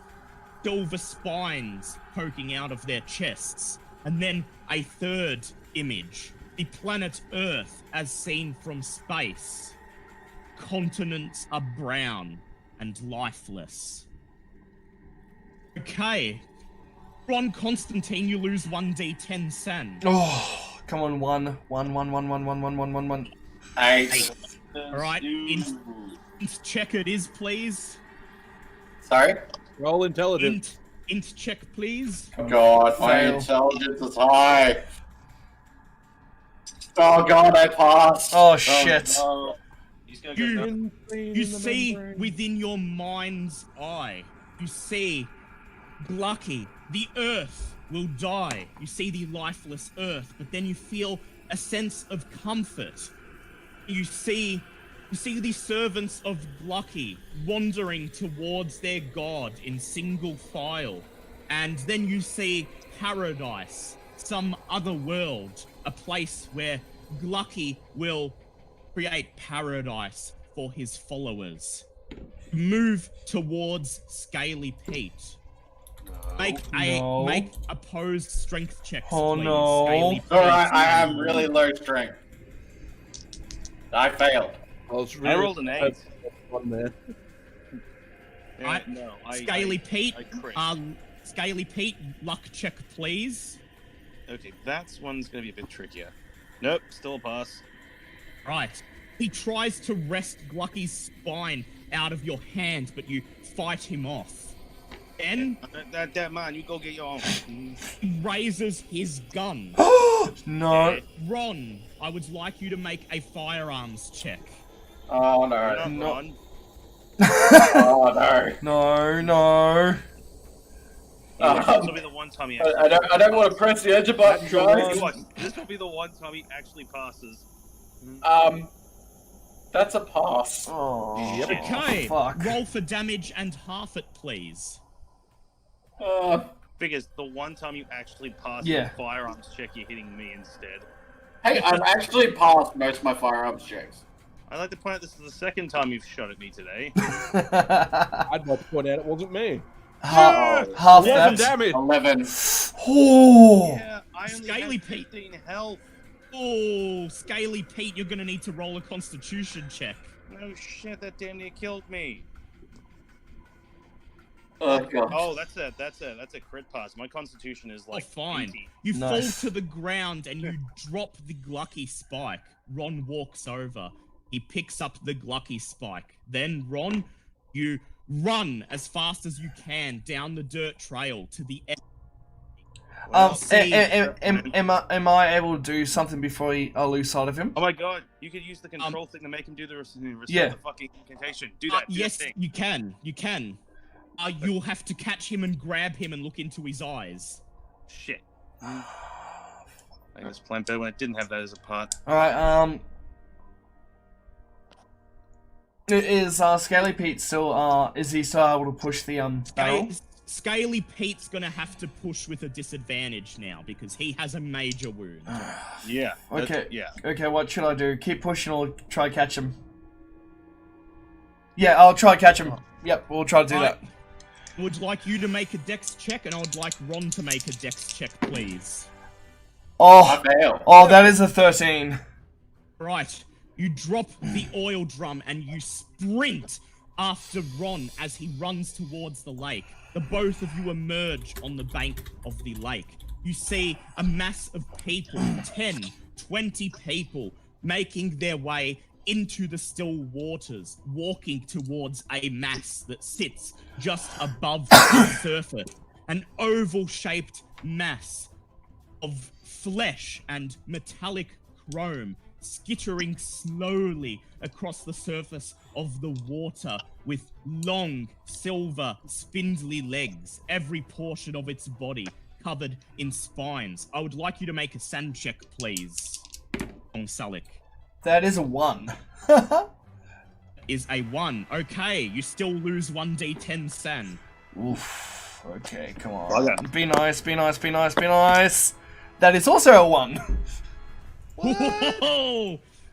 You look, you gaze for just a moment upon the great old one, Gla'aki, and you feel your gaze entranced, but then you remember you're here to destroy it. You've been looking, you've been waiting for this moment for nearly a year. I'm sorry, I just got a message from him.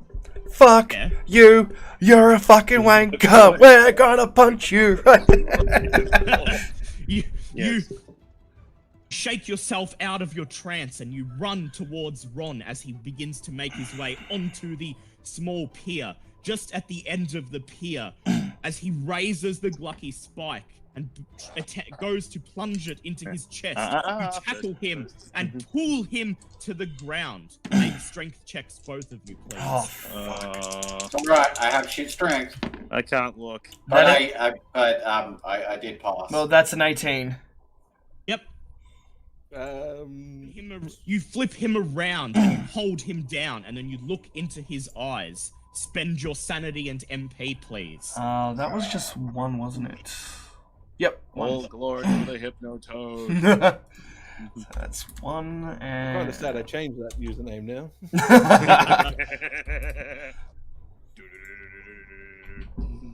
Yep, like point. I mean, not like point. MP and sanity spent.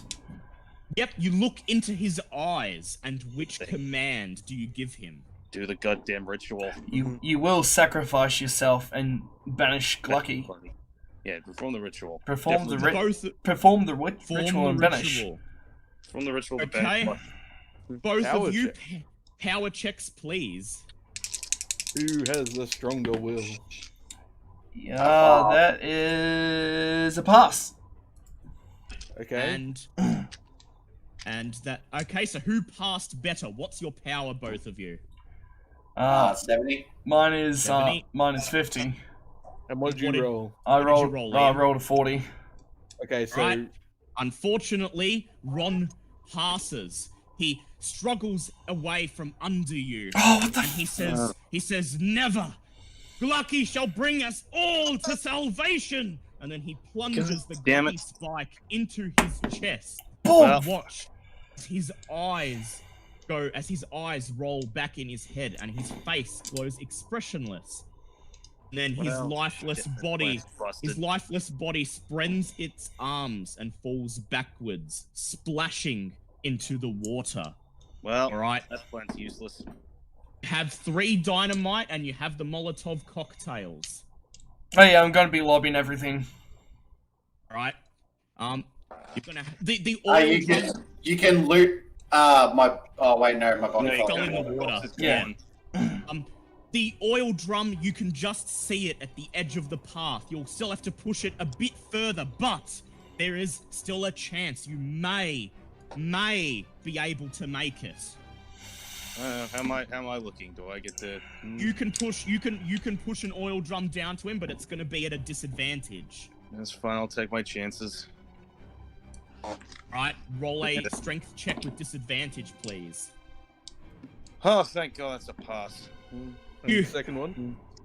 You muster up all your remaining strength. You Hey, don't, clutch stupid your baby, don't stop me. clutch the wound in your side, stemming the blood with your hand, and then you grunt and Goddamn wheel Jimmy, crap. the oil drum down onto the bank of the lake. As it touches the water, servants of Gla'aki in the lake turn around. And all of them look at you amongst their crowd. You recognize William, proprietor of the establishment. He flashes you a terrifying smile as all of the servants of Gla'aki begin to slowly wade out of the water towards the bank. Okay, So Tom they're all Selleck, Are they all heading towards me? to you both, because the pier is like right on the bank Yep. anyway. Okay, Tom so am I Selleck, still what do you... next to the? I was gonna say, am I still next to the oil drum? You can get away. You've got time to get away. I was gonna say, could I quickly like puncture a hole in it so it starts leaking? Oh yeah, go ahead. You make a dex check, please. I'm gonna spend 5 luck to pass that. Right. You grab your knife and you pierce the side of the drum. Black oil begins seeping out, and then you quickly you fall to the ground and begin to push yourself away as the servants of Gla'aki begin to converge. Tom Selleck, what are you gonna do? All right. What do you think, M2? Molotov first or dynamite? I mean, at this point, they're both gonna have the same sort of response. Actually, yeah. Okay, well, yeah, we'll go dynamite. Of course. Step out of the way first. Yeah, I believe that's what my dex pass. All right. Yeah. do. You light a stick of dynamite. Make a dex check, please, to see if you can get this done before the servants of Gla'aki emerge from the water. That is a 20. All right. Make a throw check, please. Come on, crit. Just Come throw. on. That is a 2. Oh shit! You Oh, light these, one you sec. light all. Yep. See you in hell, candy boys. I'll You go like make double all at your three. cops. You light all 3 sticks of dynamite. Oh gather my them God. And throw them. Watch as in seemingly in slow motion as they sail through the air off the jetty, over the heads of the mass of Gla'aki's servants and towards the puddle of oil. Notice out of the corner of your eye the massive form of Gla'aki twitch and shiver. Make a hard dodge check, please. Oh, come on. What was dodge? Where's dodge at? Wait. You don't have to make it, Scaly Pete. Oh, just him. it's me. It's not you. Okay, You're good. I'm fine. Good. That is a 10. So That's just. all right. Right, we now have to check something. I was gonna say, you say I'm good. I'm still looking at my, 4 HP. So good. There is a Gla'aki shakes, and you see a silver spine fly off its body in your direction. Dodge out of the way. Make a luck check, please. Oh no. What's my luck at? Oh, 56. Oh my god. 56. You dodge. Not towards the oil barrel, but in the opposite direction, nearly falling off the jetty. The spine splashes uselessly into the oily black water. You see the sticks of dynamite land beside the oil. A flame, whoosh, surges up and begins to make its way to the barrel. Make a hard dex check, please. Well, Him or me? that's thrown me. Him, please. Okay. You're safely out of the way, M2. Thank God. What's my dex? Am I able to spend 1 luck point? Unfortunately, no, because it is a combat-esque roll. Yeah. Shit. So that's off by 1. Off by 1. Boom! Oil barrel explodes. Force throws you to the ground. Begin to climb to your feet. And then you hear something shiver in the water and... Oh shit. Thunk! Feel something hard fly from the air into the back of your body. That's not good. Take 10 points of damage. Are you dead? Are you alive? Yes! What? I'm alive. Bailey Pete, you watch as Tom Sullick is blasted into the air by the explosion as he climbs to his feet. Wait. Hold on. That 10 damage, is that reduced as well? Oh, yeah, so 9. No, okay, yeah. Take 9. Yeah, how much HP? No, wait, no, that would be 8. Cause, yeah, because that's right, you got the vest. How Yeah. much HP do you have left? well, because of that, I'm now on 4. Okay, so Right. we're both on 4. We're both on Okay. bad place. Watch as he begins to climb to his feet, and the great mass that is Gla'aki shivers once again. A silver spine glimmers through the air and then thunk, flies into his back, embedding itself into his flesh. Okay. Sullick, I'd like you to make a power check, please. Power, okay, Yeah. come on. Hard power check. Hard power check. Well, that is a 12. Holy That's shit. a pass. You hear Gla'aki's voice. Join me. Join me. As the flames from the explosion begin to surge down the lake bed and onto the surface of the water. The servants of Gla'aki begin to catch on fire. Some of them stop and shriek in pain. I was going to say, Others- with 3 dynamites, did that take any of the servants out? It may have. Because 3 sticks of dynamite, my god. Yeah, you notice that there are a couple less of them. And Be some more of- worried yourself. Some of them continuing to walk forwards, burning. The flames slowly snake across the surface of the water, making their way towards Gla'aki. Make a dex check, please, Tom Sullick. That is a 15. Okay. Climb to your feet and you pull yourself out of the way as thunk! Another silver spine embeds Jeez. itself into the dirt next to you.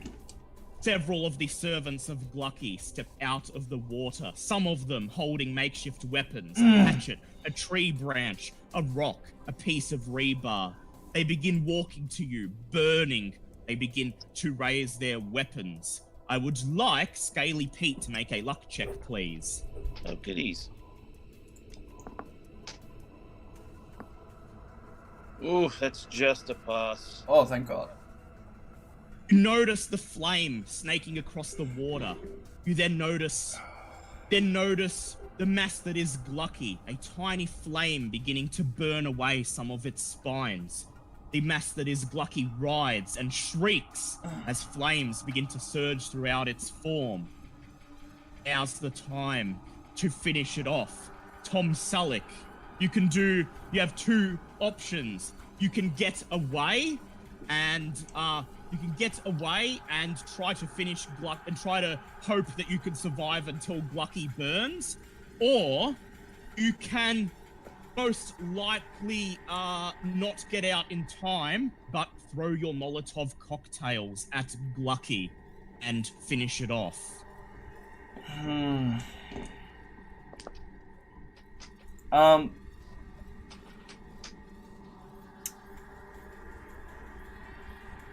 Ooh.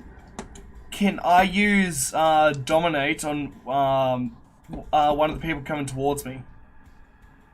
You probably won't have time to do that, because by the time you grab one of them and try to do it, the others will attack you. Oh yeah, that's right. I have to grab them. Shit. Yeah. To look in their eyes. Oh shit. You can crawl away and hope that you can outlast the attacks long enough for Gla'aki to die from the flames, or you can risk throwing the Molotov, but you may find it very hard to get away from the servants in time. Fuck, I really wanted to try to survive this, but fuck, I'm gonna throw the Molotov. I was gonna say, Right. if Gla'aki dies, do the servants go with him? Make a strength check with advantage. With advantage. Oh. Okay, and that's a... what's my strength at? That's a hard pass. Alright? You raise a Molotov and you quickly light it. And still on your knees as you raise it and begin to throw it. Any last words? Oh. If they probably wouldn't fly. Yes. Smile, you. Smile, you son of a bitch. You throw it. It sails through the air. It hits Gla'aki, shatters. A terrifying scream begins to emanate from the form. And then... thunk!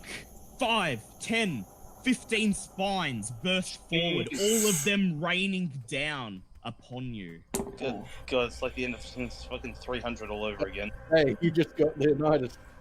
Take 158 damage. Yeah, something tells me you ain't gonna make it. Yep. Scaly Pete, you watch as Tom Selleck throws the Molotov, and as the flames surge throughout Gla'aki, he rears and shrieks, and almost as one, all of the spines fling off his body towards the shore, all of them raining down upon Tom Selleck, reducing him to nothing more than a mass of flesh and blood. I would like you to make a dex check, please. Yeah, I suppose. You say, holy shit! And then you throw yourself behind one of the trees. Behind you, you hear thunk, thunk, thunk, thunk, thunk, thunk, thunk, as spines smash into the tree trunk, and you look. There we go. right to your Found it. Yep. To your right, to your left, as hundreds of spines pepper into the ground beside you. Shit, I'm really Hear glad I managed to pass roaring, that, 'cause otherwise I would've screaming died. in pain, not just from Gla'aki, but from his servants. Do you dare chance a glance at what's happening? I probably shouldn't, but when am I gonna see something like this again? Never if you get a silver spike in the face. Right? I would like you to make a sand check, please. Yeah, that's just scraping through. Okay, lose 1d3, San. That's a 1. Peek out from behind the tree trunk. You see Gla'aki's servants walking through the flames. When they reach what is left of Tom Selleck, they all drop to their knees and begin to wail in pain. In the lake, the giant mass that is Gla'aki writhes back and forth as it is overtaken by the flames. It shrieks one more time. Make a luck check, please. Oh, good. Oof. That's a pass. Then it Oh ceases. god dang it, no! It ceases to pass. It ceases to move, and then slowly begins to sink into the water. Then, one by one, the servants of Gla'aki climb to their feet. They stop where they are, and they continue to scream the most terrible screams you've ever heard. And as the mass in the water begins to sink, their screams grow shriller and shriller and shriller until all you can hear is their terrified, pained screams like a mosquito, like a mosquito's whine at hundreds of decibels tearing through your brain. Then suddenly, all is silent. And as one, they all fall to their feet. There is one more ripple from the brackish water, and then it moves no more, leaving you alone with the frog song. We are leaving you alone with the frog song and the crackle flames. Have survived, Scaly Pete, against all odds. God damn it. Yeah, scared. Okay, I have a question. This is a dumb question, and it's probably a thing I shouldn't do. With Gla'aki burning and whatnot, did any part of him not get dragged down to the surface? Is there any part of him left on the beach? Later, after you've had a nice rest, you return to the hotel, happy in the knowledge it is now safe, and you catch it's safe a couple hours. Free bed's a free bed. Catch a couple hours of sleep in one of the beds, and then you rise as the first rays of dawn appear and return to the scene. I will take one of my fallen comrades' advice and just have a quick shower.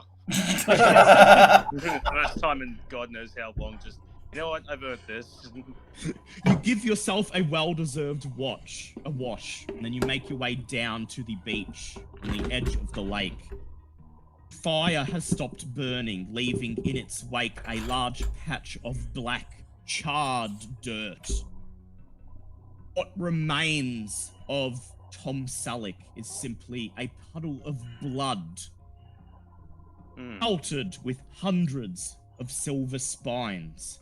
What remains of the servants is mere piles of green mold and pools of blood and sickly yellow liquid.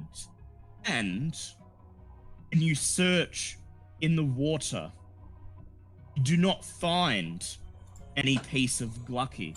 However, as you step into the water, as you prepare to step out of the water, disappointed, you hear something bubble beneath the surface to your right. There's a ripple on the water, and then, rising to the surface, a dead bass. A what now? Dead bass. Oh, bass. Well, you know what they say. Sometimes when they close the door, they open it. You take the dead bass and you insert it into your coat. You couldn't eat a great old one, but hey, you got a fish and you didn't even have to go fishing. I was gonna say one other thing. Any pairs of shoes lying around? Oh yeah. You find a couple of pairs of shoes. They're a bit smoked, a bit scorched, but still considerably better than what you're wearing. And so I'll take there about on 3 the pairs. on the shore of the lake, you pull off your wrecked shoes and you say goodbye to them and just toss them into the brackish water. You liberate 3 scorched pairs belonging to the servants and put one of them on. You It can is have my comfort. car, Scaly Pete. It is the comfort. Oh, yeah. It is a level of comfort of which you have never experienced.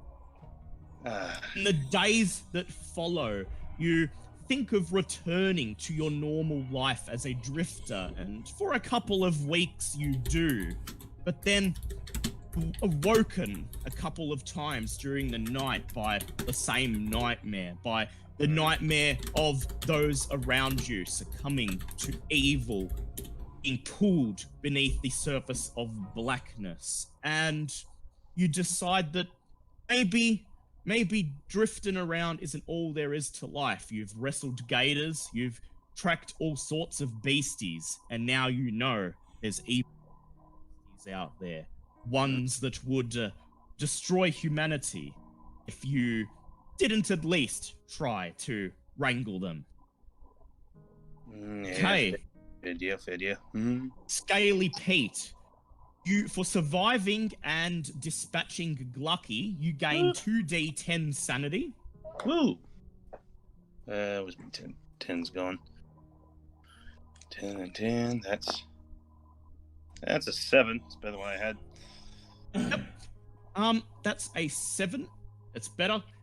You may make a luck check now. Good, because my luck is in the toilet after all of this. Unfortunately, I passed, so fuck. I have 1d10 luck anyway. Oh, the merciful keeper. Because you're going into a new campaign next week, so I may as well have some luck. Ooh, and I rolled an 8. That's better than nothing. Actually, it's actually, you know what? It's funny. With that 8, I actually rolled back up to like I'm 1 behind where I started. Nice. Yeah, so good to go into a new campaign with 1 under your original luck. You gain 10 points of Cthulhu mythos. Excellent. Should bring you up to 15, I believe. It does indeed. You gain 15 skill points to disperse amongst your skills as you wish. Okay.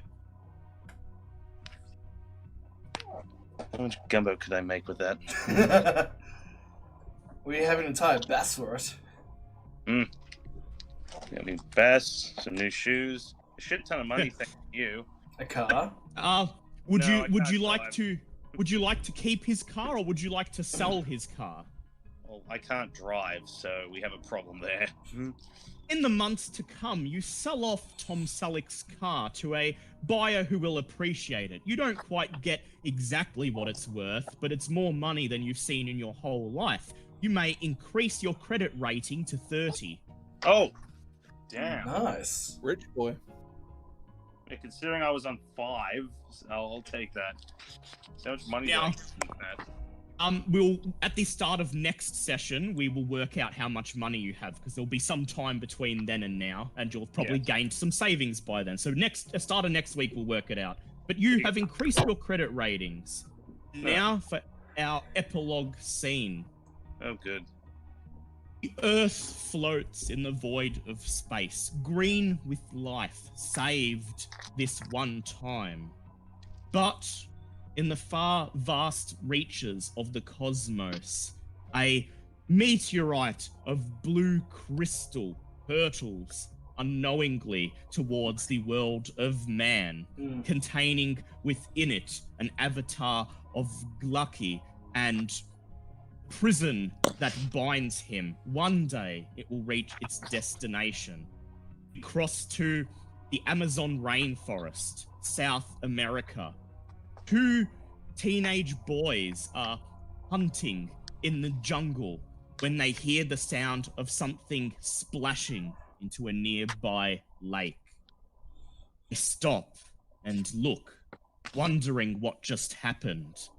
And then they buckle over, clutching their heads. A voice speaks out to them. Into the water. Serve me. They enter the lake, slowly making their way into the brown, muddy water. They keep walking and walking until their heads disappear below the surface. And then, mere minutes later, there's a ripple of water. The two boys re-emerge, their faces expressionless, their eyes blank, their chests glimmering with two silver spines. That is the end of the final revelation of Gla'aki. Very good. So that's 2 campaigns you survived him to. Yeah, but it was only an episode for this one. Yeah, He but was still. only in one episode. Still. And he's got an 8-parter starting next week, so Let's not get ahead of ourselves. Oh, well, at least now I can do my new character. The Professor! Oh, That is- Professor! Yes. Tom Selleck, he might not have survived, but he went out in the best way possible. Oh, did. yeah. Like a You- champ. You went out in the way Call of Cthulhu characters should go out, sacrificing themselves so that the world is spared a horrible fate. At Hyperdrake, least temporarily. Hyperdrake says, congrats, everyone. Yeah. Probably good I died when I did, to be honest. Because Yeah. the reason I didn't want to tell you what my job was is because I was going to be a secret cultist wanting to join the cult of Gla'aki. Oh, Oh, no. man. So if I'd made it to the finale, I'm kind of wishing you lived now. You would have done a Lewis from last campaign. basically. And I can't Not believe that I yet. failed that power check. Oh, so it would have been a much happier ending. If Yes, but it was still a happy ending. One survivor and a great old one banished from the earth. Not forever. He may be gone for a century, may be gone for a decade, he may be gone for a week, but he is gone and everyone can rest safe for a time. My money's on a couple of weeks, given that they're in the Amazon. Maybe not today, maybe A not lot of water tomorrow, there. but someday. Later that day. Yeah. Also, it's like, who knows when he could come back? Hear a meteorite crash, and he goes, "I'm back, bitches." That's after 2 hours. Alright, Mr. Keeper, would you like to tell the chat of a sneak peek of our next campaign? All right. So next week we shall be beginning Day of the Beast, which is an 8-part campaign, and it's going to last us 2 months. And it's going to take the investigators all across the world to 5 different continents as they track a international cult called the Cult of the Beast and try to foil their plan to summon Cthulhu himself. Oh, God. Scaly Pete don't know if he wants all of this. Nope. Nope. It will Nope. begin innocently enough. Actually, just a no, wait. normal. Yep. As they say, I may not have gotten Gla'aki, but I'm feeling up for some calamari gumbo. You see, It will start off innocently enough with a seemingly normal investigation in Boston, but soon our intrepid investigators will find themselves in a castle in Transylvania, in the forgotten Egypt, and in the jungles of Peru. So make sure you tune in. and you just had to say summoning Cthulhu. Oh, fuck. Yeah, something Cthulhu. Something Cthulhu, something dead. Something Sanchek. Maybe roll. Scaly Pete will be moving... Give me a cup of tea! Scaly Pete will be moving on into Day of the Beast, but everyone else will be emerging with brand new characters. So we'll see, will Scaly Pete be able to make headway into the new campaign? You'll have to watch next week and find out. And Matt, you mentioned the tea. I don't think yes. I don't think all the tea in China would with Cthulhu. No. But I will now thread some Cook Gumbo skill checks throughout the campaign as a reward for Scaly Pete living. He will now actually be able to progress the investigation with Cook Gumbo. He starts his own gumbo restaurant. Yeah, we're gonna kick off Scaly Pete's Gumbo World Tour. I really Every hope you continent survive he long enough. visits, every continent he survives. A he's new going to franchise is opened. Yep. Cook a Scaly new Pete's plate Gumbo of Shack. gumbo and make some new friends to help Yep. stop the cult. Cook Scaly some Pete's gumbo, make Shack, some now friends appearing in along multiple the locations way. across the world. I have one of 2 goals for that. I either want to try and wrestle Cthulhu into submission like an idiot, Try it. or strap myself with explosives and give him a hug. Look, I've Either of them probably won't work, but I was gonna say, Not supposed to work. group It's already. supposed to be fun. One who wants to hug Cthulhu or wrestle Cthulhu, and the other one wants to eat him.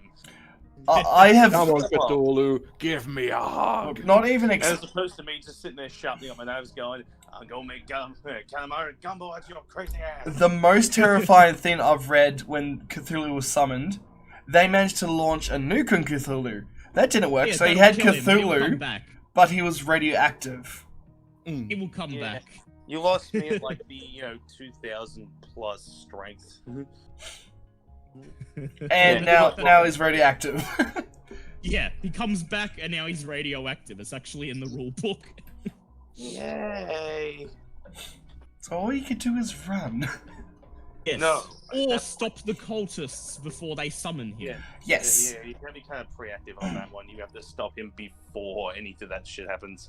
Or at Cthulhu is summoned. or your very last resort, Kill you yourself. Can banish him with a. You could banish him with a ritual if he gets summoned. Yeah. It's a long shot. Mm. Yeah. Well, he almost banished him. He almost banished Gla'aki, so maybe we'll have better luck next time. No, Yep. we did Of banish course. Gla'aki. I Yeah, but went I out just of had to here. do I it the mean, like with a old-fashioned ritual. way. Just had to do it the old-fashioned way, and that's also 2 campaigns that you've ended with Molotov cocktails. I know. Yeah. Unlike, so we'll Tom prove. would be so proud. Yeah, Tom would be really proud. Hey, technically, his character survived too. He did technically survive, but he's But he was basically already told that he wasn't allowed to come across. Yep. Yeah, he's paralyzed for life, so he's not going to be coming into the next campaign. Yes. There'll be no hunting with him. But Well, let's count that as a depending win. where we- There's 2 people who survived a campaign. Yeah, well, that's it. Although, depending where we go, can we find him in his wheelchair with his elephant rifle? sitting Yes, I am paranoid? actually. When you go to Egypt, I plan to have him appear Oh, in his perfect. wheelchair as an advisor for safari groups. Oh, that is brilliant. Perfect. That's exactly what I Yes. want to see. And some days down the track, we've got to run into Vino. Yeah, well, Vino- again, it's a world tour. You never know.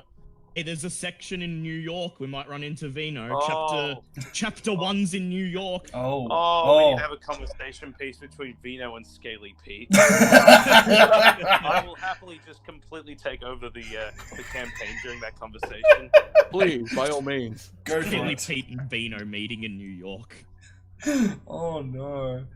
All right, It'll be entertaining. so guys, that eight-parter with Cthulhu is the end boss.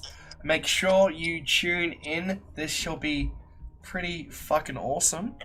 But until then, my friends, thank you for tuning us for the final revelation of Gla'aki, and of course to our lovely keeper himself, Dale, Thank you. and to all the other players. We have Dale. We have Dylan. All the other players, you fought well. Yes. And to everyone who joined in, thank you so much. Thank you for the follows tonight as well, and we will see you next week for more Call of Cthulhu. And Thursday for D&D. Oh yes, Yes. D&D. More important, just as important. And in fact, you will enjoy this one because M2's gonna go to a dwarven city, and he's gonna just spend the whole session role-playing.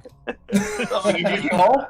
Diggy hole? Diggy hole. We're gonna diggy hole. Oh, no, we don't diggy hole, champs. This is Diggy City. Alright, Diggy Town. Hey, give it up, boys. It's Diggy Town. Diggy. until then, my dear chat, I will see you next time. Until then, have a good one.